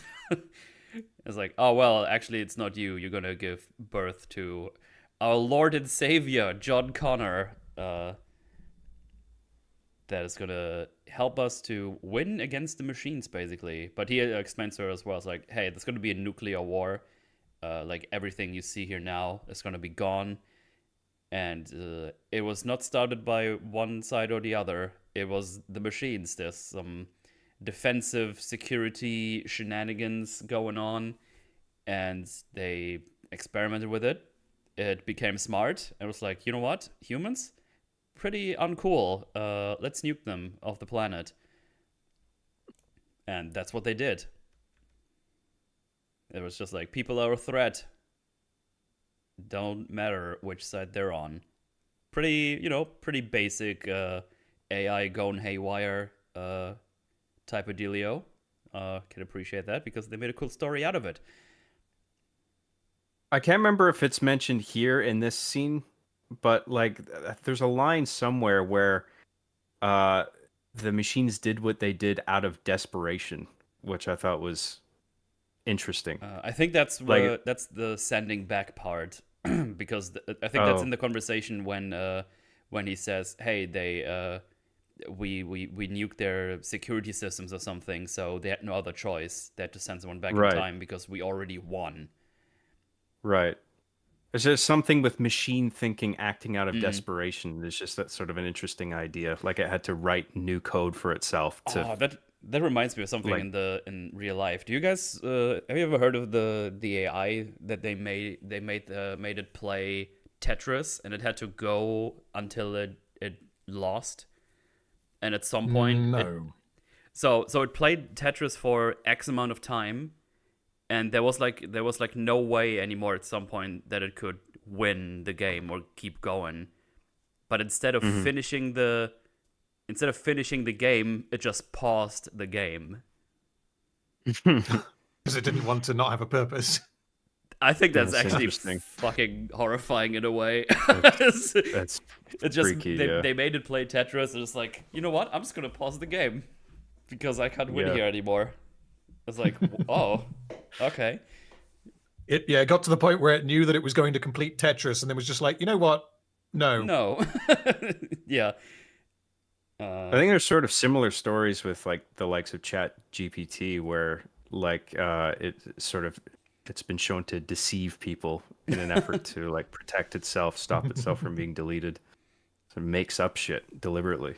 Yeah. The Tetris bot is coming for you, Motel. No, I already have Lewis in the backyard. Finish Astrobot, Metal. I will. But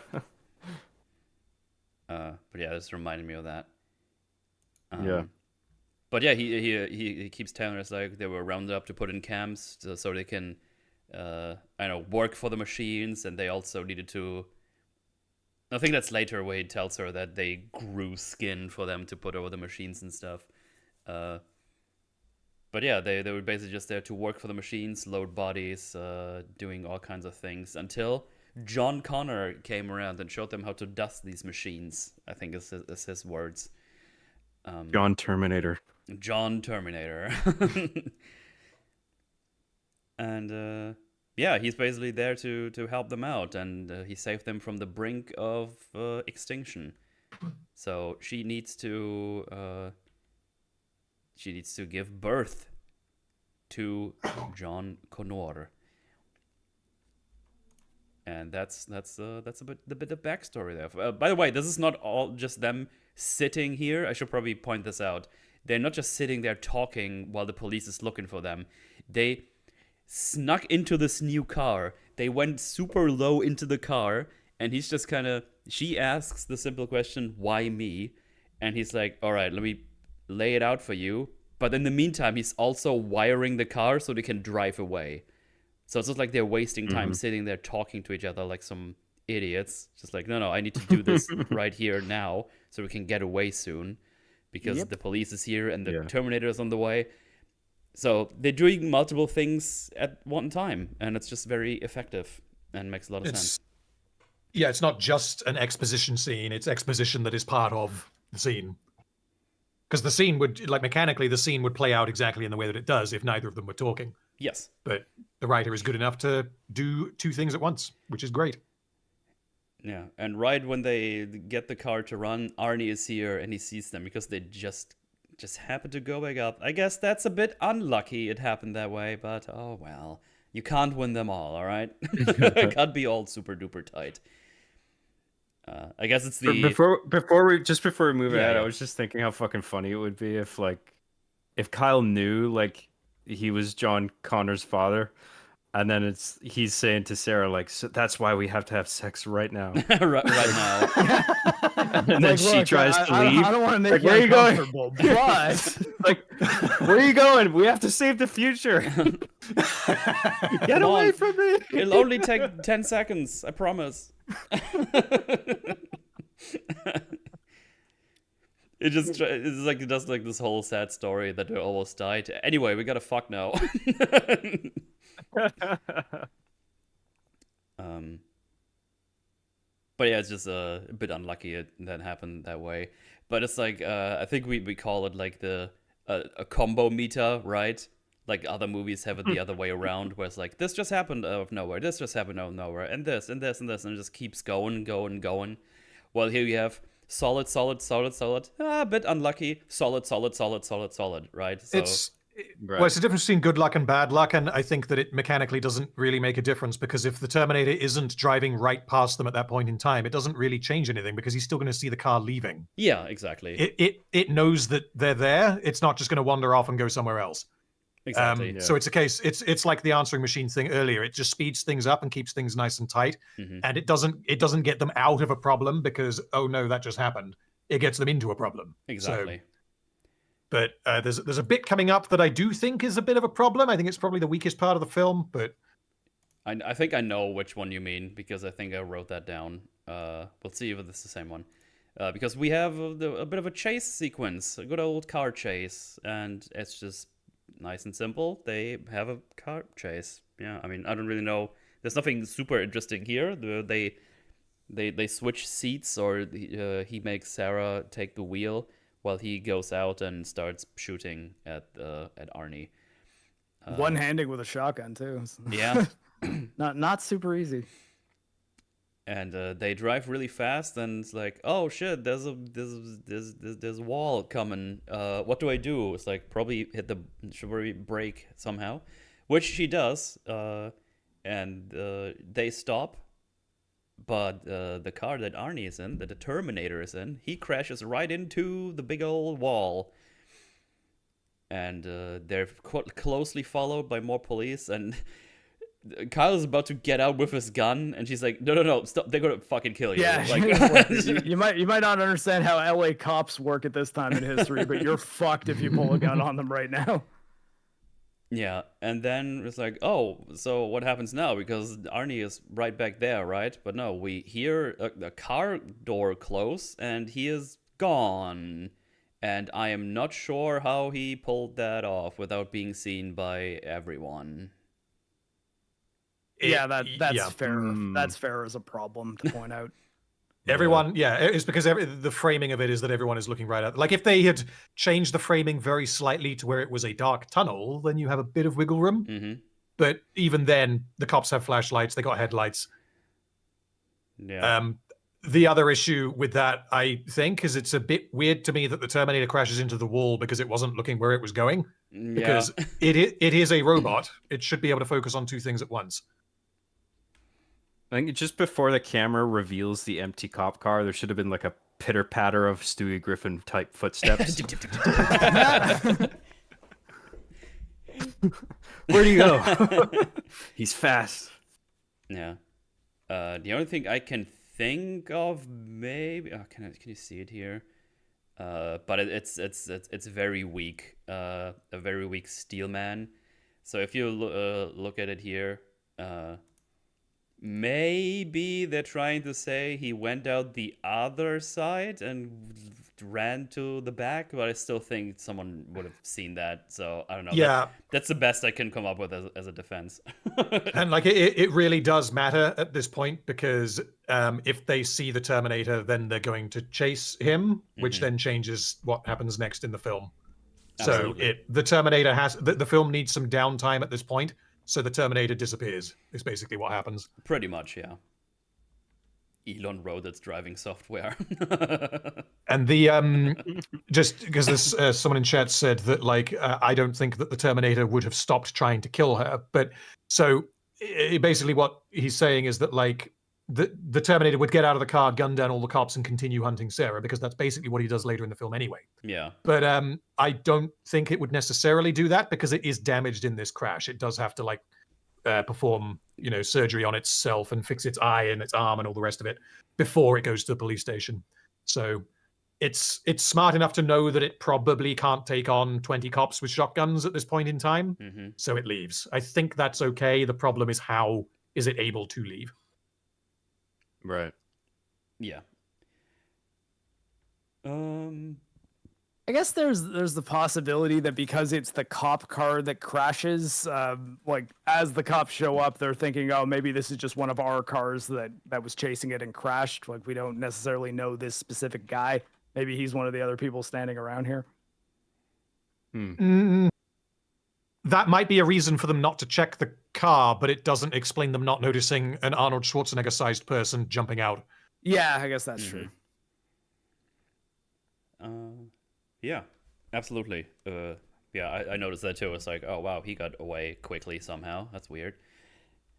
But we're in the police station now, and Traxler is here. He gives her some coffee, and I kind of like. I think the two sergeants, they just keep getting sweatier the more the movie goes on because it's a long night. I just think it's kind of funny. I like the employment of comic relief here. Like after that action scene, we have this funny scene where Sarah is like playing it straight and really well, like just grief stricken by the loss of her friend and everything. And then you have these three cynical cops. One of them's yawning. Yeah, it's the psychiatrist, the criminal psychiatrist, I think it was. Yeah, I love the contrast here. Like she's playing it straight, and then they're just sort of comically reacting. Look at Traxler's face, like, yeah, there you go. Sorry, your friends are dead, but it's been like a 16-hour day. I really want to go home. Right. Yeah. And I like that. Like Cameron has the discipline as a director to see the power of this juxtaposition where it's just like you have these sort of comical characters, but like he'll tell I can't remember the actress's name, but it's just like you have to play this absolutely straight. Linda Hamilton? This is how it works. Yeah, Linda Hamilton, right? Mm-hmm. Like this is how the scene is going to work. You have to be actually grief stricken here. Yeah, it's like, oh well, so you're a doctor? Oh yeah, psychologist, not a psychiatrist. Sorry. He's like, yeah, criminal psychologist. He's yawning, as you said. He's like, yep. Anyway, is Kyle crazy? Well, that's what we're here to find out. And just gets out his notebook and his little pen. It's like, click, click. But yeah, he's He doesn't really want to be here. He's like, I guess that's my job. Yeah. But they're just so jaded by crime and hunting criminals. Just like nothing phases them anymore.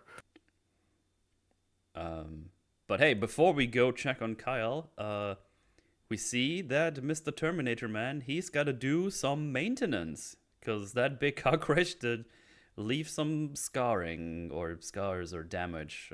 Well, probably all of the above, to be honest. And yeah, so you have some really cool prosthetics here. The arm where he just takes a scalpel and just cuts right in, which looks kind of nasty. It's just... yeah, it's well done. Yeah, he's got some pliers and stuff. He just kind of checks the wiring inside and just makes it work again. We intercut it with more of Kyle, but later on he also does something with his eye, which has like the other prosthetic of his bust, which is the one that still looks pretty good, but it does look dated, as we already pointed out. Because, well, it's HD now, so it's much more obvious. It's supposed to be the car slamming into the wall that like damaged him this severely, right? Yeah, I think he also took some shots. I assume I assume it's like a mix of both for sure. But the most damage to the crash, I would say. Yeah, he got shot multiple times, but I think from what we see, that was all on his torso because he's got later in the film when he's wearing the same jacket, there are bullet holes in the jacket, but there's no sign of that on his face, I guess. Yeah. So I think we're meant to read it as being entirely from the car crash. And if it is from the car crash, is clever foreshadowing in that it takes a sheer amount of like blunt force to like damage this thing. Like bullets aren't going to quite cut it. Right. Yeah. Well, and later we get the lorry as well. So that's 3 times. Right. Right. Yeah. No, we go back to Kyle, who has been interrogated here, and I think they do it pretty smartly, because we basically jump into the conversation where we basically left off with Sarah, so we don't rehash the same conversation. We just jump right in. It's like, so you're a soldier. Who you're fighting for? And then he goes through his numbers, like 30-second under parry. Obviously, it doesn't mean anything to anyone here. And he's just like, okay, so that's the year 2027 then right? So they obviously don't believe a fucking thing. They just think he's a crazy person. Yeah. This is just such a good exposition scene again, because it uses the character of the psychiatrist to like look for holes in Kyle's like insane story that they think is like a delusion that he's created. And the purpose of that, like in the film, is that they're trying to understand how crazy he is and what he actually believes. But the purpose to the audience is that it fills holes for the audience. So, like, why didn't the machines kill John Connor in the future? Yeah. Can Kyle go back to the future? The answer being no. And why would Skynet only send one Terminator back? So, like, those are not plot holes, but they're questions that someone who's particularly attentive might be like, well, hold on, why would that be the case? And the film goes out of its way to answer it in a character-focused scene, which I think is really, really efficient. Yeah, because the psychologist is like, the computer thinks it can win by killing the mother of its enemy. Why not kill him there? What's with the all rigmarole of going back in time? Like, what's it's a really good point. And at the same time, this is the scene where Sarah is listening. And she is closer to believing him now than not believing him. Where it's just like, fuck, he's going into so much detail. Like, if he was making this shit up, would he be able to answer not only with this amount of detail, but so promptly each time? It's like he knows everything. He couldn't possibly fake all this if he knows all this stuff. Yeah. I forget the detail they ask him, but they say one detail about the time machine, and then he's just like, I didn't build the fucking thing. Yeah. Yeah. Right. Yeah. And they got more dynamic between the two sergeants, because the one guy's like, hey, so it cracks me up. He's just about to start. Last week, a guy burned his Afghan. He screwed it first, and he's just, shut up. Yeah. Like, it's like, just shut up. I want to listen to this. Also, I'm annoyed, and I want to go home.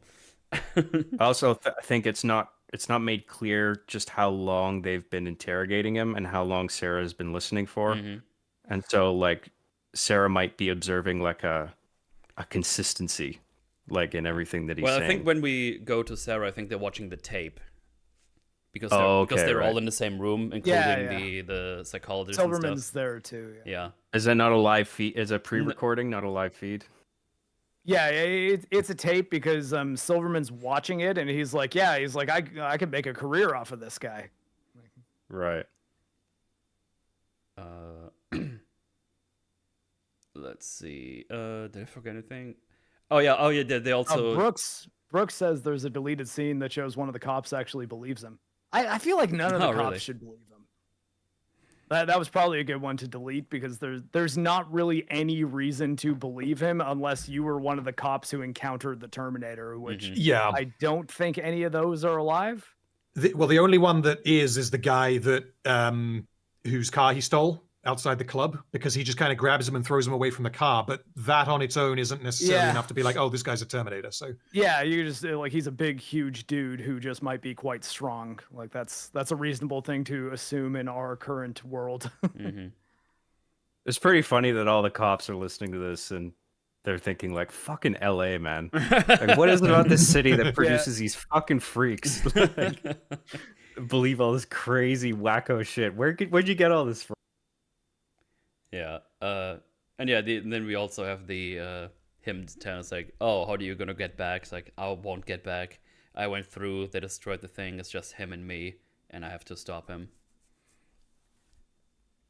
So, oh yeah, now we get to the eye scene. So, his eye is fucked up, at least his prosthetic eye, right? So, he's like, oh, this is kind of flumed up, I can't really see through this, so he just cuts everything out of there, as kind of gross looking, because he basically gets out the eyeball and throws it into water, and it's really gross.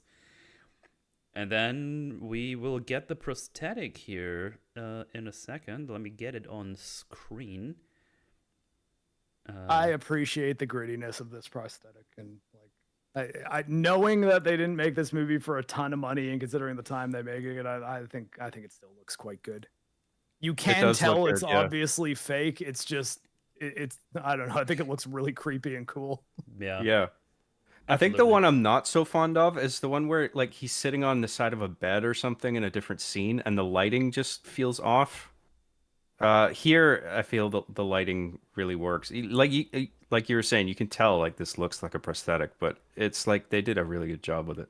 Yeah. Funny enough, actually, for my profile pictures, I always kind of send the artist this exact image, and they always end up making me Kano. Well, Kano's got like a plate, like exterior plate. Yeah, over and well, I mean, I always say and try to make it look like the like robot skeleton is underneath and is peeling, but like the profile pictures people have made for me with that do tend to look pretty good, so I tend to not be like ultra picky about it. But right.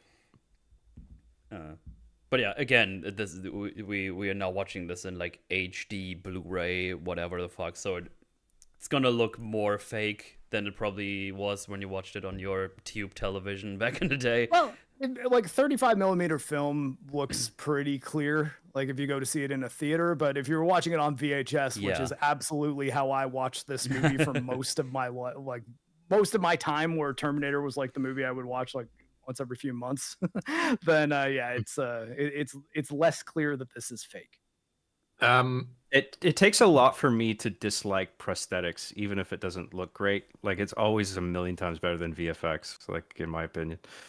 Like, VFX is always just like, even when it's good, you can tell like a computer did that. This dummy does not have eyebrows. No, neither does Schwarzenegger at this point. He lost them in the first fight. Ah, okay. If that's the case, then fair enough. When the car blows up as they're running to the first car that Kyle and Sarah get into together, he jumps on the hood of the car, and his hair is different because a bunch of his like sort of swoop cut gets burnt away into you're right, a mullet, and his eyebrows are gone. Yeah. Because I wound my copy of the film back, and he has eyebrows earlier, and I was like, I swear he has eyebrows. But yeah, you're right. After that point in the film, during the car chase, he doesn't have eyebrows, which makes him look a little bit more robotic, but I think that might potentially be why the prosthetic feels a bit odd, because it has like that uncanny valley thing of like something's a bit wrong. Mm-hmm. But I it think is also, actually like, I mean, consistent with kind what of- we got.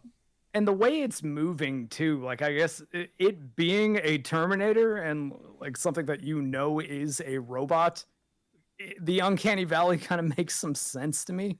Like, I guess Yeah. like in my brain, like I don't know. I've always liked that scene, the like eye cutting scene. Good stuff. But yeah, he repairs his stuff, gets rid of the eye, puts on the shades. BRB, Metal, don't go anywhere. Well, I'm gonna run to the washroom. Yeah, no problem.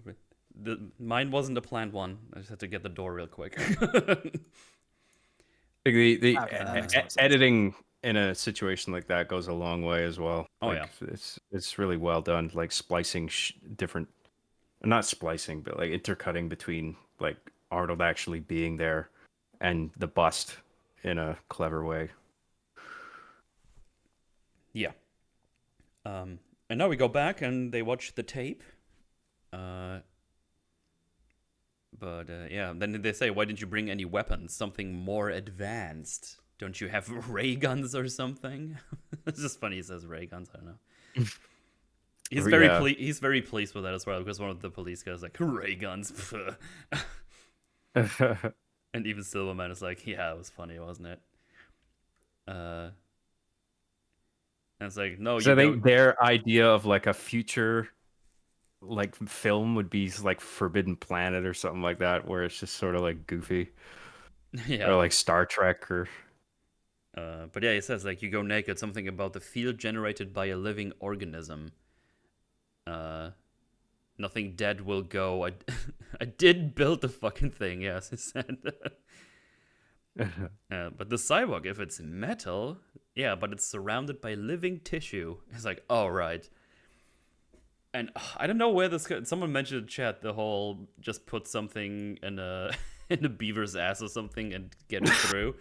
And I don't know if there was an EFAP discussion we had at some point, or if that was from somewhere else. But Or just get like a bag of flesh and hide a pistol in it. Or yeah, something. make like a human skin gun, human skin skin gun. gun. human skin gun. Oh, it wasn't EFAP discussion. Oh. Okay. I mean, what's that one? theoretically that would work, yeah. Yeah, just make like a bag out of human tissue and just get all the guns through there. Well, Hilarious. I guess the important detail would be that it needs to be, as far as Kyle Reese understands, it needs to be living flesh. So it can't just be skin grafted onto a gun. Yeah. It would have to be a living, you know, like if I guess if you did, I'm just thinking of like that scene in The Dark Knight where the guy has the phone like stitched under his skin. If you did that with a gun somehow, then theoretically, yes, you could bring it with you. But I would guess that that's not something that you can just do. As Brooke says, Right. break out the beavers, put guns in them, shove it right in there. If you can find a way to put a gun inside a beaver and have it not die. I guess you just need a short amount. Dude, I can just imagine the room. It's just all time travel technology and then just a cage full of beavers. It's like, well, time to go. Just get a beaver out, just shove something in there. Other than many animals available, though, probably not. Unless you have a really tiny gun you can put in a rat. It's like the small gun from Man in Black. Men in Black, yeah. But probably that's probably yeah. still too big. Yeah. Also, you got to think if you do, because that gun in Men in Black is really powerful. Yeah. if something goes wrong in the time travel process and you just vaporize your torso. No. Yeah, this is where Silverman says, "This is great stuff. I could make a career out of this guy." And he even points out, like, see how clever it is? It doesn't require any proof whatsoever. Yeah, most paranoid delusions are intricate, but this is brilliant. It's like, oh, I can't Yes. prove anything, blah, blah, blah. Good dialogue. Yeah. Yeah, and then they also point out, like, they didn't know her full name or anything. They just knew the city.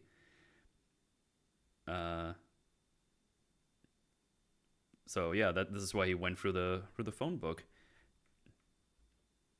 And yeah, so I was like, okay, let's go back. And now Kyle just fucking loses. Like, I've answered enough of your stupid fucking questions. I have to see Sarah Connor. So he just kind of gets a bit agitated and just asks for the people in authority. But she's watching at them, at Kyle, and looks worried. And he you know what? He just goes out and says, like, you can't stop him. He'll reach down her throat and pull her fucking heart out. And that's when they stop the tape. Now, I like that Sarah at this point, she's not, like, I don't think she quite is stoked to, like, see him again yet, but she's on the fence at this point. Yeah. Where, like, she's thinking about it. Whereas, like, before this scene, she was just like, get me away from this dude. Yeah. Also, like, so she asks, like, so is he crazy? And Server just says, in technical terminology, he's a loon. Yeah, that's a funny line. Yeah. Loon, underappreciated word, I think. I should use it more often. It's pretty good. It's the bird that is on our Canadian dollar coin. Oh. Okay, well. not a... We call it a loony. The coin, not the bird. The bird is a loon. It's a duck, basically. Oh, man. And then they go to say and try to explain what she's seen. It's like, oh, Sarah, see this? This is body armor. TAC guys wear these, or TAC guys. And it's like, yeah, can stop a 12 gauge round. It's pretty good. Check this out. It's like, yeah, but he punched through the windshield. Oh, yeah, he was on PCP. He probably broke all of his bones, and he's only gonna feel it in like hours. I was like, okay, all right. I mean, I appreciate that they're like, oh yeah, whatever. We've seen all of this before. He's just a fucking crazy guy who's probably on drugs, and he's probably gonna. I love that PCP is just a sort of a catch-all. That's probably PCP. He started Whatever it levitating. is. Yeah, he was on PCP. I don't know. Yeah. He had a robot eye. Oh, it was probably PCP. Oh man, drugs. They do that to you, man. You just grow fucking robot eyes. Happens to the best of us. Yeah. But yeah. Oh yeah, as Agent in chat points out, even the side characters have character. Yeah, it's good stuff. Yeah. And he's like, you know what? You just go lie down, try to have a little rest, a little sleep. Can go on the couch. Don't you worry. There's 30 cops in this building. You're very safe. Famous last words. Yeah. But yeah. So Because also on the note of like side characters having character, that's true. But also they have arcs, and one of them was deleted. I think Traxler has a deleted scene where. Yeah, someone mentioned that earlier in chat, I think. Yeah. Oh, did they? Okay. Yeah, I don't know what the. Not to jump too far ahead, but like there's a scene where it's like he sort of realizes the threat and like of the future being terrible, like Kyle said, and he's just like, "Fuck, we have to stop this." Right. But yeah, right after she lies down, we see Arnie just walking past Silverman, who's like, oh god, my pager goes off again. Fuck this shit. Okay, I'm out of here. He leaves, and then Arnie goes in. Hello, I'm a friend of Sarah Connor. Could I see her? But great reveal here, where like the shot sort of starts on like the board guy leaving the station. Yeah. And then in the same shot, you have Arnie walking in past him, and you're like, oh shit. I love that juxtaposition too of like he's like bored and tired, and then you have like literally the Terminator like right behind walking past him, like shit's gonna fucking hit the fan now. And he doesn't even look at him. He's just checking his pager. It's like, oh, I guess it's another job, and then he leaves. Yeah. It's a fun way of like drawing the eye to different things within one shot, where like if they're focused on that one guy, and then it's just like without cutting, it's like, oh, we're doing this thing now. Mm-hmm. Like that's a cool shot. But he's like, I'm here to see Sarah Connor. I'm a friend of hers. I was told to see she's here. And it's like, off the bat, I feel like this guy immediately should have been like, yeah, hold on, I'll get her for you, and then been like, hey. There's a very intimidating looking dude that just came in here and is looking for Sarah Connor. Can we maybe Sounds a bit like a robot. Yeah, like Yeah. could we maybe show this guy the tape and ask if it's the one that's been trying to kill her, whether or not he's a robot? Mm-hmm. That would have been the move. And then you can see him just scan around the thing, and then he says the thing. I'll be back. He said the thing. Yeah, But like and he's I scanning forget this whole front desk because he knows already what he's about to do. Yeah, he's just checking. Oh, is this possible? Maybe it's like very sturdy, but he probably is like, no, I can get through this with my car. Yeah, it's all like a calculation for something the audience hasn't observed yet, which is pretty sweet. Yeah, and then he just drives in, and yeah. Well, the guy on the front desk, he's fucked immediately. So yeah, so much for she's safe here. Right after she gets told that the Terminator appears, just it's kind of funny because if you don't know this, we're like, oh yeah, she's obviously like in a safe spot right now. There's no way he would just fucking go in through the front door and just start shooting the place up. Well, that is exactly what he does, and yeah, he tanks a lot of bullets. Like he's very sturdy, but we've established already the normal guns here, they don't really do a whole lot to him. Not to a Terminator. yeah. But before we move too far from Yes. the "I'll be back" scene, I believe Schwarzenegger was having trouble saying "I'll be back," and he wanted to instead say "I will be back." And Cameron was Right. like, "No, that makes it sound like you're not trying hard enough to be a human." And Right, yeah, turns out Cameron was spot on that one because it's sort of one of the most famous lines in any movie ever. Yeah. Yep. I think he kept like saying it like the word all instead I'll of be I'll. back. Like he couldn't figure it out. Uh, Not like he couldn't figure it out, but like if you have a certain dialect, it can just be hard. oh doing yeah, like for It's- sure. a foreign It's one of ones. those things too, though, that like you're just like, well, as much as that might have seemed like him being a picky director, it is actually really good that they took the time to get a good take of it. Mhm. It's like- Yes, yeah, it was smart. So yeah, he shoots the place up. I like this, like two people coming out with like coffee. It's like, oh, finally a break, and get gunned down immediately. I don't know. That's just me being a dick. I just think that's funny. And it's like, oh, finally a break. Oh god. So yeah, he's just going from room to room, shooting everybody up. At some point, after like a couple of seconds, like, oh shit, there's shooting happening. Let's go to the armory and get some bigger guns, possibly. And yeah, we get a little bit of first-person shots as well, where you can see like the red screen that he sees. Everybody's just trying to shoot them, but yeah, he's just tanking the bullets. He's going to the fuse box and just rips out the cable and fries the whole thing. I like how he still gets shot while doing this. You can see him like kind of flinch, go like things like Yeah. yeah, it makes it dark. Just that's tactical for him because he doesn't really need the light to see anything. So he can just do this here. Yeah, go ahead. The robot visual overlay, even by today's standards, is like really well done. Like it's really convincing. I mean, not just the blood red on its own is cool, but like the information being displayed, like it's actually, this is super nerdy, but like you have actually hexadecimal 4-character strings Yeah. to identify like memory addresses. Like and it actually uses hexadecimal properly because it's a base 15 number system. It goes from 0 to 9 and A to F, and it actually displays that accurately. I like, that's a really nice detail. Like I feel like a lot of futurist movies of this time would have something way more half-assed. Oh, they would just You know, do like, video, if you they look would just do video game UI. That's what they would do. Yeah, it would Right, look a lot yeah, more yeah. complicated, but it would probably be a lot less convincing. Right. Yeah. Yeah, let me oh wait, I still have to filter on it. Hang on.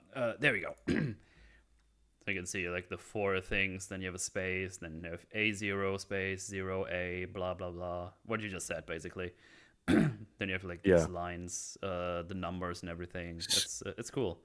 Because yeah, strings of 4 hexadecimal characters is the most efficient way of representing strings of 8 bits, which is like the basis of computing, even today. That's what happens behind your fancy windows. That's what we're doing. That's what we're doing. Mhm. Yeah, even though I'm the cyborg, I know nothing about this stuff. I would have been the guy to just type random numbers that look sort of cool. Considering I Right. work in IT, I should probably know more, but you never actively use any of that. So it's just like, yeah, that's how this looks, but you don't actually need to do anything with it. Luckily. 16K RAM, yeah. So high powered.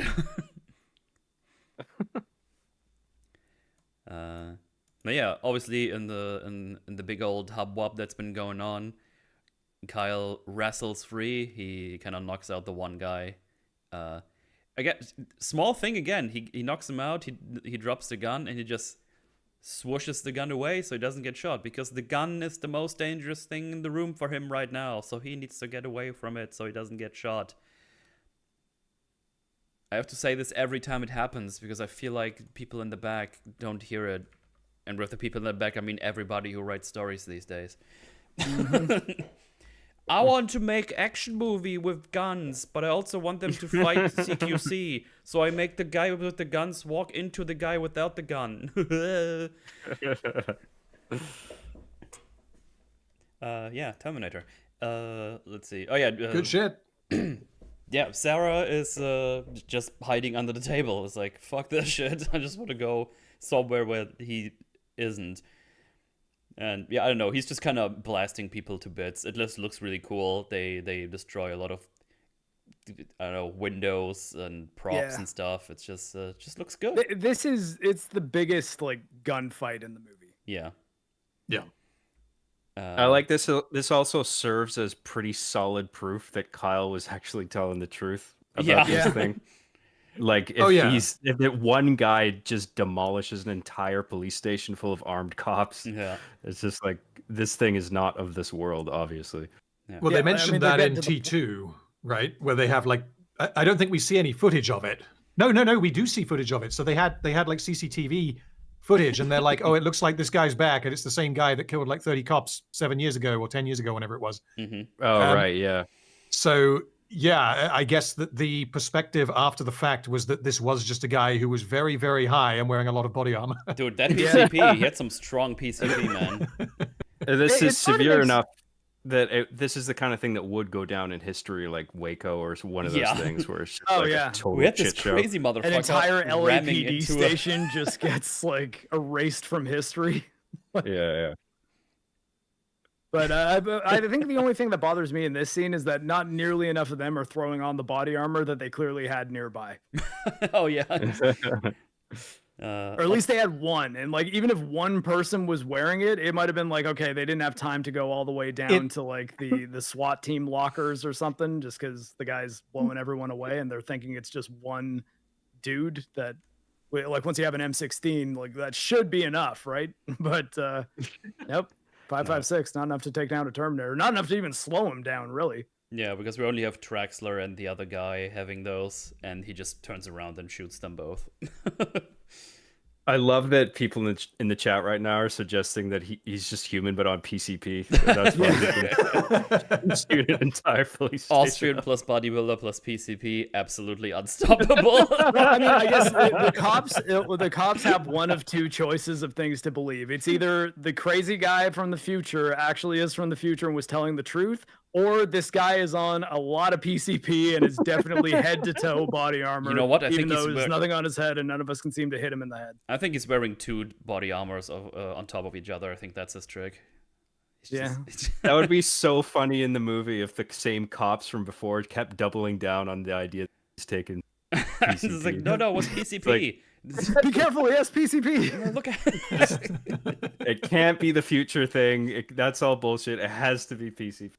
I just imagine in the Terminator 2 future, like PCPs just stand at issue at the police if there's a shootout.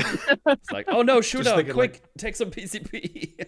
One of the survivors goes back home and he's just like, and then he pulls out of his drawer and he's just got some PCP and he's just like, I wonder. Drop the PCP and step away from the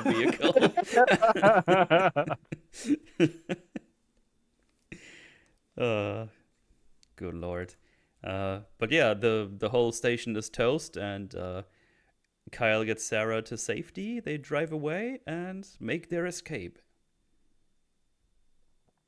And we hear in the radio that the police in 5 countries are on a manhunt right now. So, yeah.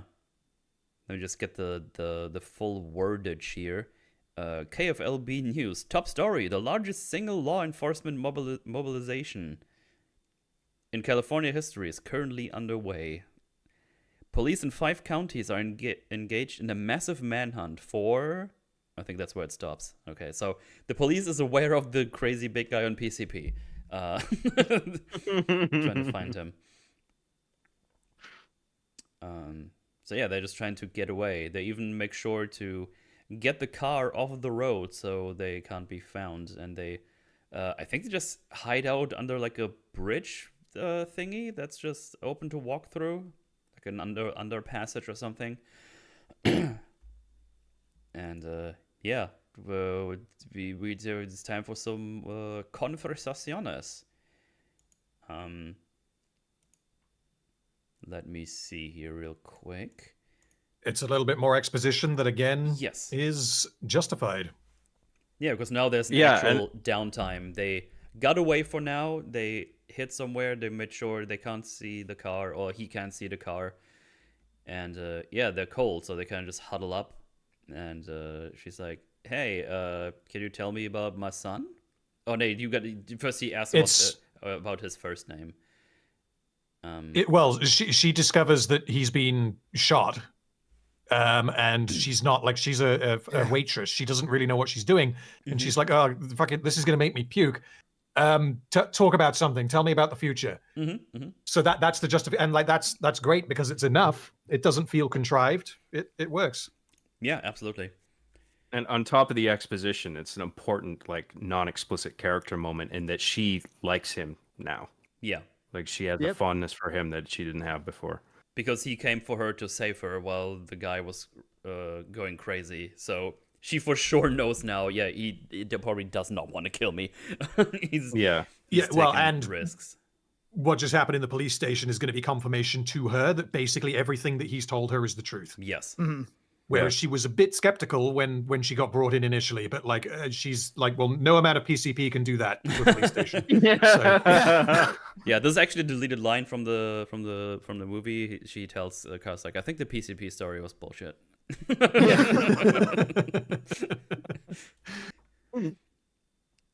God, they missed a trick in Terminator 2 when they're like in the deleted scene or the scene in the extended edition where they're like sorting out like his fuel cells or whatever it is, and they just open him up and there's just PCP in there.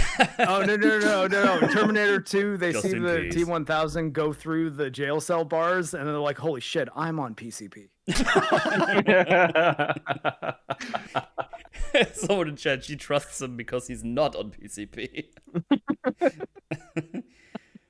Yeah, Kyle's just on a lot of PTSD. That's his thing. That's definitely for sure.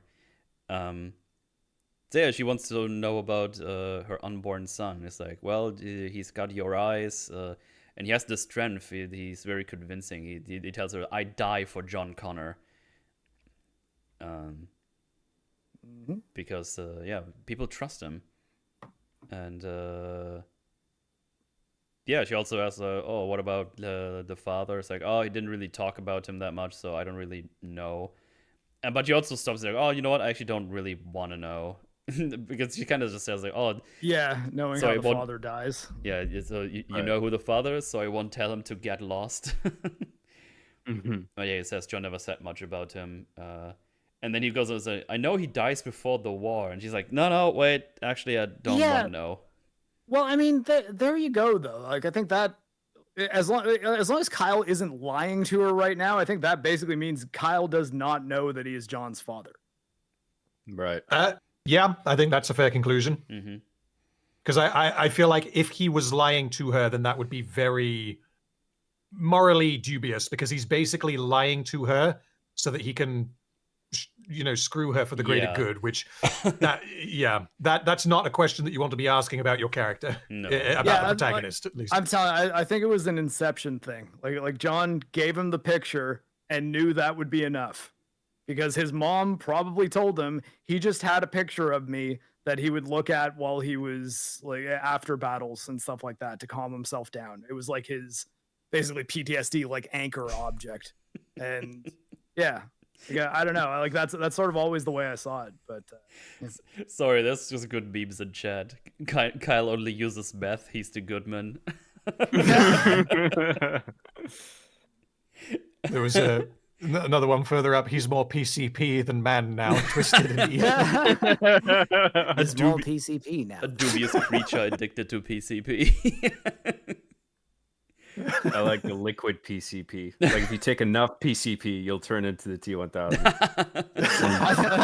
I like the idea that the assumption is, oh my god, they dosed us with PCP when the liquid metal shit starts happening. Like you convince yourself that somehow now you're on drugs and just seeing things. He has your eyes, your strength. Also, he has ice cream in his pockets. Oh,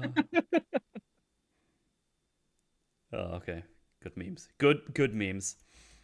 And yeah, she goes on to ask, "Oh, did John send you here?" And then he says, "No, I volunteered." And when she asks why, she's like, "Oh, it was a chance to meet the legend, Sarah Connor, who taught her son to fight, organize, I'm sorry, and prepare." And she's like, that's weird. I'm just a waitress. The fuck do I know about organizing whatever the fuck? That's crazy. I'd be like, Sarah, I think it's reasonable to assume that as long as you give birth to John sometime after today, you will know much more about combat situations and Terminators than you did a week ago. Yeah. But, yeah. She's got a good arc. Like, she's just this young girl, not married, no boyfriend. Goes out partying Friday nights, and then all of a sudden has this sheer responsibility of being responsible for like all of humanity's existing going forward. Yeah. Yeah, she's like, I don't know how I'm supposed to do this. I can't even balance my checkbook. Like, I don't even want this to happen. I didn't ask for that. She can barely look after herself. She's just like scraping by, and now she's supposed to look after like the species. Yeah. Kyle, though, he compliments the pressure bandage she does. Like he says, this is a pretty good field dressing. So I think that was sort of one of those things that said, maybe you have more aptitude for this stuff than you even realize. Because you did that kind of while you were distracted and you'd never done it before, but you seem to have an idea of how it should be done. And yeah. And she even says it was my first. And I was like, well, yeah. Maybe you weren't supposed to be a waitress. Yeah. She has like an innate skill that she didn't realize she had. I mean, honestly, that like hits home with me because it was around the time I decided to like switch from being a reserve soldier to like retraining as a medic and being Reg Force, was because we did a first aid requalification and the guy running it was like, holy shit, all of your bandaging is like really good. And I was like, maybe I have a bit of a knack for this stuff. Remember how Dark? Yeah, some people can just be oddly intuitive with like a very particular thing. You just sort of stumble across it in your life. Remember how Dark Fate called Sarah nothing but a womb? God, can we stop talking about that movie? It makes me angry. Oh God, yeah. Sarah Connor is such a great character. Let's just stop it. Like, oh God, even thinking about the last two Terminators, it just like it gives me that sinking heart feeling of going like, oh, why did that have to happen? Yeah. I mean, her character from T1 to T2 is one of the greatest like arcs I can recall. And when you first see her in the institute and she's just training, staying fit, just getting ready, it's like, goddamn. It's the difference between the end of T1 and the start of T2 is like a masterclass in how to do off-screen character development. Oh yeah. Yeah. And in T2, she is, especially by the end, she is convincingly hard as fuck. Oh yeah. Yep. Well, and we also as much as it seems like a really kind of like insignificant detail in Terminator 2, when they go to Mexico to like get the armory and everything, her being in Mexico at the end of this movie still sort of is kind of soft Sarah Connor is like being like, okay, well now she's going to go to another country. She's going to learn a different language. She's going to meet up with a bunch of people who can teach her even more skills about this stuff. And and just kind of build a life there effectively. And It's a good pair of movies right here. Hell yeah. So yeah, they just want to have a little rest, try to have a little sleep before the sun comes up. She's like, tell me more about your world so I can relax a little bit. And then we get another bit of world building with another cool set. We got that airship I talked about earlier, which they had like on The Hunter Killer. piano wires, which apparently was a pain in the ass to shoot because it kept wobbling back and forth. But yeah, it looks really good at the end product. And we see a little bit when they go back to like an HQ or a base of operations, whatever it is. It seems to be somewhere underground, and they have like all kinds of checks going on. They have like a little thing they need to slide away. It's like, oh, tell me your designation. And then we learn about the dogs. They have to sniff them to see if they're actually human. They need to put something on the list, do a little things like I'm back actually, and just small things. It's like, yeah, you would do that because you told us earlier they have now Terminators that look like humans, so they definitely need to put those checks in to not get Flunderheimered. Also, if you want to get a really good look at this place, in the game Terminator Resistance, the one made by the same people who made the RoboCop game, this is kind of your hub towards the end of the game. Oh, okay. So like you actually get the scene with the Terminator coming in and everything. It's like playable. That game is worth playing? Yeah, it's like a little janky.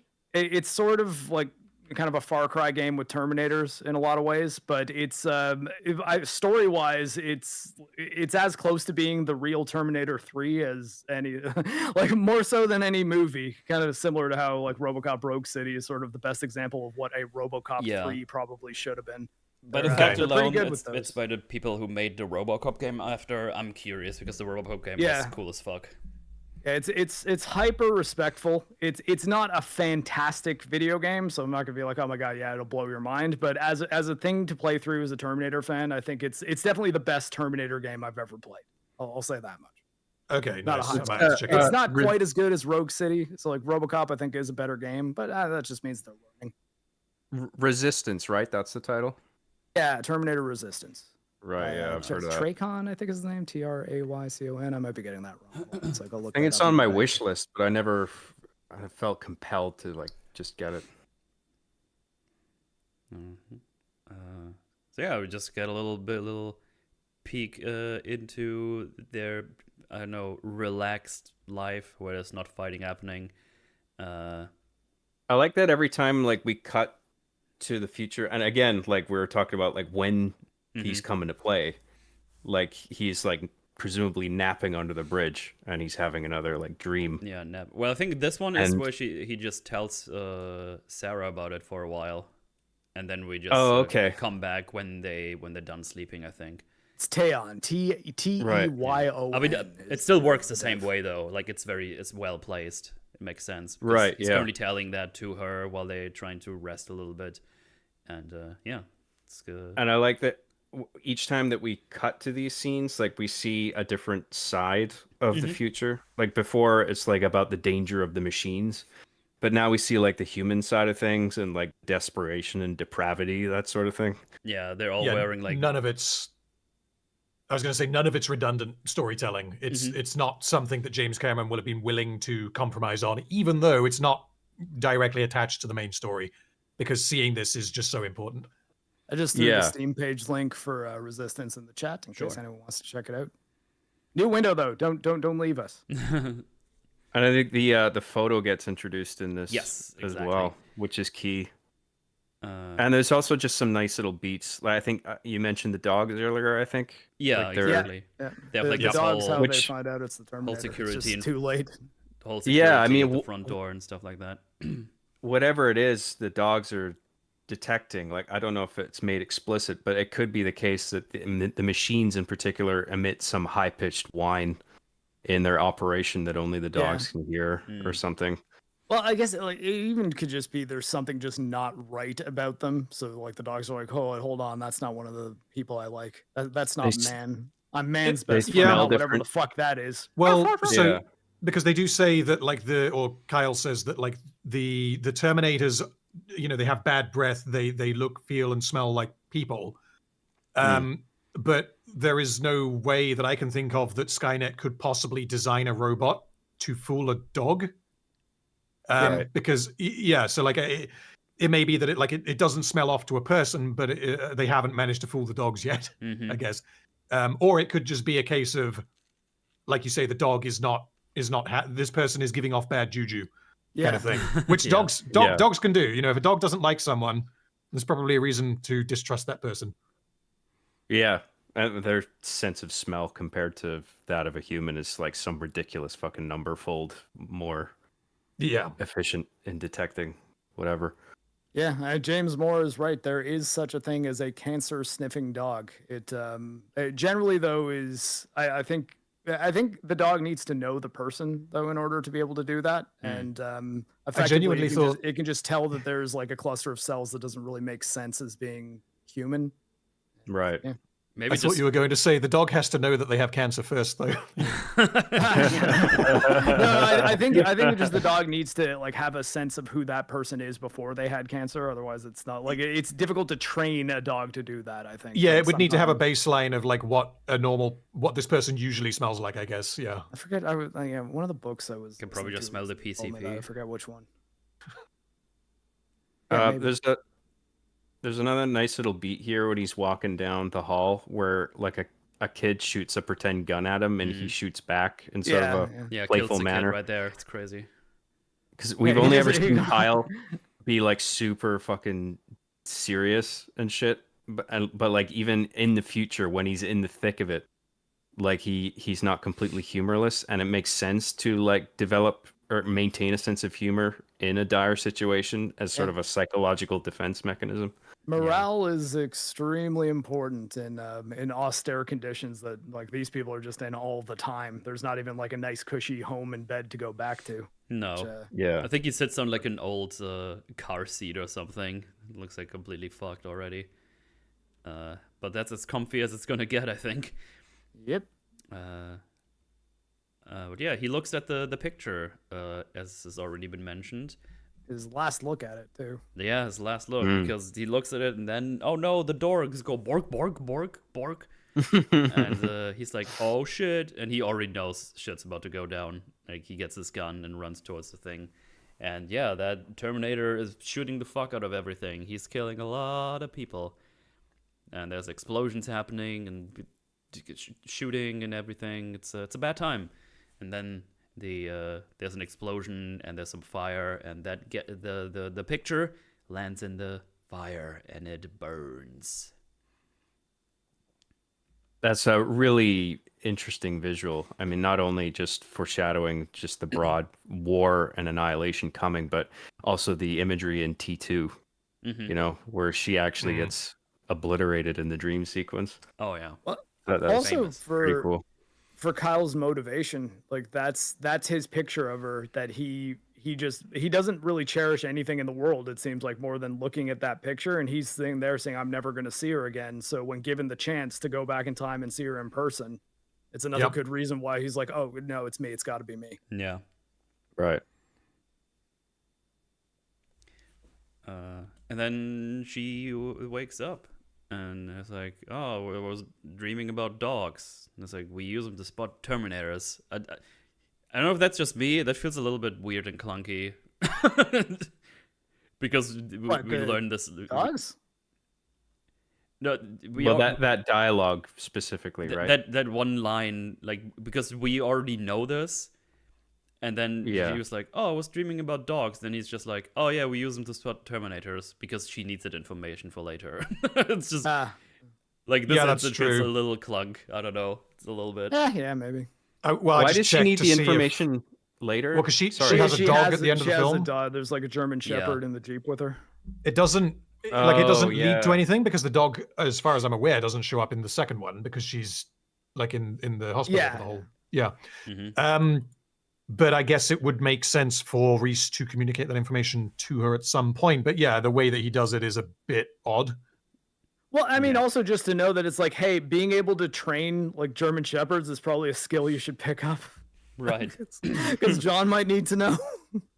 But yeah, they make their way to a hotel next, I'm pretty sure. But then we get another shot at the prosthetic bust where he's checking through her address book that he picked up, the Terminator, that is. And I think this is the shot that John meant earlier that looks a bit weird with the lighting.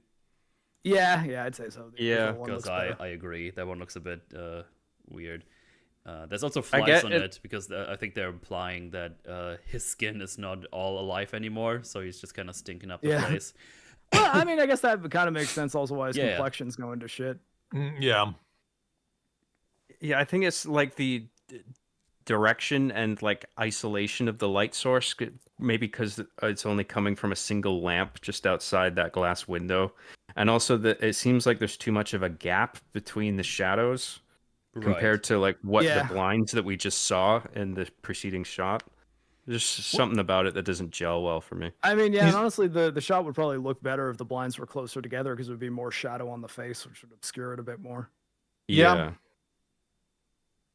I just noticed as well he's also got flies all over his face because, I guess the flesh is rotting. Yeah. Yeah. And then we have this other guy outside, I guess the janitor or something. You got a cat, that cat in there or what? And then he just looks for like a list of things to reply to, and he goes to, "Fuck you, asshole." I love the big text, "Fuck you, asshole." Yeah.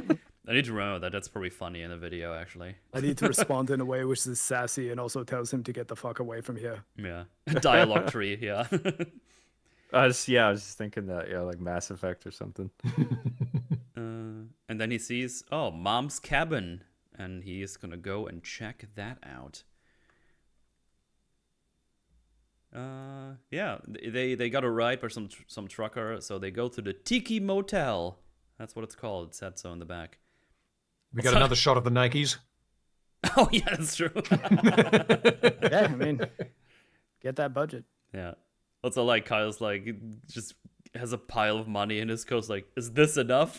And she's like, I'm just not gonna ask where you got that. All right. And there's a dog in front of the receptionist, and he's like, "Oh, doggy," and he gives a little pet. Yeah, good doggo. Pet the doggo. I also like how he instinctively puts his hand in front of his nose. It's just a small little detail that you can miss easily. Like in the flashback we saw, it's like, yeah, sniff me, I'm clean. Right.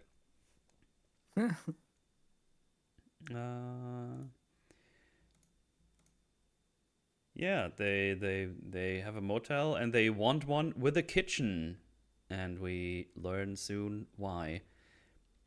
He's like, "All right, you stay here. I'm gonna go out for some supplies," and he leaves the gun with her. And yeah, well, he goes to get some supplies. We come back. Sarah had a shower, talking to Mom. And she's like, where can I reach you? It's like, no, I really can't tell you. But he's like, fine, Mom. I will tell you. I am in this. Here's the number and stuff. But that's all I can say.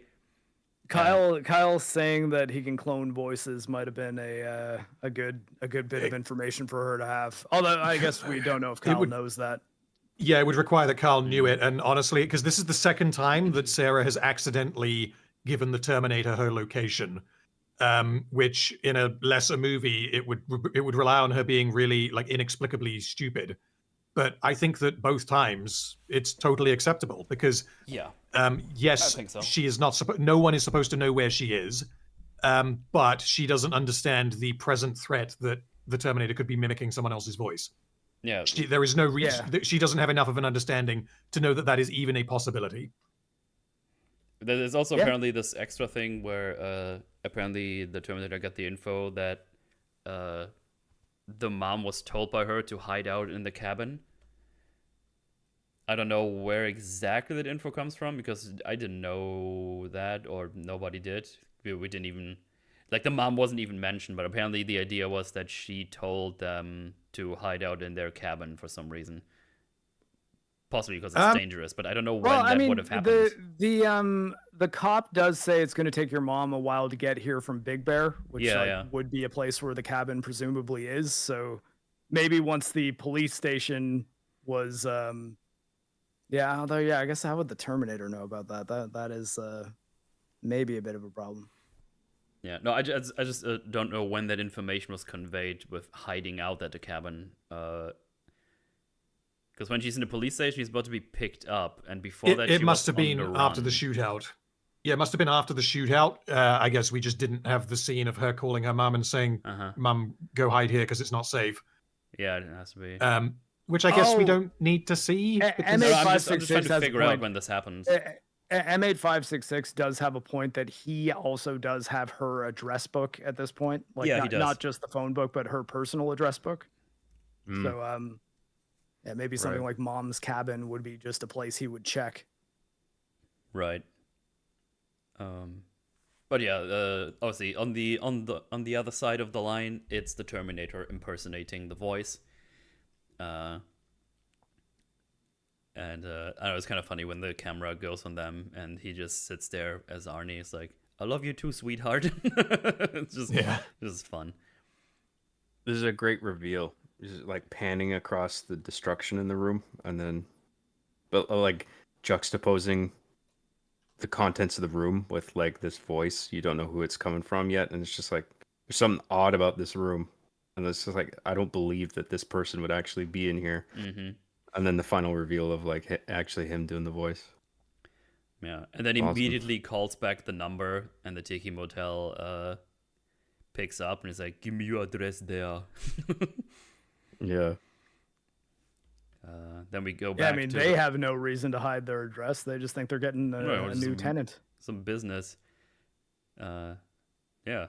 Kyle comes back and he brought supplies, and it's to make pipe bombs.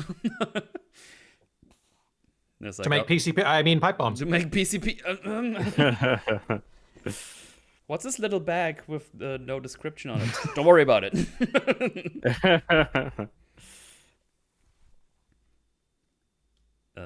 So yeah, he tells her how to do it. He's like, "Well, 6 more than that, and I'll get this. I'll get started on fuses." I mean, they're just preparing stuff.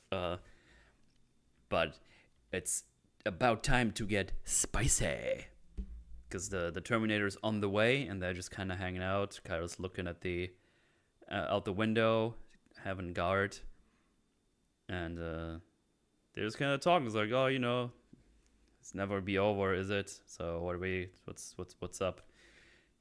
And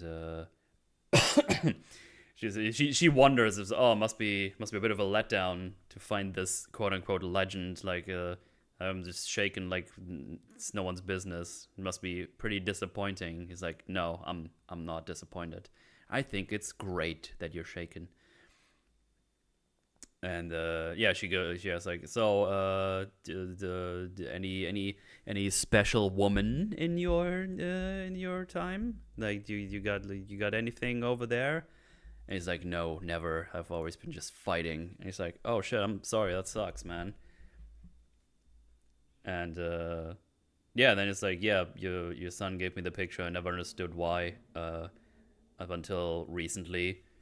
And yeah, you know what? I love you. I always did." And he's like, "Oh fuck, I probably shouldn't have said that. Whoops." And it just gets up and starts putting like the pipe bombs in the bag. And it's like, "Oh fuck, maybe I just did a weird thing. I probably shouldn't have done that." Well, I mean, I guess it's also possible that if he doesn't know that he's John's father, he could be like, "Oh my god, if I end up getting together with her, then John might not be born." Yeah. Right.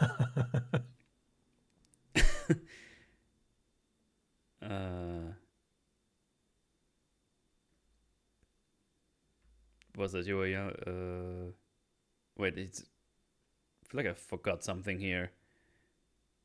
Before or after the Oh, sexing? Yeah, yeah, I was about to say, I was like, all that happens after he says I shouldn't have said that is she comes up behind him, kisses him, and then we've got our the scene that yeah. my parents made me hide behind the couch when it was on when I was a child. Yeah. No, I was just looking at the subtitles. I thought I forgot something in there, but we already talked about how he memorized the picture, every line of it, and stuff like that. So I was just double checking in the subtitles if there was anything I But the key point that it's like she looked sad in the photo for some reason. Right. Like that's a great payoff at the very end on that. Yeah, it's really fantastic.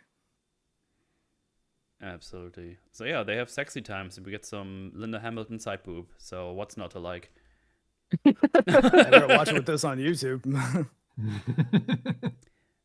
So yeah, The sex scene felt a bit much to me, to be honest. I mean, I guess you can make some justification for it, like because I think Kyle has been just robbed of all intimacy from his life because he's just comes from a world that's consumed by war and machines. Mm-hmm. It's it's happiness for him.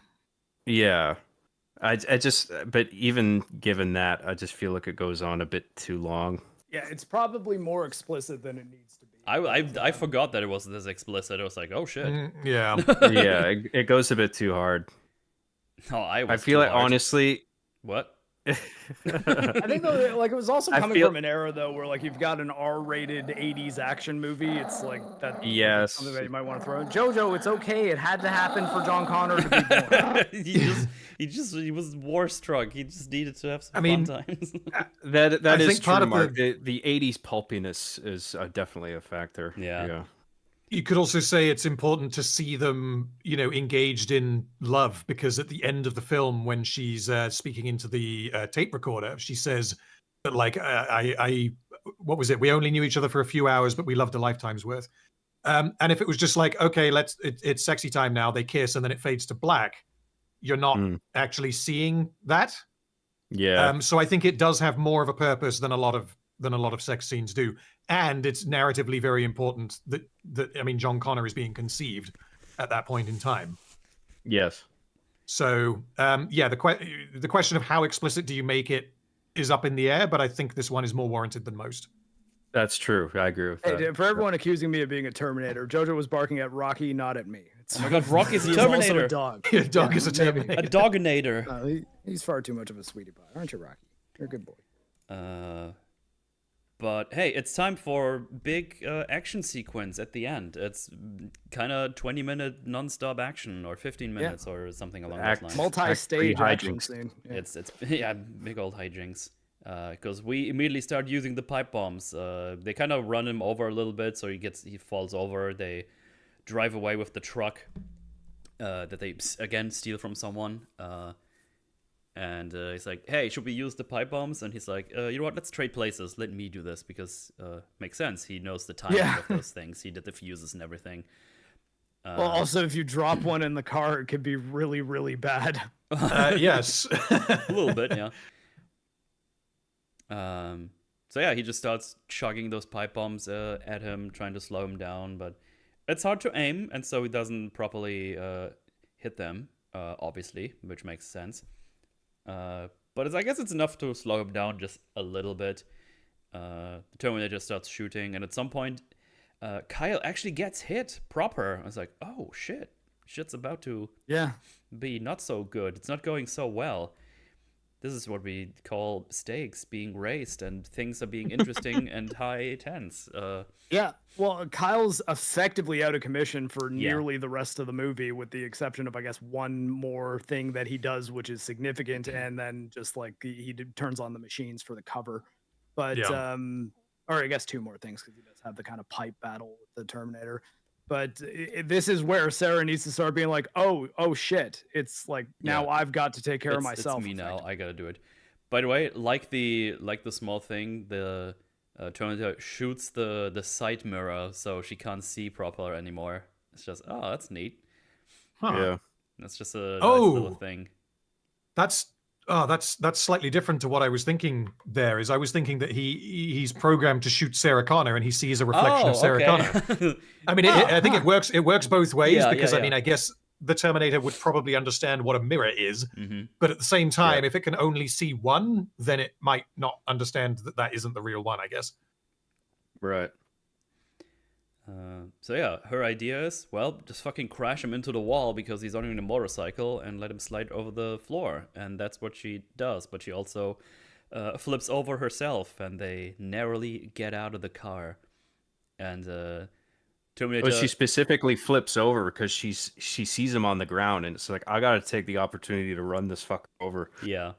Like, because like this thing, we need sheer force to like even hope to take this thing down.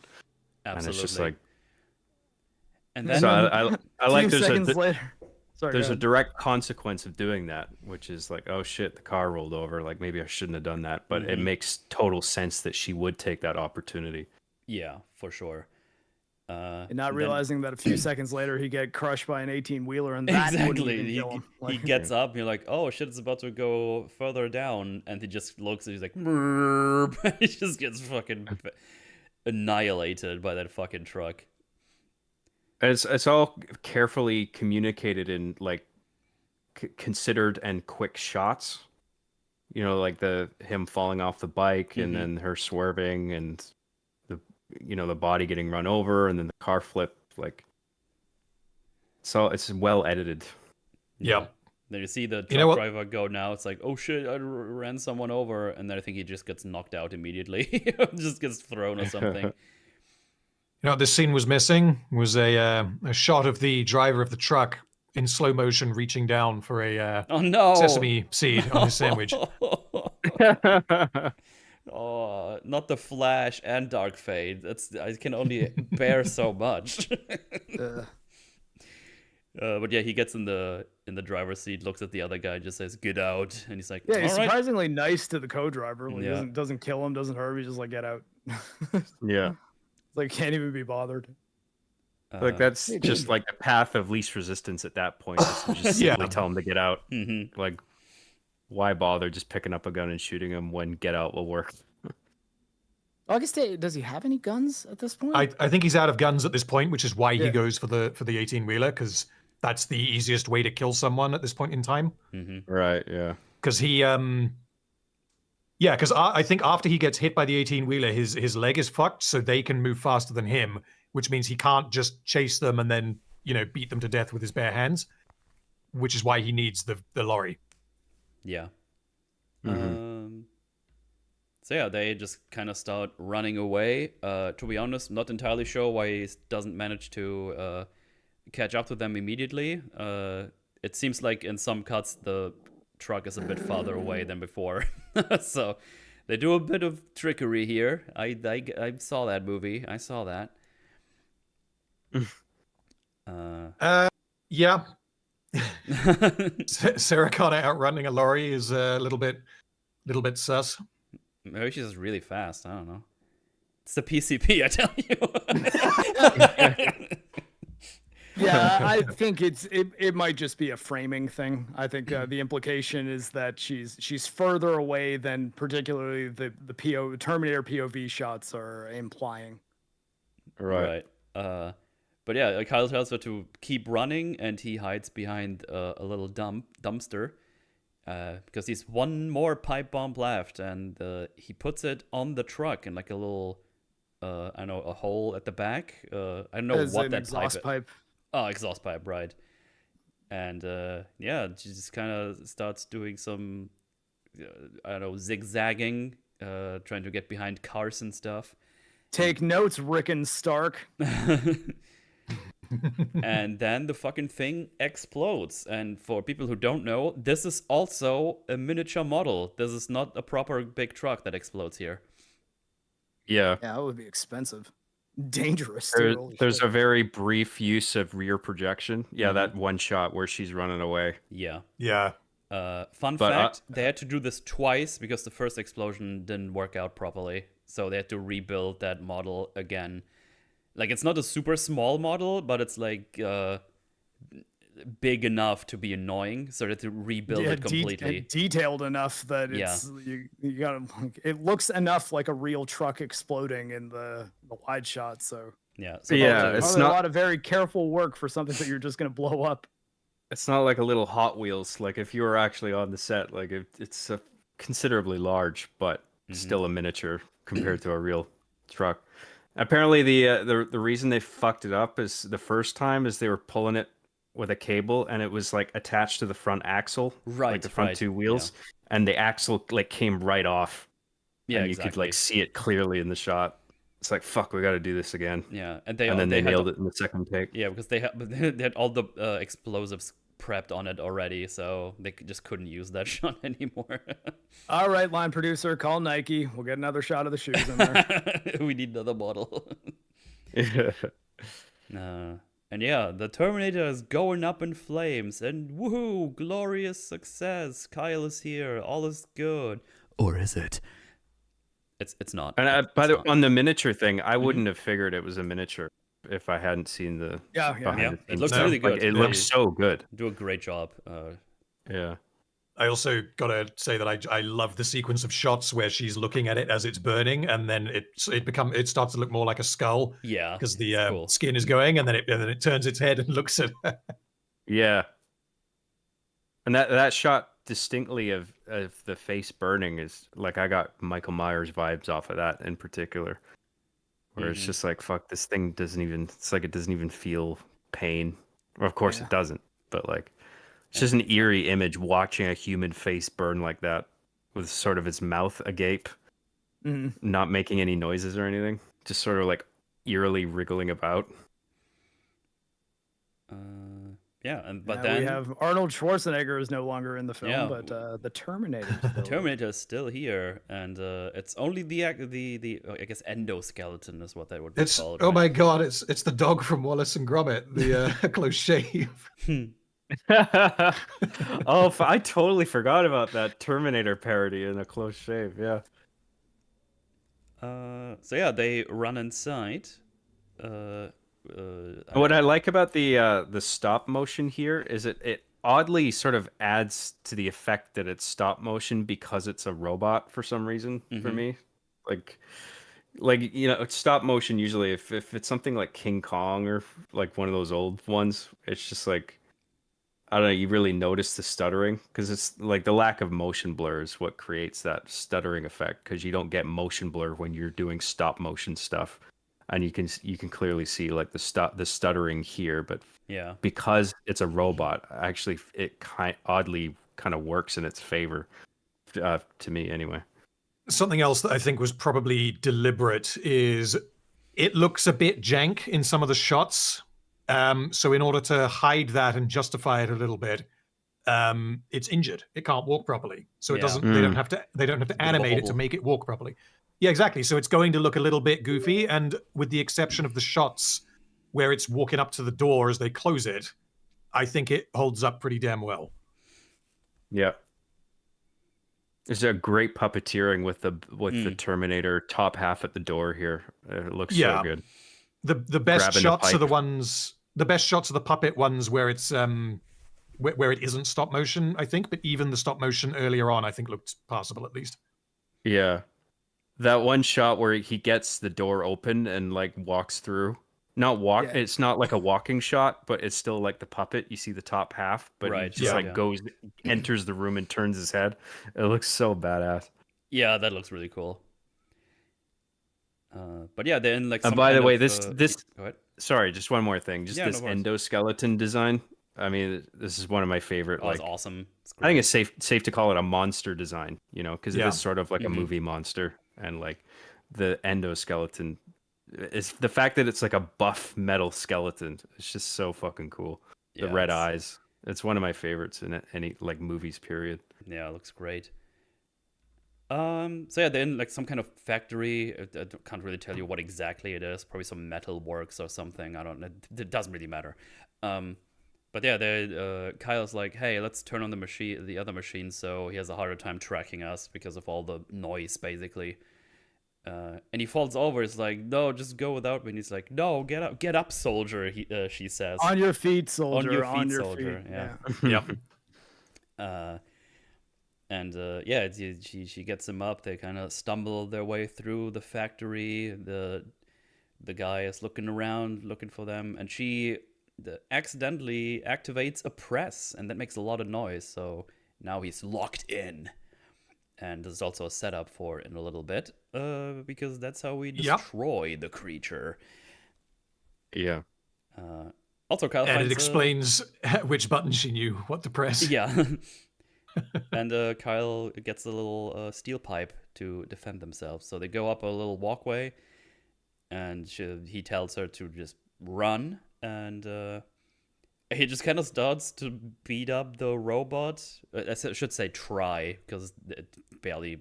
Yeah, It he's reacts trying to to it. slow it down realistically. Yeah, I mean, he's a soldier. He knows at this point that he's going to die, I think. Yeah. He's just trying to do his mission because he has one more pipe bomb left.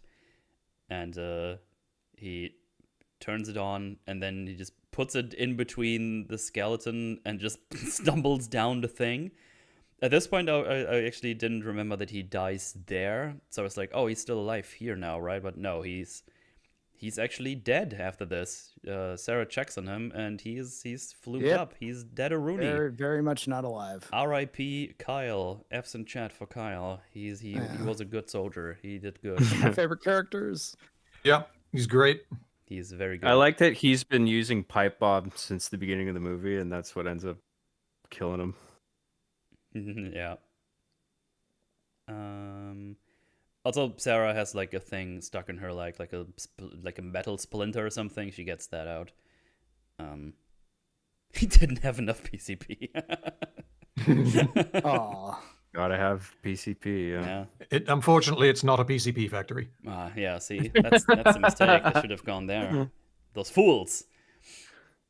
But yeah, the T-800 gets blown to bits, and you think that's it. Surely, like that was pretty direct hit. That was insane.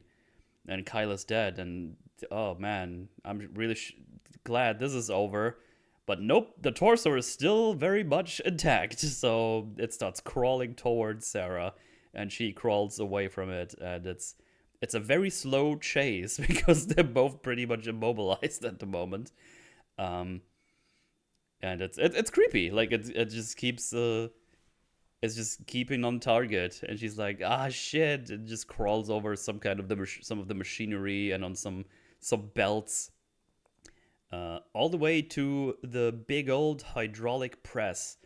And I don't know, man, I would not have crawled through there. I would have been too. I don't know, actually. This thing is also scary.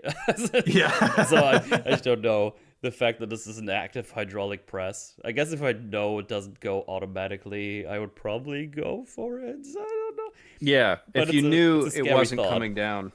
Yeah, I know what you mean. Yeah. Also, I like think I'd maybe take the chance anyways, because I'll be like, even if this does come down automatically, there's a chance I can get through it. It will chase me, and I'll still be able to kill it as a result. Mm-hmm. Right. I love that the movie does not one but two beats where you think the thing is dead and it comes back. Like usually when the movies do this sort of thing, it's only once. But I like that this does it twice because it's the Terminator. Like this, you don't terminate this thing. This thing terminates you. You know, so it's like it's appropriate that this would have two beats where it's just like it's still not dead. Yeah, but she gets through, closes the door on it, tries to reach for the button, struggles a little bit. It's trying to grab her with his little grabby hand. And then she says, "You're terminated, fucker." Yeah, her first action hero line. Yeah. Other than on your feet, soldier. And then squishes the robot. And the whole time it keeps looking at her, like it can't move its face, and the eye just keeps looking. It just keeps on her up until the light fades and it's offline. Yeah. Great shot, too. Yeah. It's one of those finisher lines of dialogue that, like, it works in its simplicity. Sort of like the end of The Thing, where he's just like, "Fuck you too," and throws the dynamite. Like it's just so like basic, but it works and it's believable. Just the fact that I don't know, does Kyle call it a Terminator when he's talking about it to Sarah? Yes, he I does. think so. He does? Pretty Okay. sure. He definitely says you've been marked for termination. I don't know if. When does he call it? I think he does call it a Terminator. He probably does. I just off the top of my head can't think when. Yeah, he might like refer to them collectively as Terminators or something, and like one of them is here. He says to that kill you. Terminator is out there, he says, apparently. Okay. Okay, yeah. Oh, okay, yeah. So I guess it's used 1 or 2 times enough for that word to be in her head for that line to work. And apparently the Terminator is an infiltration unit. Okay, there you go. Chad has our backs. As opposed to HKs, which are just like big automated machines that don't look like people at all. And it's understandable that word would like stick in her head because it's just like, fuck, there's a thing that exists called the Terminator that's like, whose sole objective is to just eradicate us. What did we do? What did I do to the... Yeah. Why the fuck are you going to terminate me? Fuck you. You're terminated. Yeah. And that sort of like feeds into the line and makes it work. Yeah, it's good stuff. And yeah, she gets some treatment. The police arrives. Kyle is dead, gets body bagged, and she's sad. But then we cut to her driving to Mexico. And she has a dog in the back, and she goes to get some fuel. And then some kid takes a picture of her. And it's the picture that Kyle had, and she looks kind of sad in it because she was thinking about Kyle at the time.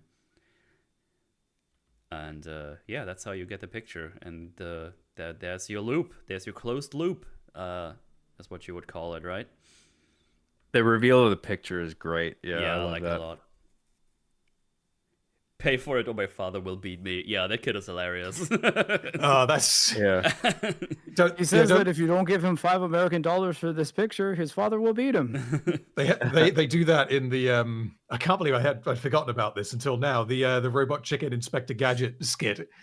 And because it basically Inspector Gadget has to replace his chip with a Cyberdyne chip, and then he becomes the Terminator. And then it ends with, I think it's his daughter and the dog in the car, and the kid comes up to her and says, "Buy this photo or my father will beat me." Yeah. And she says, go gadget foot," and just kicks it.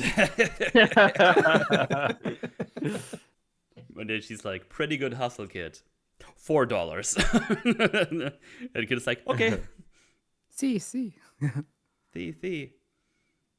And I like it in her recording.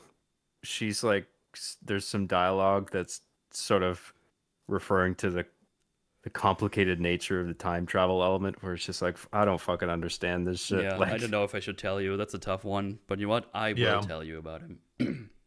yeah. And then the kid says something else, and she's like, "What did he say?" It's like, "Oh, he says a storm is coming," and then she says, "I know," and La tormenta. drives off into the sunset or into the storm, whatever. Into the storm, yeah. Into the storm. And that's it. That's Terminator Juan. Get it? Because we're in Mexico right now. Haha. Comedy. Anyway, yeah, amazing movie. Fucking awesome. Yep. One of my favorites. Really, really, really good. And then they made one more, and then they stopped. That's how it Yeah, went. precisely what went down. A storm of PCP. Oh God, I like the PCP meme. I hope it stays. PCP is the storm. The only scene I remember from Terminator 3 is where she inflates her boobs for the cop. That was a fun scene. I thought that scene was really funny. Yeah. And actually, it made sense, or at least some sense. I will go to bat for T3 a little bit. Maybe it's because it's the first Terminator film that I ever watched, but... It is okay to find Kristanna Loken attractive. That's nothing wrong with that. I mean, I feel like the biggest problem... Yeah, like the biggest problem with it is that it's just T2, but a lot worse. It doesn't do anything new. But yeah, like there are bits in T3 that I think are really quite good, but it's nowhere near as good as the first two. Mm-hmm. Yeah. T3 is silly comedy. I barely remember that movie, but yeah, that's probably pretty funny. I feel like it wasn't their intention, or at least it shouldn't have been, even if I think the director might have not been able to resist doing some comedy stuff, like making it so that he gets his leather jacket from like a gay nightclub. I think there's definitely an effort to make it a little bit more goofy, because you have the bit with the glasses that comes straight after that, and you have the bit where I can't remember the name of the Catherine Brewster says "drop dead asshole," and he just responds, "I'm unable to comply." Which there's little bits like that. It's a little bit self-aware and goofy, but yeah, it's right. It's odd choice though for like a follow up to Definitely. Terminator 2. It's like well, Definitely, it's weird. Oh man. But yes, Terminator 1, good fucking stuff. Very, very tight script for the most part. Like maybe one or two things where it's like, okay, it was a bit unlucky, but again, if we see it as like a combo meter, as we like to call it, it's not like this is like inconvenient, this is contrived, It's like, no, this is cause and effect. Okay, maybe a little bit lucky, but then you have like 7 more instances of cause and effect, and then you have like a little bit there again. So it's it very much gets away with those small instances, and those ones are not even like crazy insane or anything. Yeah. So yeah, it's fun stuff. Very good. Highly recommend. If for some reason you haven't seen it yet, do it. Watch it. It's good stuff. yeah. Watch it again, even if you have seen it. Oh yeah, I'll be watching it again and again over the years. I can that's for sure. It is very rewatchable. Absolutely. I was watching I have the quadrilogy on Blu-ray, and I was watching the deleted scenes, and there is gold in the deleted scenes, man. It's actually baffling. Because there's some little scenes where it's just like, did they just cut that for time? Because it doesn't even last that long, but it's so good. It's just like this great little moment. And then there's some where it's just like, fuck, this is really good, but I can see why they cut this out, because it's opening a can of worms that would just sort of take away from the efficiency of the theatrical cut. There's stuff about like that that are elements in Terminator 2 in the deleted scenes of Terminator 1, where like Sarah plots to blow up Cyberdyne. And it's just like, fuck, there's like a lot of like groundwork laid out that just was on the cutting room floor. And then James Cameron, we can do something with this in T2. Like it's very deleted scenes. There's some fucking great material in there. Oh yeah. All of them, all the scenes that were cut, like it's all good stuff. There's a scene where like it's Kyle sitting with Sarah in a field after she announces her plans to blow up Cyberdyne, and he just like breaks down in tears because he's looking around saying, fuck, everything is so beautiful and I can't have this. And it's like he just feels so cheated. And it's just like, yeah, that would be something you would think about.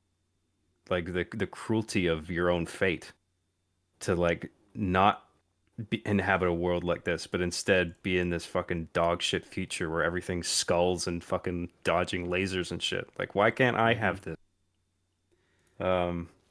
Yeah, deleted scenes is a goldmine content. Yeah, it's good stuff. Good stuff. Well, let's do the super chats, and then we're out of here. I got one through Streamlabs by Obdulio with $5 reduce. Thank you very much. In the deleted scene, they inadvertently set up a plot in T2. The pipe bombs were not for the Terminator, but Sarah convinced Kyle to bomb Cyberdyne. I guess that's what you just talked about, yeah. Right, yeah. Yeah, the deleted scenes, good stuff. Always worth checking those out if you can. You gotta read the ones from the Penguin arc. I did read those on my last stream, but I can get them out again. That's not a problemo. I guess it makes sense to read them here again because people are probably going to watch that here. Let's see. Give me 1 second. Shouldn't be too hard to find again. Blah, blah, blah, blah, blah. I have a friend who really doesn't like T2, or not, he doesn't not like T2, but it's like John Connor really got on his nerves, like the actor. He didn't really bother me personally. Yeah, I like Edward I guess I kind of get it. Yeah, Edward Furlong, right? That's his name. I guess some people really find him irritating, but I never found that. I thought he was all right. Yeah. Yeah, I think he's great. But yeah, let's just do those super chats from the Penguin stuff on the Batman or whatever. The Batman, also known as the Batman that mostly just walks through the front door. He does do that, yeah. In the Batman, it's kind of fun. And I think there was just one other one. Yeah. It says, "Hi, Wolf." Well, he would definitely say hi back.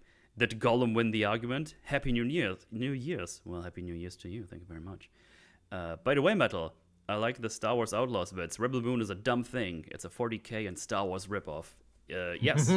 Yes, And yeah, I'm correct. happy you like the Star Wars Outlaw bits.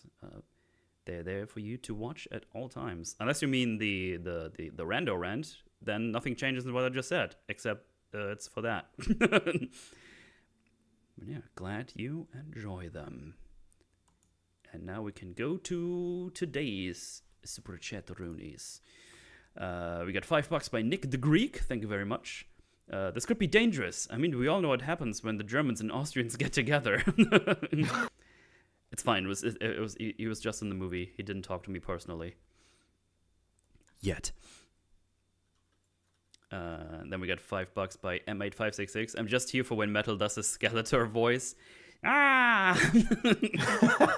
Fuck you, He-Man! I'm gonna fuck you up! I brought that. I did that on our Until Dawn stream because there was one skeleton. Best character on the whole thing.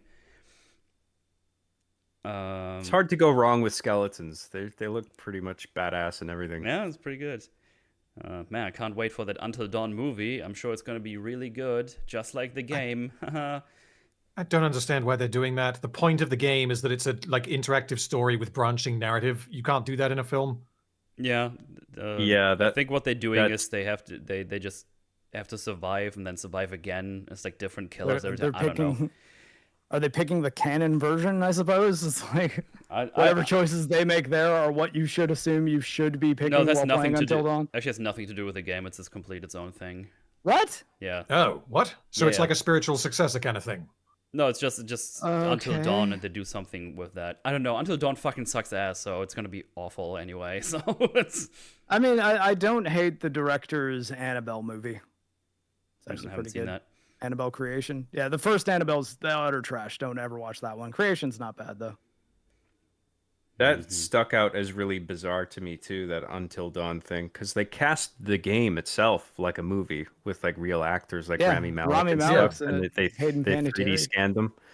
But now it's like for the Hollywood movie, it's like now we need real actors or something. It's like what?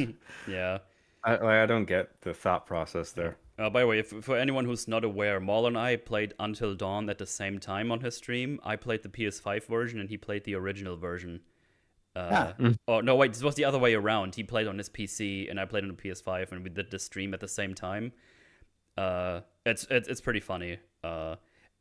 We expected to be at different points at some time, but we kind of were just done at the same time for the most part. Like no matter the choices we made, we always ended up at the same place pretty much. That's those choices are fucking dog shit. It's just all dumb. Yeah, there's not much complexity to the gameplay, right? No. I mean, between cutscenes, it's all pretty linear, so it makes sense that it would line up, right? I had one character die, or Maul had one character die. No, I had one die, and then he wasn't in the game anymore, obviously. On Mauler's side, he survived. He was in one or two more scenes. Other than that, he was just not on screen, and it looked the same as for me because he wasn't on screen. A canon-diable character. Oh, it was God, it was so bad. The remake sucks anyway. It looks worse as well. It looks way less stylized. I don't know. Game's bad. Don't play it. Elizabeth Young, thanks for the new membership of Burp Enthusiast variety. Thank you very much. Burp. I can't burp on command. We got $5 by Neem. Also, Bucky has a reason to be Captain America, to atone for his role as the Winter Soldier. Falcon could have been Bucky's guide on how the world is. Yeah, that would have been something. I think so too. We 27 months membership by Cernye. Thank you very much. A bearded flame variety. Hello, Motel, Marc, and John. Have a good Forgism. Also, hello, Mr. Film Talk. We patiently wait you for that book reading session. Wait, what? Oh, no. What book's that? So, in my Discord, a bunch of people decided to listen to the audiobook of Shadow of the Conqueror. Mm-hmm. and many memes were spawned. I am only familiar with the memes because I have not read the book, nor have I listened to the audiobook. Okay. And I don't know why. I can't remember if I was drunk on a stream at one point, but for some reason, people seem to be. I don't know if they're gaslighting me into listening to it a second time with them. I don't. I don't know. I don't remember what I promised, so I can't comment. No fair enough. comment. Cool. It's Shadiversity's book. Yes. Okay. Do, do, do, do, do, do, do. Oh, there it is. $5 by Neem again. Thank you very much. Brilliant sequences. His name is James. Wait. His name is James Cameron, the bravest pioneer. No watch too steep, no sea too deep. What's that? It's him, it's James Cameron. Took me a second to realize what was happening here, but I got there. Doesn't do what James Cameron does for James Cameron. James Cameron does what James Cameron does because he is James Cameron. The whole thing of like parodying the abyss to raise the bar from Yeah. the bottom of the ocean. Oh, is yeah. pretty clever. I love that. Good stuff, good stuff. We got 5 gifted memberships by Jose Gonzalez. Thank you very much. $2. Thank you. $2 by Dr. Diddler. Still streaming? Nah, I'll be back. Nice one. Say the line, Bart. Say the line. I'll be back. Yay! Yay. Got $5 by Hyperbolic Ninja. Thank you very much. 4 of my Thank favorite you. people talking about one of my favorite movies, and I'm too busy to watch live. Nah, it'll be here for you to watch when you're back. Don't worry. And try the first Berserker Kazan demo. It's free/fun. I think he posted it in my Yeah. Discord. We did. I shall give it a try if I find the time. That's always the issue. Time. And we got another $2 by M8566 saying in Terminator 3 the coffin is filled with nothing but PCP. Oh yeah, the coffin scene. Yeah. I kind of remember that from T3. That's like the only other thing I remember. We got $10 by Jose Gonzalez. Thank you for that. Chad Kyle should have left a mailbox with a sign, Sarah Connor's location and stuff that full of pipe bombs. Looney Tunes guerrilla warfare. Hell yeah. And then we got £2 by Dunny. Thank you very much. Just saying, great stream, guys. Love all of your stuff. Well, thank you very much. I'm glad you enjoyed. Very cool. Appreciate that. And I think that catches us up to the chats of the super stuff. Yay! Well, this has been fun, lads. Thanks for joining us. Yeah. But Thank you very much. Thank you. everybody. we're out of here. Random, what are you up to? What's going on? Tell the people about all your future plans and stuff. I recently finished dealing with Rings of Power Season 2, so I got my final video out on that, which is on the channel. It's quite long, yes. And now I'm catching up on Arcane Season 2. Oh, So no. there's going to be, at the moment, it looks like 3 videos, 1 for each act. Going through them and dissecting them in autistic amounts of detail. Hell yeah. It should be fun, but at the same time, I also hate what they did because I really loved Season 1. Whereas, Same. like, Same. Rings of Power was always bad. Arcane destroyed something that was good. Mm. Yeah. Yeah, it doesn't hurt as much if it's all dog shit. Exactly. Yeah. Obviously, link is down below. Go check it out. It's good stuff. John, what are you doing? John Graham on YouTube. I write scripts for machinima projects. I do a show called R Being the Chief. Last thing I did was a parody of Die Hard as a Christmas special.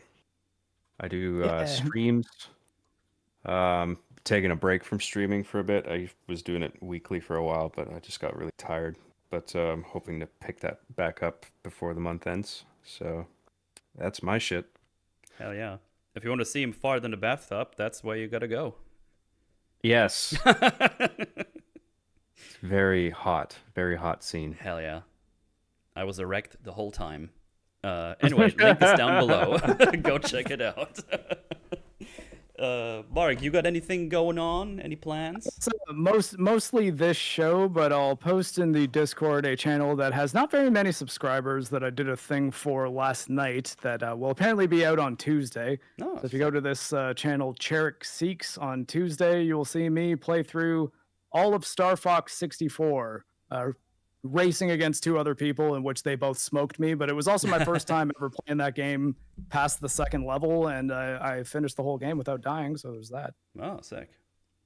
Yeah. Is that the recompilation that you're Yes, playing? it is. Like, we played that's the cool. the decompiled port that is quite good, and yeah, I recommend checking that out. If you search Star Fox 64 PC port, you'll get the GitHub link for it. Nice. That looked really cool. I saw some screenshots of that. Yep, Star Fox 64 at 4K 120 FPS is interesting. I'll say that much. It's Yeah, I saw it running on an ultra wide monitor. I was like, that's fucking badass, dude. yeah. Sounds pretty juicy. stuff. I need to check that out. But yeah, well, go find that. Sounds good. Sounds good. Me, I'm next. That's me. Hi. That's my. I'm on my channel. That's what I'm doing. Hello. I mean, I'm just preparing to get back into the groove. My vacation is officially over tomorrow, which is very sad. Because I gotta go back to work. I'm dreading what's gonna await me there. I don't know if everything broke while I was gone, or maybe anything is gonna be fine. But that's not very interesting to you. As for me, I will be going back to my Rings of Power coverage. I want to finish that for sure. As I said before, I'm like halfway through episode 5 with the editing, so going back to that. I'm going to be finishing Astrobot next week, at least that's the plan. It's probably going to be 1 or 2 more streams of that. And before not before. When that's done, I'm going to go and play Wukong on stream, but that's not going to be next week. Probably won't be doing it tomorrow. I feel like tomorrow I'm going to be very tired because I have to reset my sleeping schedule, which probably means I'm going to be not sleeping a lot this night because I can't fall asleep early because for 4 weeks I went to bed at like between 3 and 5 a.m. So that's going to be fun stuff. Yeah, I don't know. I'm just going to go back to work. Thingy-majig, Captain America is coming out. I'm going to be prepping for that. There's definitely going to be a Fortunate, and I'm probably going to make a video on it as well. So I'm going to be doing a bunch of prep for that. So yeah, me doing something more recent as well, because you know what? I chose to do more videos, and that's what I'm going to do. So yeah, lots of work this year. Things are going on. I don't know, just real life stuff. I need to fucking tidy up this place because it looks like I had vacation right now. So I need to clean up my fucking mess. Yeah, all these things coming along. I'll probably pop out on like EFABs or whatever. They just drag me into their shit all the time. So you know how it is. But yeah, things coming your way. Going back to work. Gonna be good stuff. Not sure what we're gonna forge next week. We'll figure it out. It's gonna be something fun for sure. Hey, we could just do Terminator 2. We could do that. That's always an option. But yeah, we'll figure it out. It's gonna be fun. And yeah, that's me. Things just winding back up, and then more stuff to come. There you go. Hooray! And Nice. There you go. Well, again, thanks you everyone for hanging out. Thanks for joining us, lads, for the good old Terminator stuff. Good fun Yeah, stuff. thanks for all the support, super chatters and members. Hell yeah. Really helps us out. And Thanks yeah, for having me on, guys. Yeah, Yeah, no thank worries, you. man. absolutely. Both you guys are all always welcome. the time. And yeah, with that, we are out of here. Go find something else to do because we're leaving. Sorry. Okay, goodbye. Bye, everybody. Goodbye. Bye.